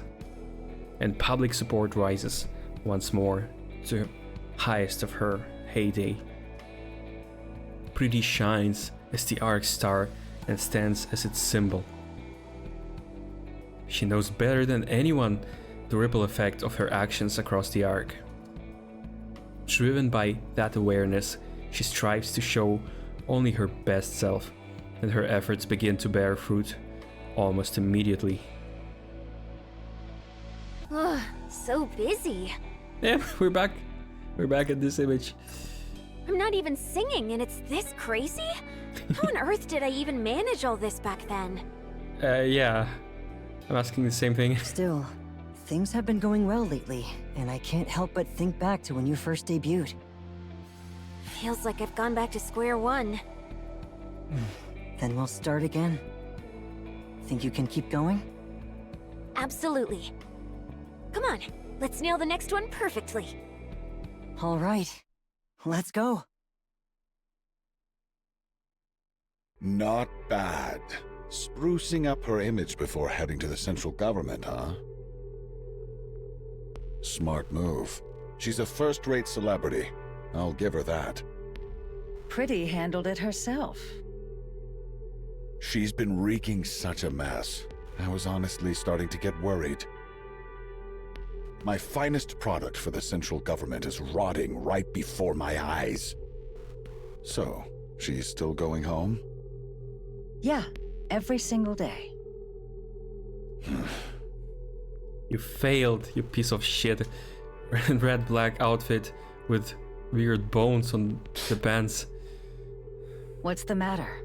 Upset that you can't control everything? I suppose not even the great Mustang could come between a father and his daughter. Silence. Silence! Oh no. It's so funny seeing him fall. Never mind. I mean, Results are what matter. he didn't fall yet. Yeah, he still can do some bad shit, so... Go all in for the Ark superstar. Naturally. I finished recording everything. You were amazing, Anise. I really think our class is going to win first place. Oh, stop it. Yeah, that's so cute. Holy. Oh, stop it. Why is Anise so dark nowadays? She was so shining back then. I honestly think you'd make a great pop star. I really mean it. Yeah, the TT star, you know? With Mint and Prika. A pop star, huh? Yeah. If you ever become one, I'd want to be your manager. What? It'd be so much fun, traveling around, performing everywhere. Hey, keep it down, will you? Yeah, sorry. Let's head outside. Anise, are you really gonna keep acting like this around the class president? What do you mean? She's probably just going to keep picking on you. Nah. I think we're just gonna stay like this. Why? I don't know. Maybe this is as far as things go. That's a relief, but... Are you really okay, Anise? Hell no! I'm this close to smashing her face in! Oh. Anise stares at her friend standing in front of her. But I won't. I gotta hold back. Yeah, as we know, in future she won't hold back, and because hitting Idol's son, she will get in jail, but that's the story of future, when she gets in the battle squad. She's now a human, right? Yeah, that's not a NIKKE school. I got something I can't afford to lose. What about you? How are you holding up? I'm fine. I never really stood out in class anyway. Thanks, I guess. Anise gazes absent-mindedly into the classroom through the window. The class president nervously chews her fingernails. What's the worst that could happen? Oh, why did you say that? Preeti continues her activities without pause, steadily building recognition beyond even the highest of her heyday. Beyond even the heights of her heyday. And just when her fame within the Ark hits an all-time high... The venue is Arcrayon Hall. We've got a 5-hour extravaganza lined up. Whoa. It's been a while since my last concert, and I'm super nervous. But I'll give it my all, and make it unforgettable. Preeti announces her comeback concert.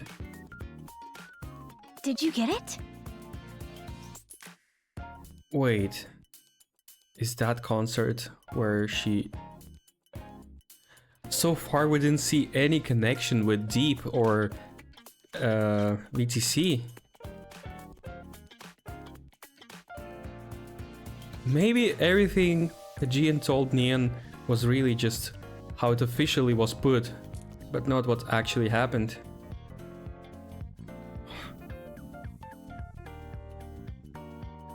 Did we see any NIKKE with purple eyes?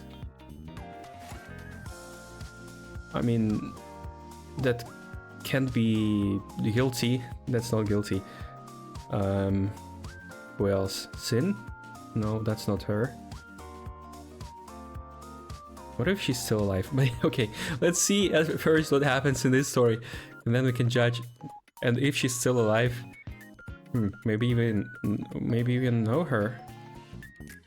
No, wait, she's the armament. I mean, officially, but what if not? Now I don't know. Doubting. Nope, the competition was insane. I couldn't even load the site. Oh. I heard they sold out in like 3 seconds flat. What about you? Oh, that means you got the ticket. Don't tell me. Nah, it was actually all her. She just hacked the site and got all the tickets. Ta-da! No freaking way! I'm actually pretty good at this. I only managed to get 1 ticket, but still. Hey, don't only me! 1's a win! I mean, that's huge! Alright, that's one down. So where the heck are we getting the other? Apparently, you can't get one now unless you buy from a scalper. I heard the prices have shot up 50 times. 50 times? Wait, so how much is that exactly? A lot. Like, a whole lot. Whoa, that's insane! Anise, you can have this. Huh? What about you? It's okay.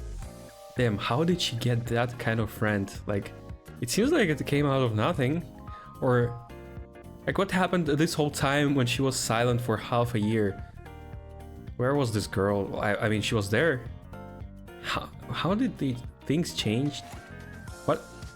What changed in Anise? Oh, maybe it's that because she started listening to the music and getting energy. But she still was silent. I mean, what's the reason for that girl to wanting to be friends and even the manager of Anise? It's interesting. Who is she? I think it'd be better if you watch it instead of me. No, wait. I nearly swiped that ticket. But you bought it, so it's yours. It's not like your goal is just to watch the concert, right? You want to learn something from it, right? What if that girl is Mint or Prika? You've been giving it some serious thought, haven't you? It does sound a little bit like... I don't know, I don't remember actually what voice of Mint, but that could be it. Well, I guess you could say that. Then it makes sense for you to go, Anise. He slams the ticket onto the table. Then bolts as if fleeing the scene. The end. Wait, hey! Where are you running off to? While running, the girl glances back and flashes a grin. Jeez. I'll definitely watch it. Seriously, thanks! A concert? What on earth is she thinking? Hmm? Is that not your command? Huh. She's already at the top in everything else, so now it's time to do the same as a pop star. She's working like she's possessed. And she just won't give in. That's what makes Pretty shine. Fine. Let her do as she pleases. I'm curious to see just how far she'll go. Not even trying. Confident? Not even trying to put her down anymore? Are you feeling confident? Of course. I'm in tip-top shape. This is going to be my best concert yet. All right. I'll be looking forward to it. Since tomorrow's a big day, get some sleep tonight and don't push yourself too hard. You worry about the silliest things. We're here. I'll come pick you up tomorrow morning. Okay, drive safe. Will do. See you tomorrow. Hansen? Yes? No, it's nothing. I'm heading in. See you tomorrow. Oh, come on. Just tell him you like him. So, it's tomorrow. Yeah. What is tomorrow? I'm really wondering, have they been planning something? Is that her last concert she's planning? Because those words from Mrs. Smith really got into her head, seemed like. I've got a ticket. What? Oh. How'd you manage that? So you were the one who broke the scythe. Asked a former coworker for a favor. Damn, and that's why he's not retiring, because you needed the ticket? At some point he will just say, okay, that's enough. Oh, the guy who couldn't retire because of you? Yeah. Yeah, let him retire, bro. I mean, it seems like every one of them got that one friend who does everything for them. I really wonder, does it even exist in real life? Like, Anise got her supporter who is probably Mint, or maybe not. Oswald got this guy, and she got... I mean, I don't think I mean, yeah, we can say she got Oswald, but, you know, maybe we'll see the glow up of Hansen. For now, he's just ballless. Has he retired now? No, not yet. Seriously? Huh. Dad, could you not come tomorrow? Wait, what? Hmm? Yes, she's planning it. She's planning to... to die on public. Oh no. It kind of sounds like, don't come to a school tomorrow. You're the only one who didn't bully me, so please don't come to school tomorrow, okay? What's that in my pocket? That's not a gun. No. I'd probably get way too nervous if you were there. It's my comeback concert, and it really means a lot to me. I just don't want to be tense. I'll send you a video later. That's sad. You could... I mean, I don't know. Could she tell him the truth? All right, I won't. Phew. How have things been lately?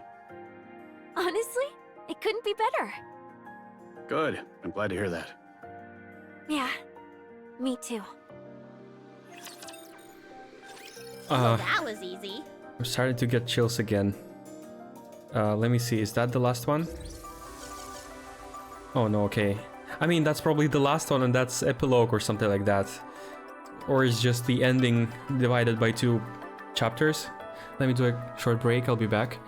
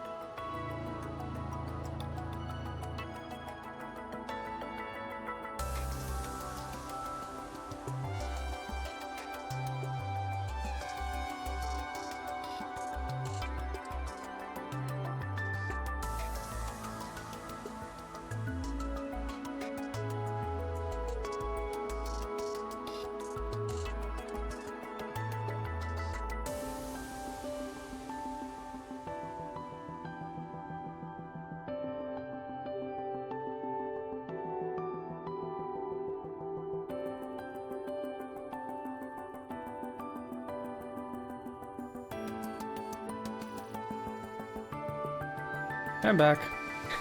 Well, Anthony, my breaks are usually under a minute. All I do is just stretch, open the window. Here's the bathroom, that's it. So, yeah, I don't do long breaks usually. Okay. Matt, oh boy. Please don't spoil.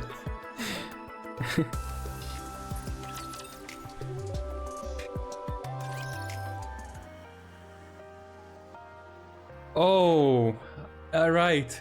Wait.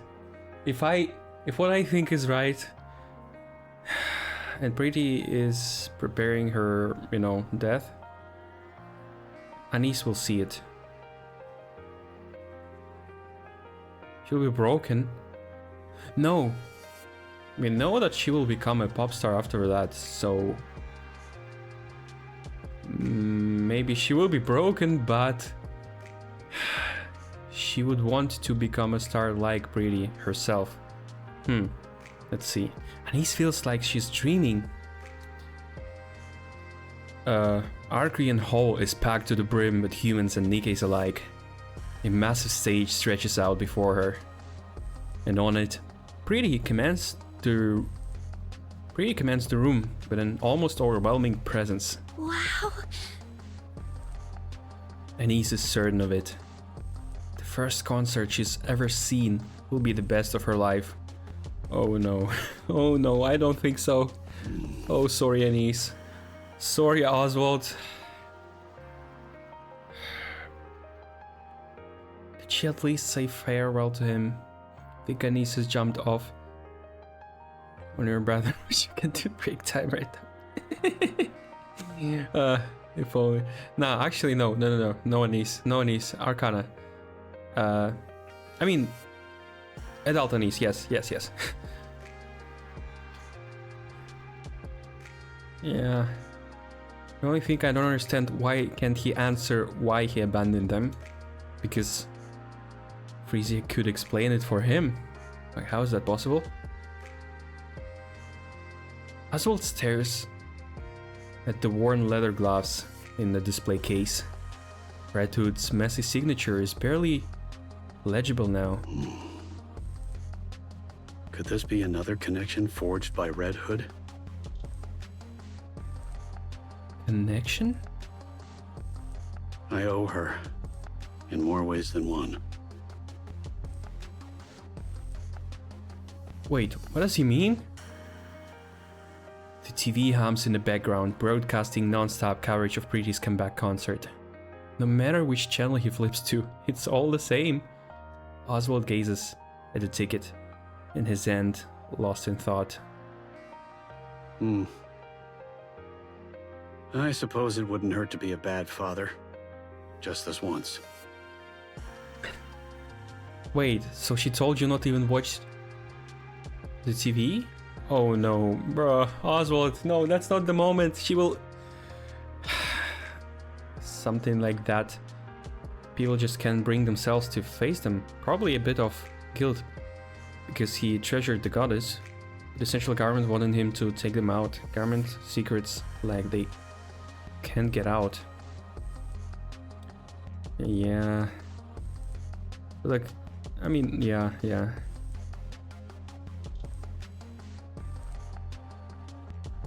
But as you see, she has seen it through. He didn't even need to tell any secrets. She just knows him so well. And I mean, she's been with him since the goddess times. Oswald straightens his outfit. No, I thought he's just gonna watch the TV. He's going there. Don't tell me he will die there. Something hard. Okay, I should stop. At this point, at every moment I felt like, yeah, this is the end. I imagined things way scarier than they actually shown, so maybe those were all fake outs, and then now we'll see the real shit, so I don't know. Something hard presses against his chest. I won't need this. No. And maybe he's not even staging her death. Maybe it's a legit attack. Oh no. He pulls out his handgun and sets it inside the drawer. Ticket in hand, he steps out the front door. Everyone! Are you having fun? Yeah, her voice sounds even better through those speakers. The audience erupts in cheers. I haven't moved this hard in ages. I'm a little out of breath. Let me just stand here and chat for 3 minutes, then we'll jump right back in. Sound good? Another raucous wave of cheers sweep over the venue. On stage, Frisia launches into some light banter. Honed by countless variety shows, her words flow effortlessly, leaving the audience hanging on every line. She's incredible. And he's just like you. You'll be almost on the same level in future. Could you imagine? I mean, yes, you have to die for that and become a NIKKE, but, well, you see, Frisia also died in such a stupid manner, and now look at her. So yeah, that's not the end. Spellbound, Anise watches Pretty on stage, hanging on every board. Then she notices something off about the 3 figures ahead of her. Their movements are strange. There we go. The crowd in this stance is shrouded in darkness, making it hard to see clearly. Even so, Anise doesn't take her eyes off them. They fumble, searching for something. One pulls a metal rod from their coat. Another retrieves a heavy-looking chunk of metal. The last moves with practiced precision, assembling the pieces together. A flash of light. The completed object catches a faint glow for a moment, its outline glimmering in the dimness. What? All at once, Anise realizes they've assembled is a gun. He's a burden he chose to live and keep to himself. Knowing how much Frisia adores Nikke's, I can't imagine it's easy to tell her that he abandoned the one person he knows treasures them more than anyone in the Ark. Yeah. Again, in the end, it's good that she realized that herself, you know. I really thought it's the end, like, and Oswald will die alone, but it feels like they will fade at their best.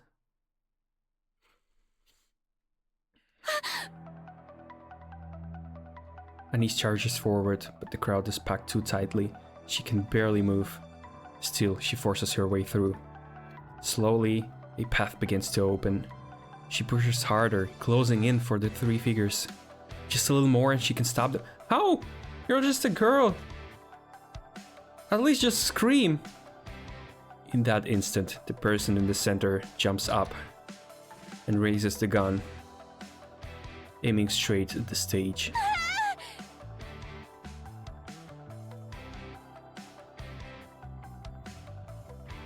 A chill runs down Oswald's spine, and mine too. A sound you would never expect to hear at a concert reaches his ears. It was the sharp clicks and clanks of a gun being assembled. Oh yeah, he would recognize the sound always. Oswald lunges toward it, hearing hammering. Up ahead he spots the three acting suspiciously. His hand slips into his jacket. It's empty. He left it at home. Holy shit, man. For a single day in his life, he left his gun at home. And that's where it led. Ugh, what a coincidence. Without thinking, he tears forward. In that instant, the person in the center jumps up and raises the gun, aiming straight at the stage. Alright, everyone. Next time you see a NIKKE, make sure you greet her with a smile, okay? They're the goddesses of victory, who put their lives on the line for us. The crowd explodes into cheers. At the same time, someone waltzes onto a folding chair. Frisia catches sight of a dark circle aimed at her. A gun barrel. Then a flash erupts from its mouth. You can't be serious. Oh, but I am. No matter how I look at it, this is the only way. No hero lasts forever. Every star falls. Every symbol breaks. Time, people, the world itself, none of them will just leave you be. But there's one way to change that. One way to remain a symbol who never falls from grace. Who never breaks. Absolutely not. You think I'd entertain that for a second? You think it's better if she keeps just working for Mustang? Come on, Mrs. Miss. You know exactly what I mean. I'm going to give it everything I've got. Harder than ever before. I'll push myself so far that even at my peak, no one could compare. I'll become a superstar no one can even touch. But I'll need your help. More than ever. I can do this. This time. There's a real finish line. So it is staged, but will she be able to see Oswald after that? It's not like she can just casually stay at his house. People are gonna see her. Where's she gonna stay? And when I reach the very top, I'll hold a concert. Something big will happen. I can feel it. And on that day, in that place, I'll shine forever. Why are you telling me this? Please, find the next star. I won't shine forever. Even the brightest light fades with time. Is it staged or not? I don't understand. It can be that she just feels something will happen. She planned this, but did she plan it like herself? Did she hire people to do that, to just stage it? Or did she just plan it, well, they attack me every time, so yeah, at some point nobody's gonna stop it, so I'll just accept my death? What the hell? I mean, there's no way that you can shoot her head, right?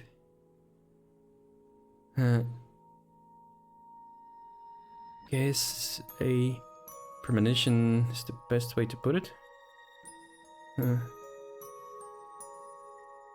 Before mine does, I need you to discover who will shine next. Instincts.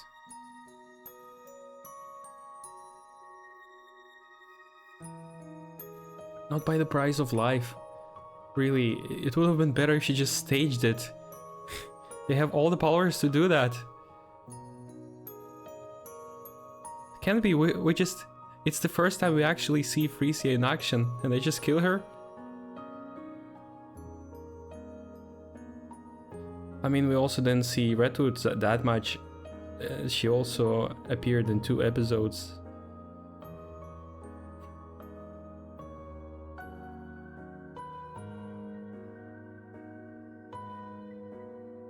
The Ark's new star.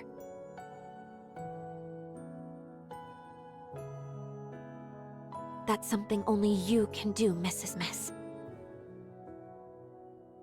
So yeah, she's another Giga Chad. She's Giga Chadis. We know I've created a monster. I never meant to drag you into this. It just hit me. You're the first and last teacher I'll ever have.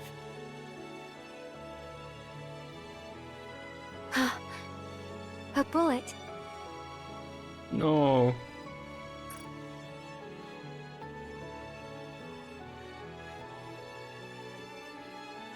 Yeah, that's the image I've seen.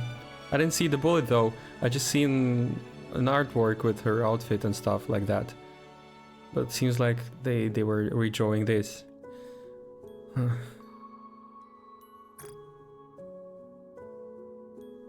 For a reason bigger than that. She wants to become a symbol for... But by sacrificing life? By destroying lives of people who love her?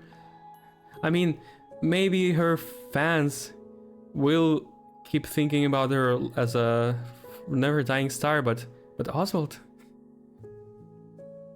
Hell, even...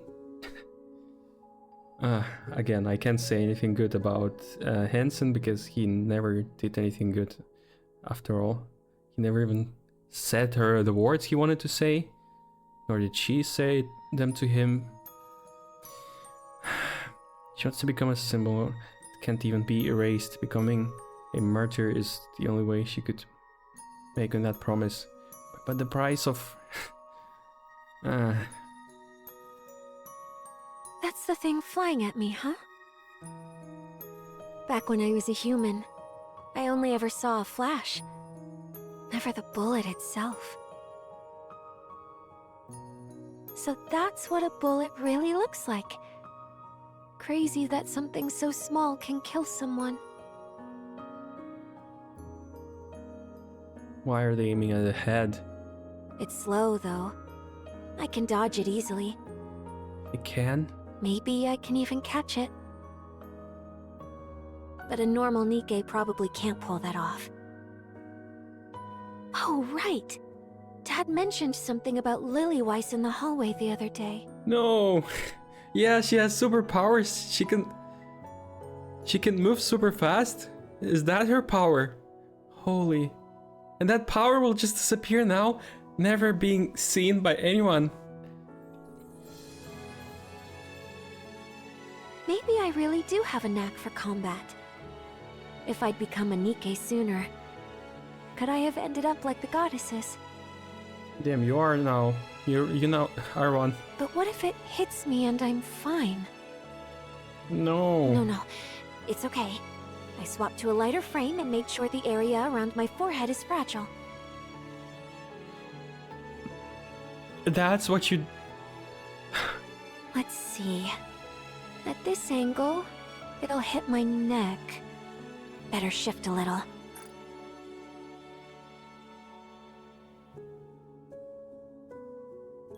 Yeah, at this point she's just killing herself. Yeah. This position's good. I'm kind of amazing, huh? Dodging bullets and everything.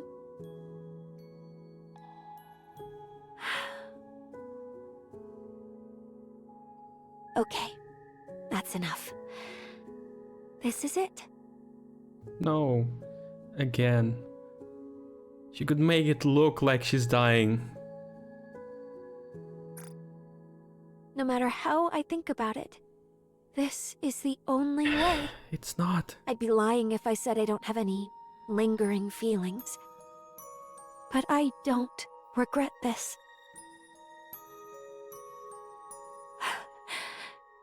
I leave the rest to you, Mrs. Miss.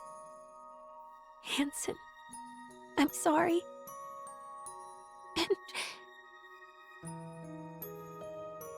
Dad.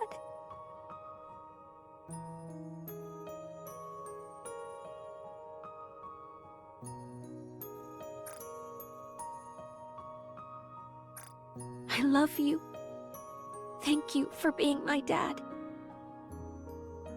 I was really, truly happy. Goodbye.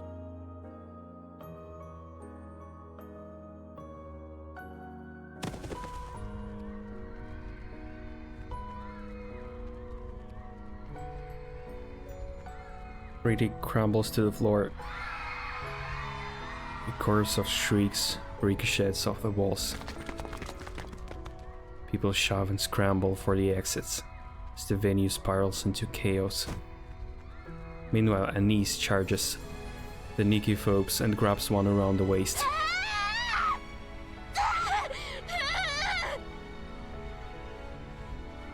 She lets out a raw, desperate scream and refuses to release her grip.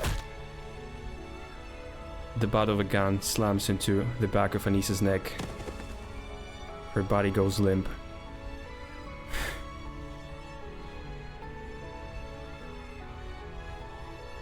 But Anise did it already. Anise staged her death. Why couldn't she?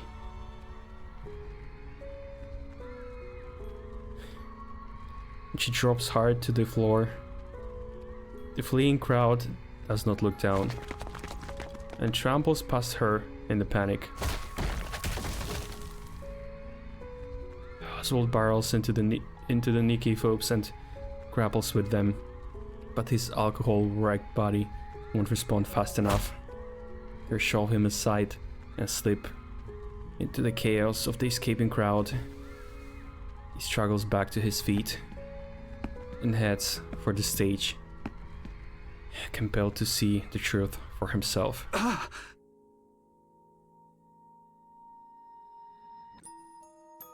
There's no way she knew. I mean, yeah, it's a concert. After such a long time, maybe she realized that they would use this opportunity, but again, can't believe she didn't plan it and it's all just a prank. Frisia. Yeah, I figured. So that's how Anise died. She lies motionless on the stage. Now I wonder how Anise became a NIKKE, because, you know, she's just a person, random person. Did she ever sign... Did she ever sign a paper to become a NIKKE? Does she even have this opportunity as an orphan?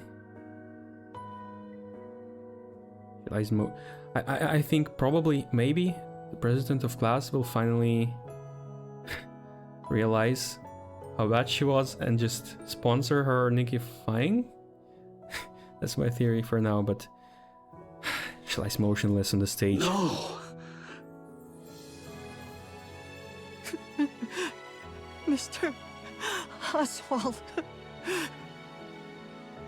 Oh. No. Frisia.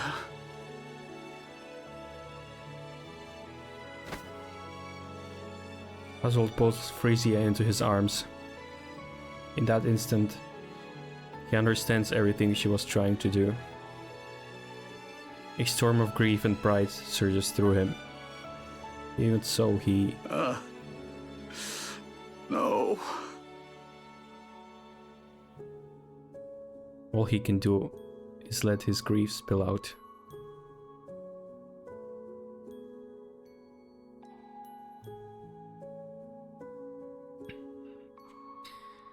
Preeti was shot and killed during her comeback concert.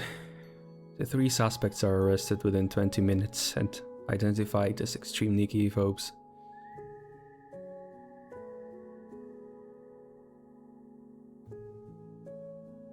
They confessed that they committed the crime to halt the rising influence of the NIKKE Rights Committee, the very organization that had backed Preeti. After their confession, their whereabouts are never revealed. The world reels at the truth. A symbol of the NIKKEs and the Arc Star has been murdered by NIKKE phobes. And you know how worthless this death is in the end, because people will forget in 100 years. You remember? They will so much forget about her that Crow had to do tear acts just to remind people that NIKKEs are the saviors. That's why it's so stupid. If she staged it, it wouldn't change anything. But she died and it won't matter in just a couple of years.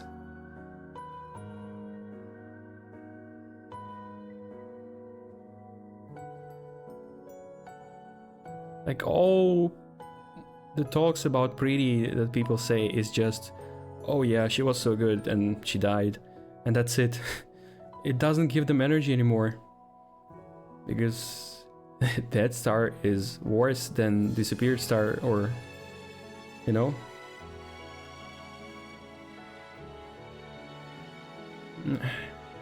So insignificant for the power she had. There were 100 better ways to get out of this.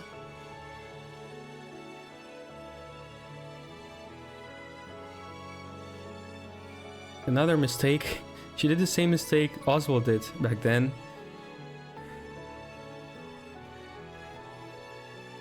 Yeah, but again, she's wrong in the end, we know that. Nobody knows about Preeti in future, except of Anise and a couple of her friends. And a couple of, you know, contractors of, you know, other orphans who contracted with the Snow Crane. The world reels at the truth. A symbol of the NIKKEs and the Arc Star has been murdered by NIKKE phobes. Within the Arc, the NIKKE phobes become targets of absolute contamination, and their influence collapses almost overnight. Okay, well... Okay, now it's not worthless, but still. Nah, it's still worthless because, again, there will be new generations of NIKKE phobes. It won't change. And as we know that Anise is not a NIKKE yet, that means Rapi is also not a NIKKE yet. She's probably still in her hospital. And yeah, in fact, Rapi will also die in that attack. One of these attacks, which will happen after what happened, so it's completely worthless. Nothing will change. Those attacks will keep going. At the same time, Nikke rights begin to rise sharply. Yeah, but only for a brief moment, right? Enoch enacts new legislation, making the mistreatment of Nikkes a punishable crime. Oh, and fucking Enoch couldn't do that earlier? Thus, Pretty leaves a lasting mark on the Ark, remaining an idol and a revered figure forever. That's not true. Hansen walks through the streets. Up ahead, a citizen passes an empty can into a hand of Nikke walking down the street. It's all the same. The last of its content already drained. All of a sudden, someone steps in and knocks the can away. Okay.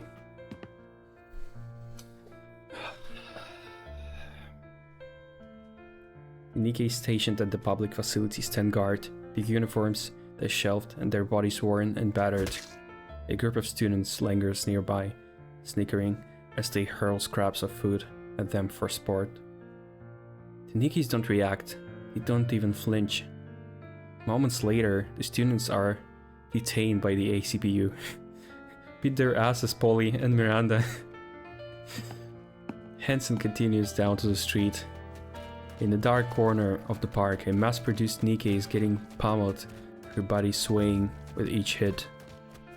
It isn't supposed to hurt. The attackers wield nothing but cheap plastic rods, and on their own hands, hardly enough to cause real damage.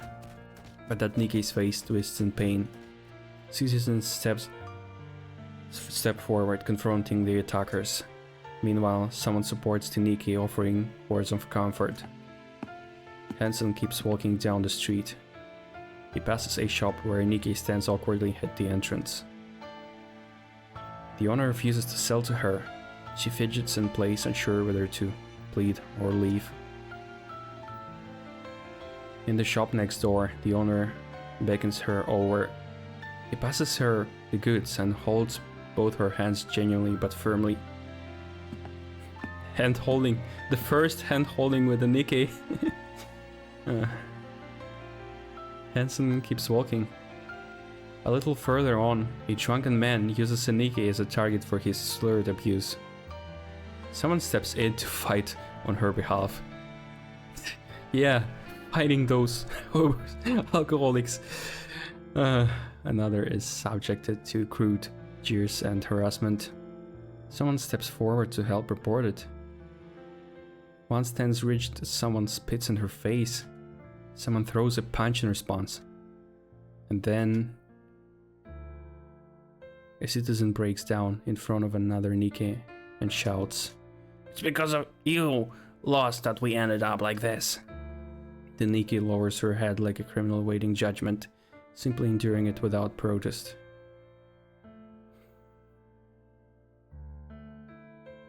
Hansen steps forward and yells at the screaming citizen.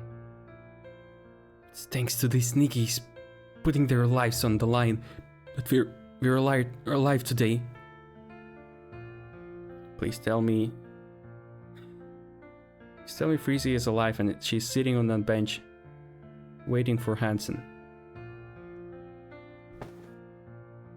Hansen finds a quiet spot in the far corner of the park and sits down. His tears fall. He weeps over and over, lost in his sorrow. And then she just approaches him and... Frisia. God damn it. Wait! Excuse me? Frisia. Frisia. Frisia. Isn't that new Mustang's voice? Wait, what? No, maybe it just sounds like that because he's weeping. Frisia. The plan's fallen apart. But I do remember you told me something about the voices, Anthony, so I'm starting to suspect his hands in the new Mustang. Damn, that could be. Okay.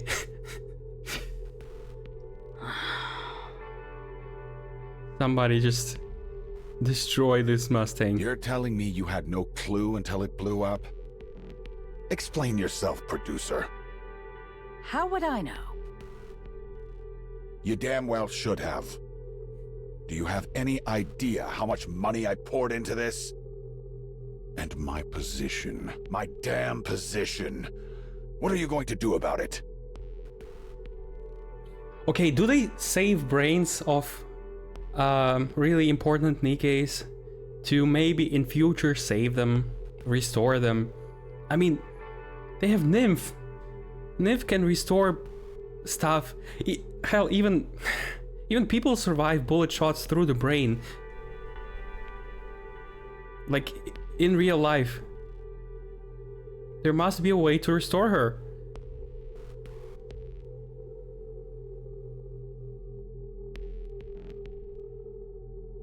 There's no way she's just dying like that. In all history of Nikke, only 2 Nikkes truly died, not from mass-produced ones. And it's the, Inherit Squad, but nobody else died.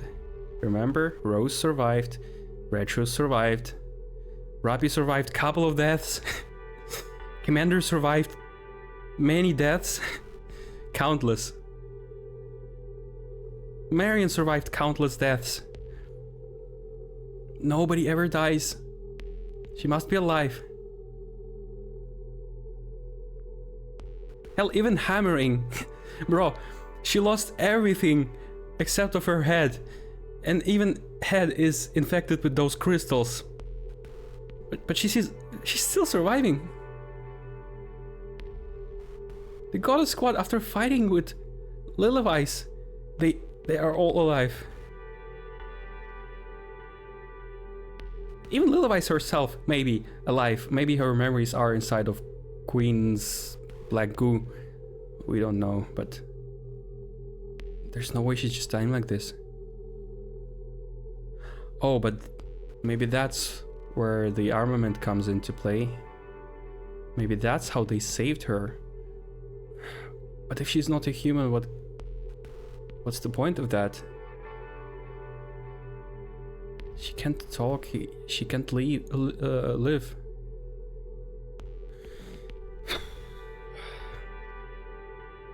You really don't care about anyone but yourself. Spare me the lecture and tell me what you're going to do about this. I'm done. I can't do this anymore. What? You heard me. I quit. Do you even know what you're saying? Did I stutter? No, Mustang is You sorry. got some other way to make a living?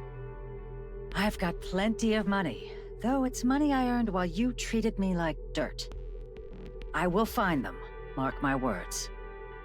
Find who? And there's nothing you can do to stop me. Live long, you miserable piece of trash.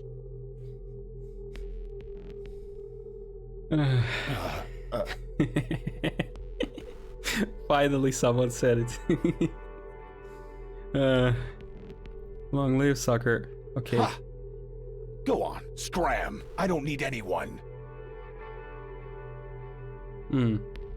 Why so serious? Least of all you. What's with the face, Mustang, huh? Damn it.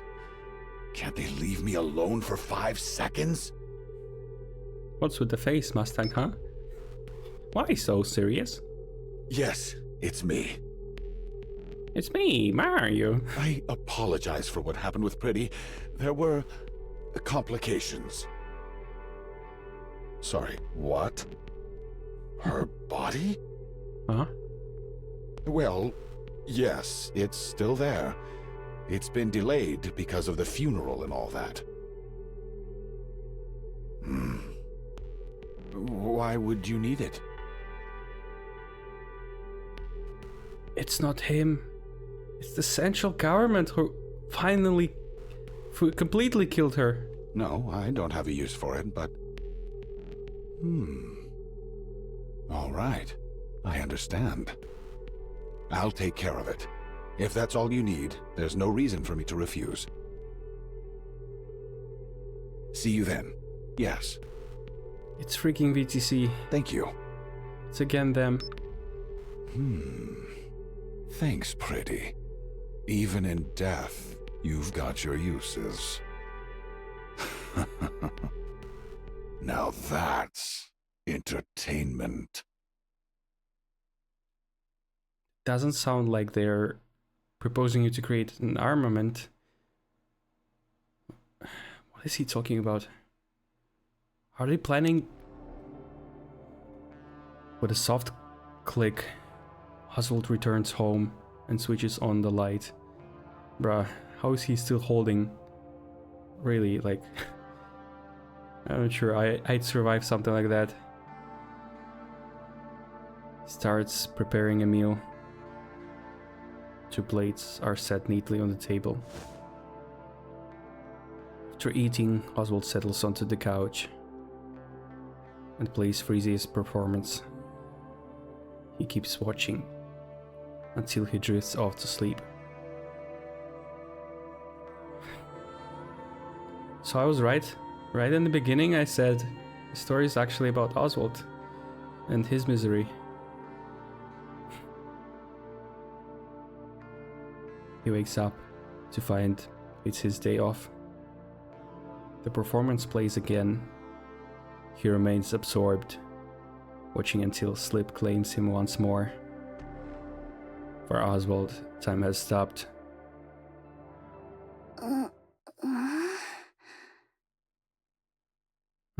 Huh? Oh. But what's Hansen doing here beside Anise? So I've become a NIKKE. Oh. You're awake. Wait, you're Pretty's manager? I see you know who I am. Yeah, I've seen you on TV a few times.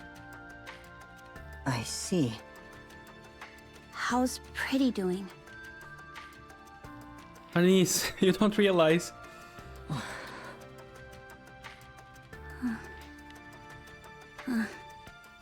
Okay. I'm sorry.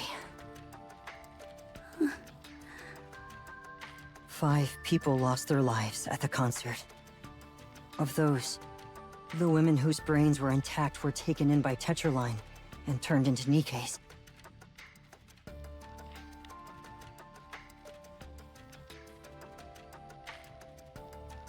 You're one of them. Bro, even that, they did just because Mustang needed some more material for his evil plans. Your name is Anise, right? Bro, I can't even imagine that Mustang to ever say, "Ma chérie Anise, entertainment." Bro, what the hell? Yeah. I heard what you did for Pretty at the park. You have my thanks. How do you know about that? Because there was a fool who could do nothing but watch from a distance. Huh? Bruh. So he returned earlier and just watched them? Oh. Someone who couldn't bring himself to comfort her. To stand against anyone. Yeah, you're a fool. Sorry, that probably came out kind of strange. Anise, have you ever thought about becoming a pop star? The Ark needs stars. Like Pretty. Yeah. I'll give it a shot. I really want to. I want to be a star that gives people hope. Pretty star, and Well, that was easy. there is no death confirmation. Nowhere was said that she died. They said Kabalov. Okay, they said they were turned into NIKKEs and she was already a NIKKE.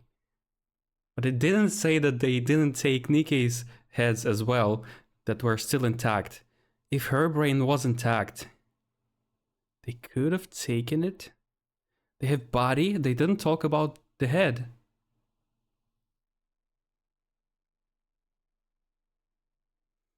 They also didn't show what happened to Oswald. He was watching her show, that's it. That's an open ending. There's nothing we can actually know for certain after that. What is this? Is that really the end? No, okay. Bruh, I would have been mad if that was the end. A long span of time passes unnoticed, but steady. After her performance, Anissa's busy tidying up backstage. No, I've got this. Oh, they made her a model. Oh, you remember that? That was just an art, and now she has an in-game model. No, Anissa's so beautiful. Chill. Mint and Prika's got this. It's automated now, remember? Oh, that's our Anise. Again? I can't with those two. Hansen walks over to Mint and Prika. Hey, pop stars aren't supposed to be doing this. I've got it covered, so go on inside and get some rest, alright? What are they doing? Anise lets out a chuckle at their interaction. As she packs up the equipment, her gaze drifts and lands on something in the distance.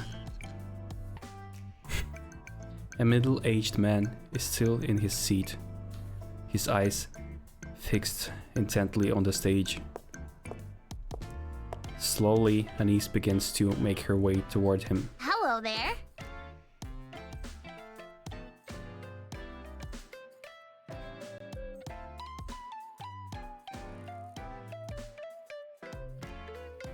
Good evening. You've been showing up a lot lately. Feels like I keep seeing you everywhere. Yes, I come whenever I can.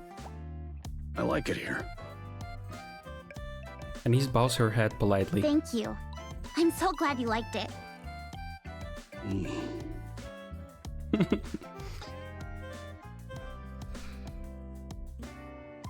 Yeah,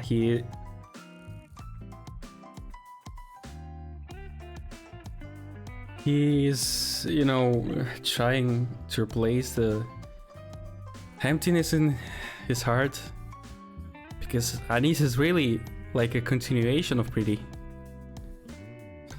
and he's just imagining that she's like her. If I remember correctly, you said you liked Pretty. Oh, yeah. I talk about her whenever I get the chance. Do you want to be like Pretty? Oh, he doesn't even hide it. Yeah. She's my idol and star. Oh, really? Why's that? That's because she gave me hope when I had nothing. I know I can't ever be like her, but I want to give hope to others too. That way, Pretty's memory will live on forever. I see. Thank you. That means a lot to me. Oswald gets to his feet, gives Anise a quick nod, and walks away. And from that moment on, their paths never crossed again.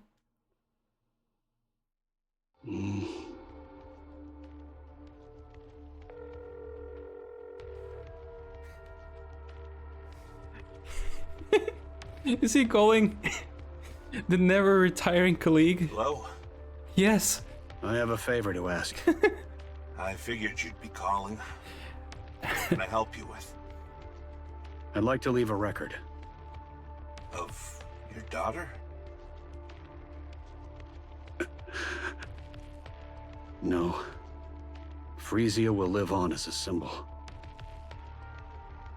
The world won't let her be forgotten. If only you knew how wrong you are. Then what kind of... If only you knew that central government will make it look like another... Yeah, it's nothing. Even the goddesses themselves are forgotten. I mean, they tried to show us that people are actually secretly still loving the goddess and stuff, but it's not a lot of people. The government does everything so everybody forgets.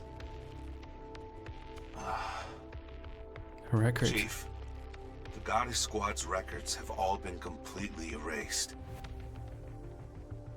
Even leaving a single record now would be a serious crime. I have come to a firm belief.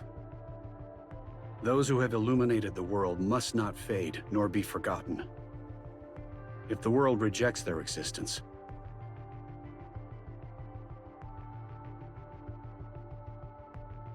I will ensure they are preserved, even if it means leaving them in the farthest corners. When the world is finally filled with light again, I want that light to reach them as well. Secret library. Please, help me. Got it. Looks like retirement's off the table. Again. I'm sorry.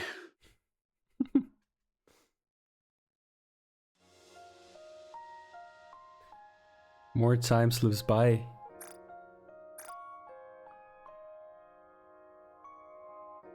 Unable to escape the march of time, Oswald's hair has turned completely white. He dots the final period on the last page. Closing the book, he sets a pair of worn leather gloves on top and shuts his eyes. Leaving a record while awaiting the watchful eyes of the central government is not easy task. In the end, though, he succeeds. Okay, at least that's a little relief, because there were so many theories. Who is Oswald now in the future? But it seems like maybe he really just died as a normal human, you know. But again, can we call that...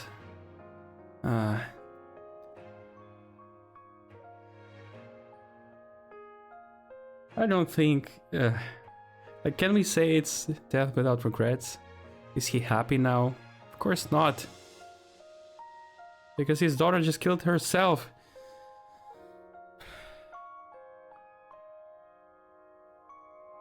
The bestseller squad. I mean, the bestseller squad is actually pretty new. Remember what Arcana said? That she's 13th or something like that? Member or leader of the library. So... Oh, by the way, Red Hood. So yeah, I guess it's still a lot of time before bestseller squad appears. There will be 13 more Nikkes or something. You never truly meet him. It's a bittersweet way to go out. More like just bitter. He understood why she did it though, so it helped out. Yeah, but again, we now understand it was worthless. Even Anise will just stage her death to step out. But she knows that actually the only way to illuminate is not to die, you know? Just go to other branch and shine there. She was a good pop star, and now she's a good fighter. Hell, even the trash person Mustang found a way to rebrand himself somehow. Also, what the hell? They didn't show anything about him. Did he just really change his mind? What a bullshit. Oswald feels the weight of exhaustion pressing down on him. Just then someone taps him on the shoulder. Who? Please. Who? Who is that? Please tell me it's her. I'm here. Ah, you've arrived. Who's Arthur?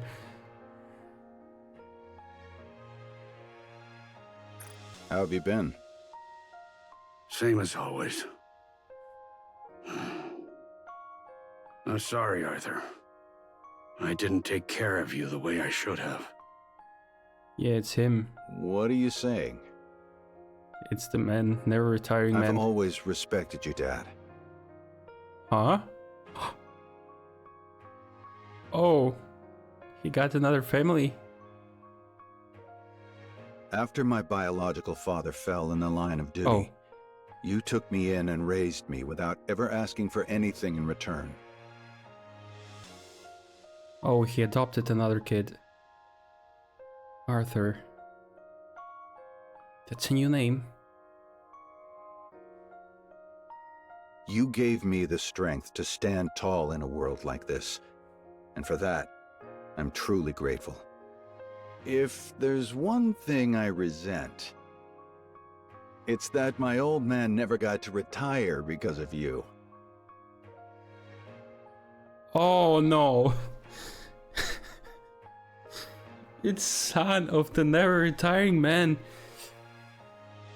Damn, Oswald, you're a cruel person. What the hell did you do?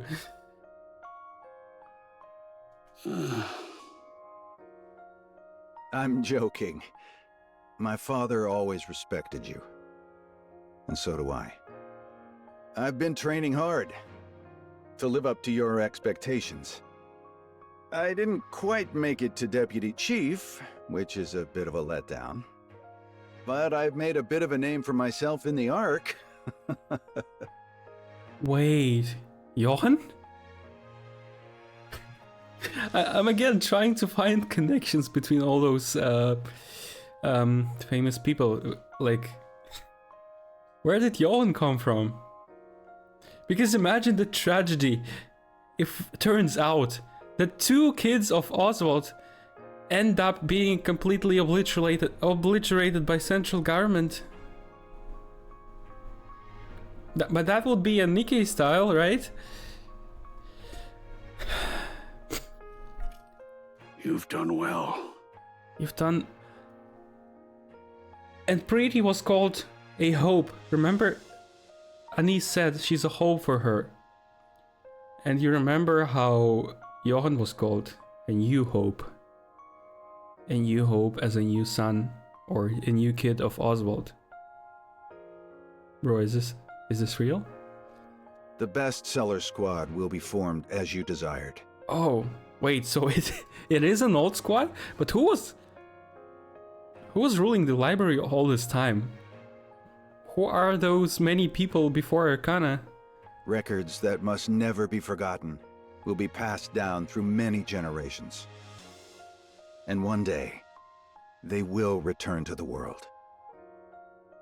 Thank you.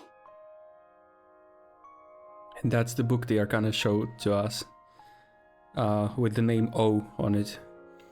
Arthur's gaze lingers on the book in front of Oswald. Huh. I've never seen this book closed before. Yeah, it's his end, I guess. You even took out Red Hood's gloves. Did you really finish the whole thing? Yes.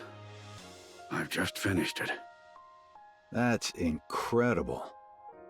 Well, looks like the hard part's all yours from here. It's all good. If I can't do it, my son will. Isn't that right, Burning Gum? No way! What? No way!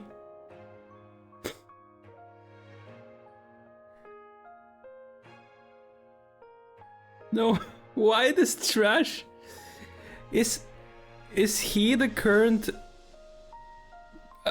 manager of the library?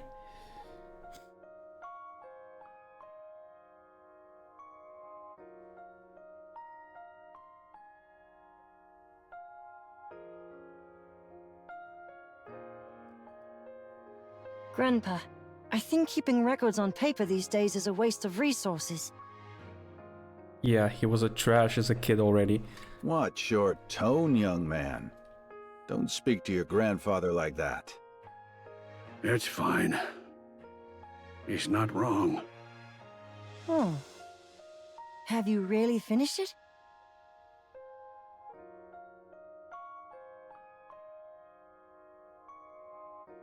Dorothy. Can it be she knows that Birmingham is his grandson? And that's why she contacted directly him and not the other deputy chiefs? That's right. Since you said you wouldn't read it until it's finished, I pushed myself a bit. And that's how he knows everything. Birmingham knows everything about the Goddess Squad because... okay. Come over here and sit down. I'll tell you all about it. Okay. Birmingham climbs onto Oswald's lap. You troublemaker, really? I said it was fine. But still, you should probably lose some weight. You fat! Grandpa, you said it's important to eat well at my age, so I did just that. Only problem is, you took it a little too seriously. Yeah, and that's the reason you don't become a commander like you wanted, huh? Now then, where should I begin? Once upon a time, there were those who fought for humanity. They were called the Goddesses. Truly, they were beings worthy of being called the Goddesses of Victory. Well, that was easy. That wasn't easy. That wasn't easy at all. Oh no, it's her frame. The Ark Star frame. On the day someone's dear daughter was abandoned.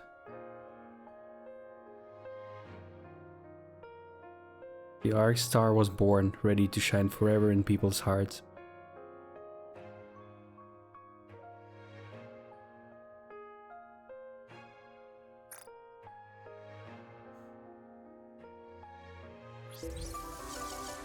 That's really it.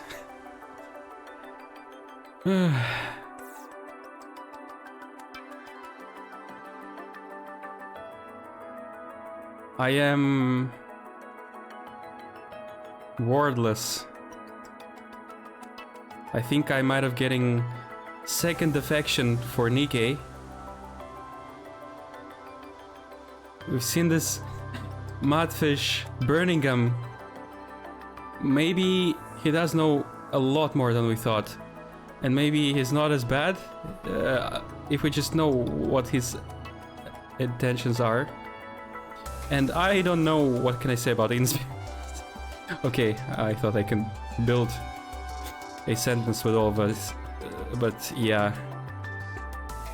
For sure, we have now our new pretty star Anise. Definitely a lot more respect for Anise now. She was also a Giga Chat, Giga Kid from the beginning. Just like Frisia, you know? Never gave up despite being so weak and little.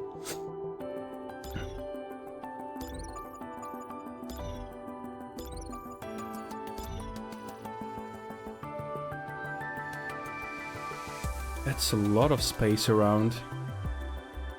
What's the storyline?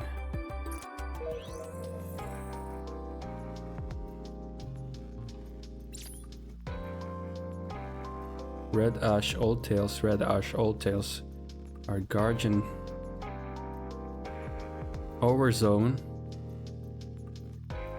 Seriously?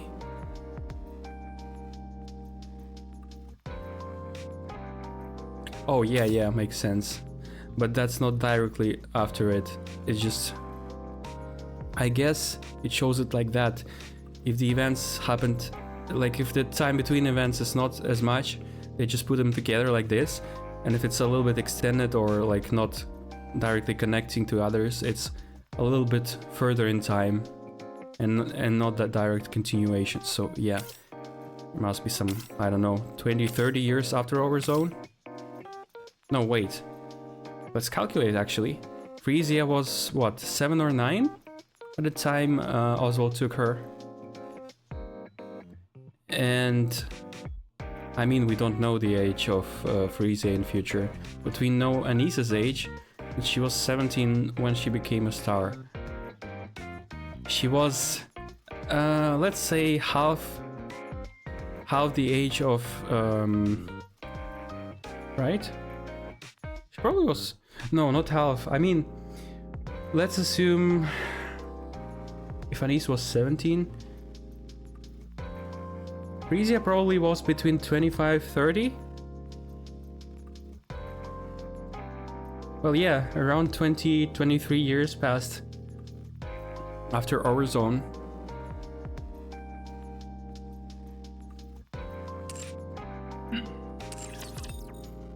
And what again?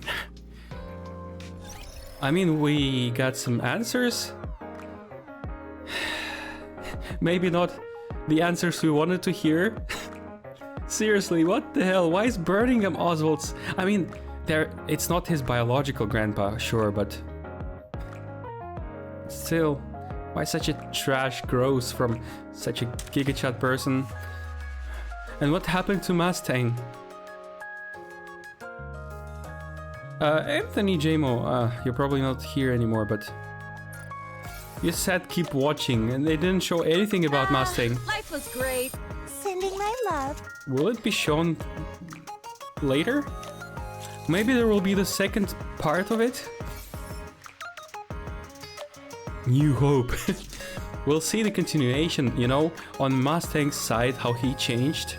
And maybe a little bit of Frisia's lore. Maybe still alive. Maybe she's still alive. I don't accept that she's just turned into armament. It can be just like that. Maybe her brain is still somewhere. Like, we even know that Unlimited Squad saves Nikke's brains for a long time until they find a way to restore them, right? There must be technology for that.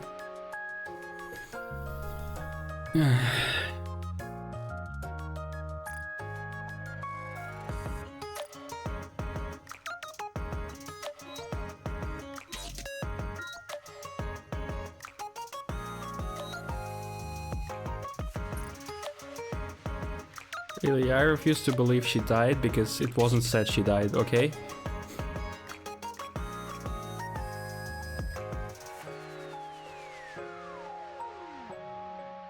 On the other hand, what's the reason not to believe G? And on the other hand, maybe she's not lying and just doesn't know the truth. We need to talk to Birmingham. He probably knows. No, but Oswald didn't know.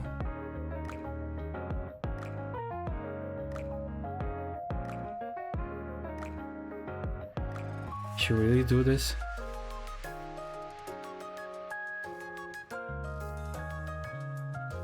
Should we really even calculate the trajectory that way so she can survive it? No, again. Central government retrieved her body.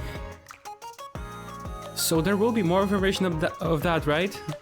Or is it just a connection to, yeah, that's how she became an armament. It was the central government and probably the ETC. I don't know. I again don't have enough answers.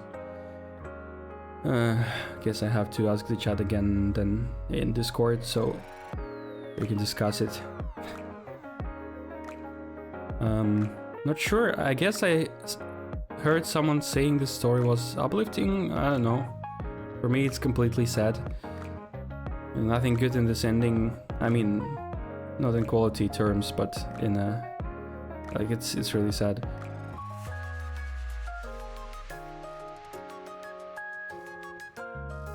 And yeah, not many answers.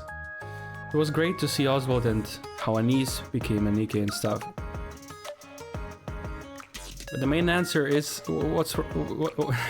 Is Freezy alive? I don't know.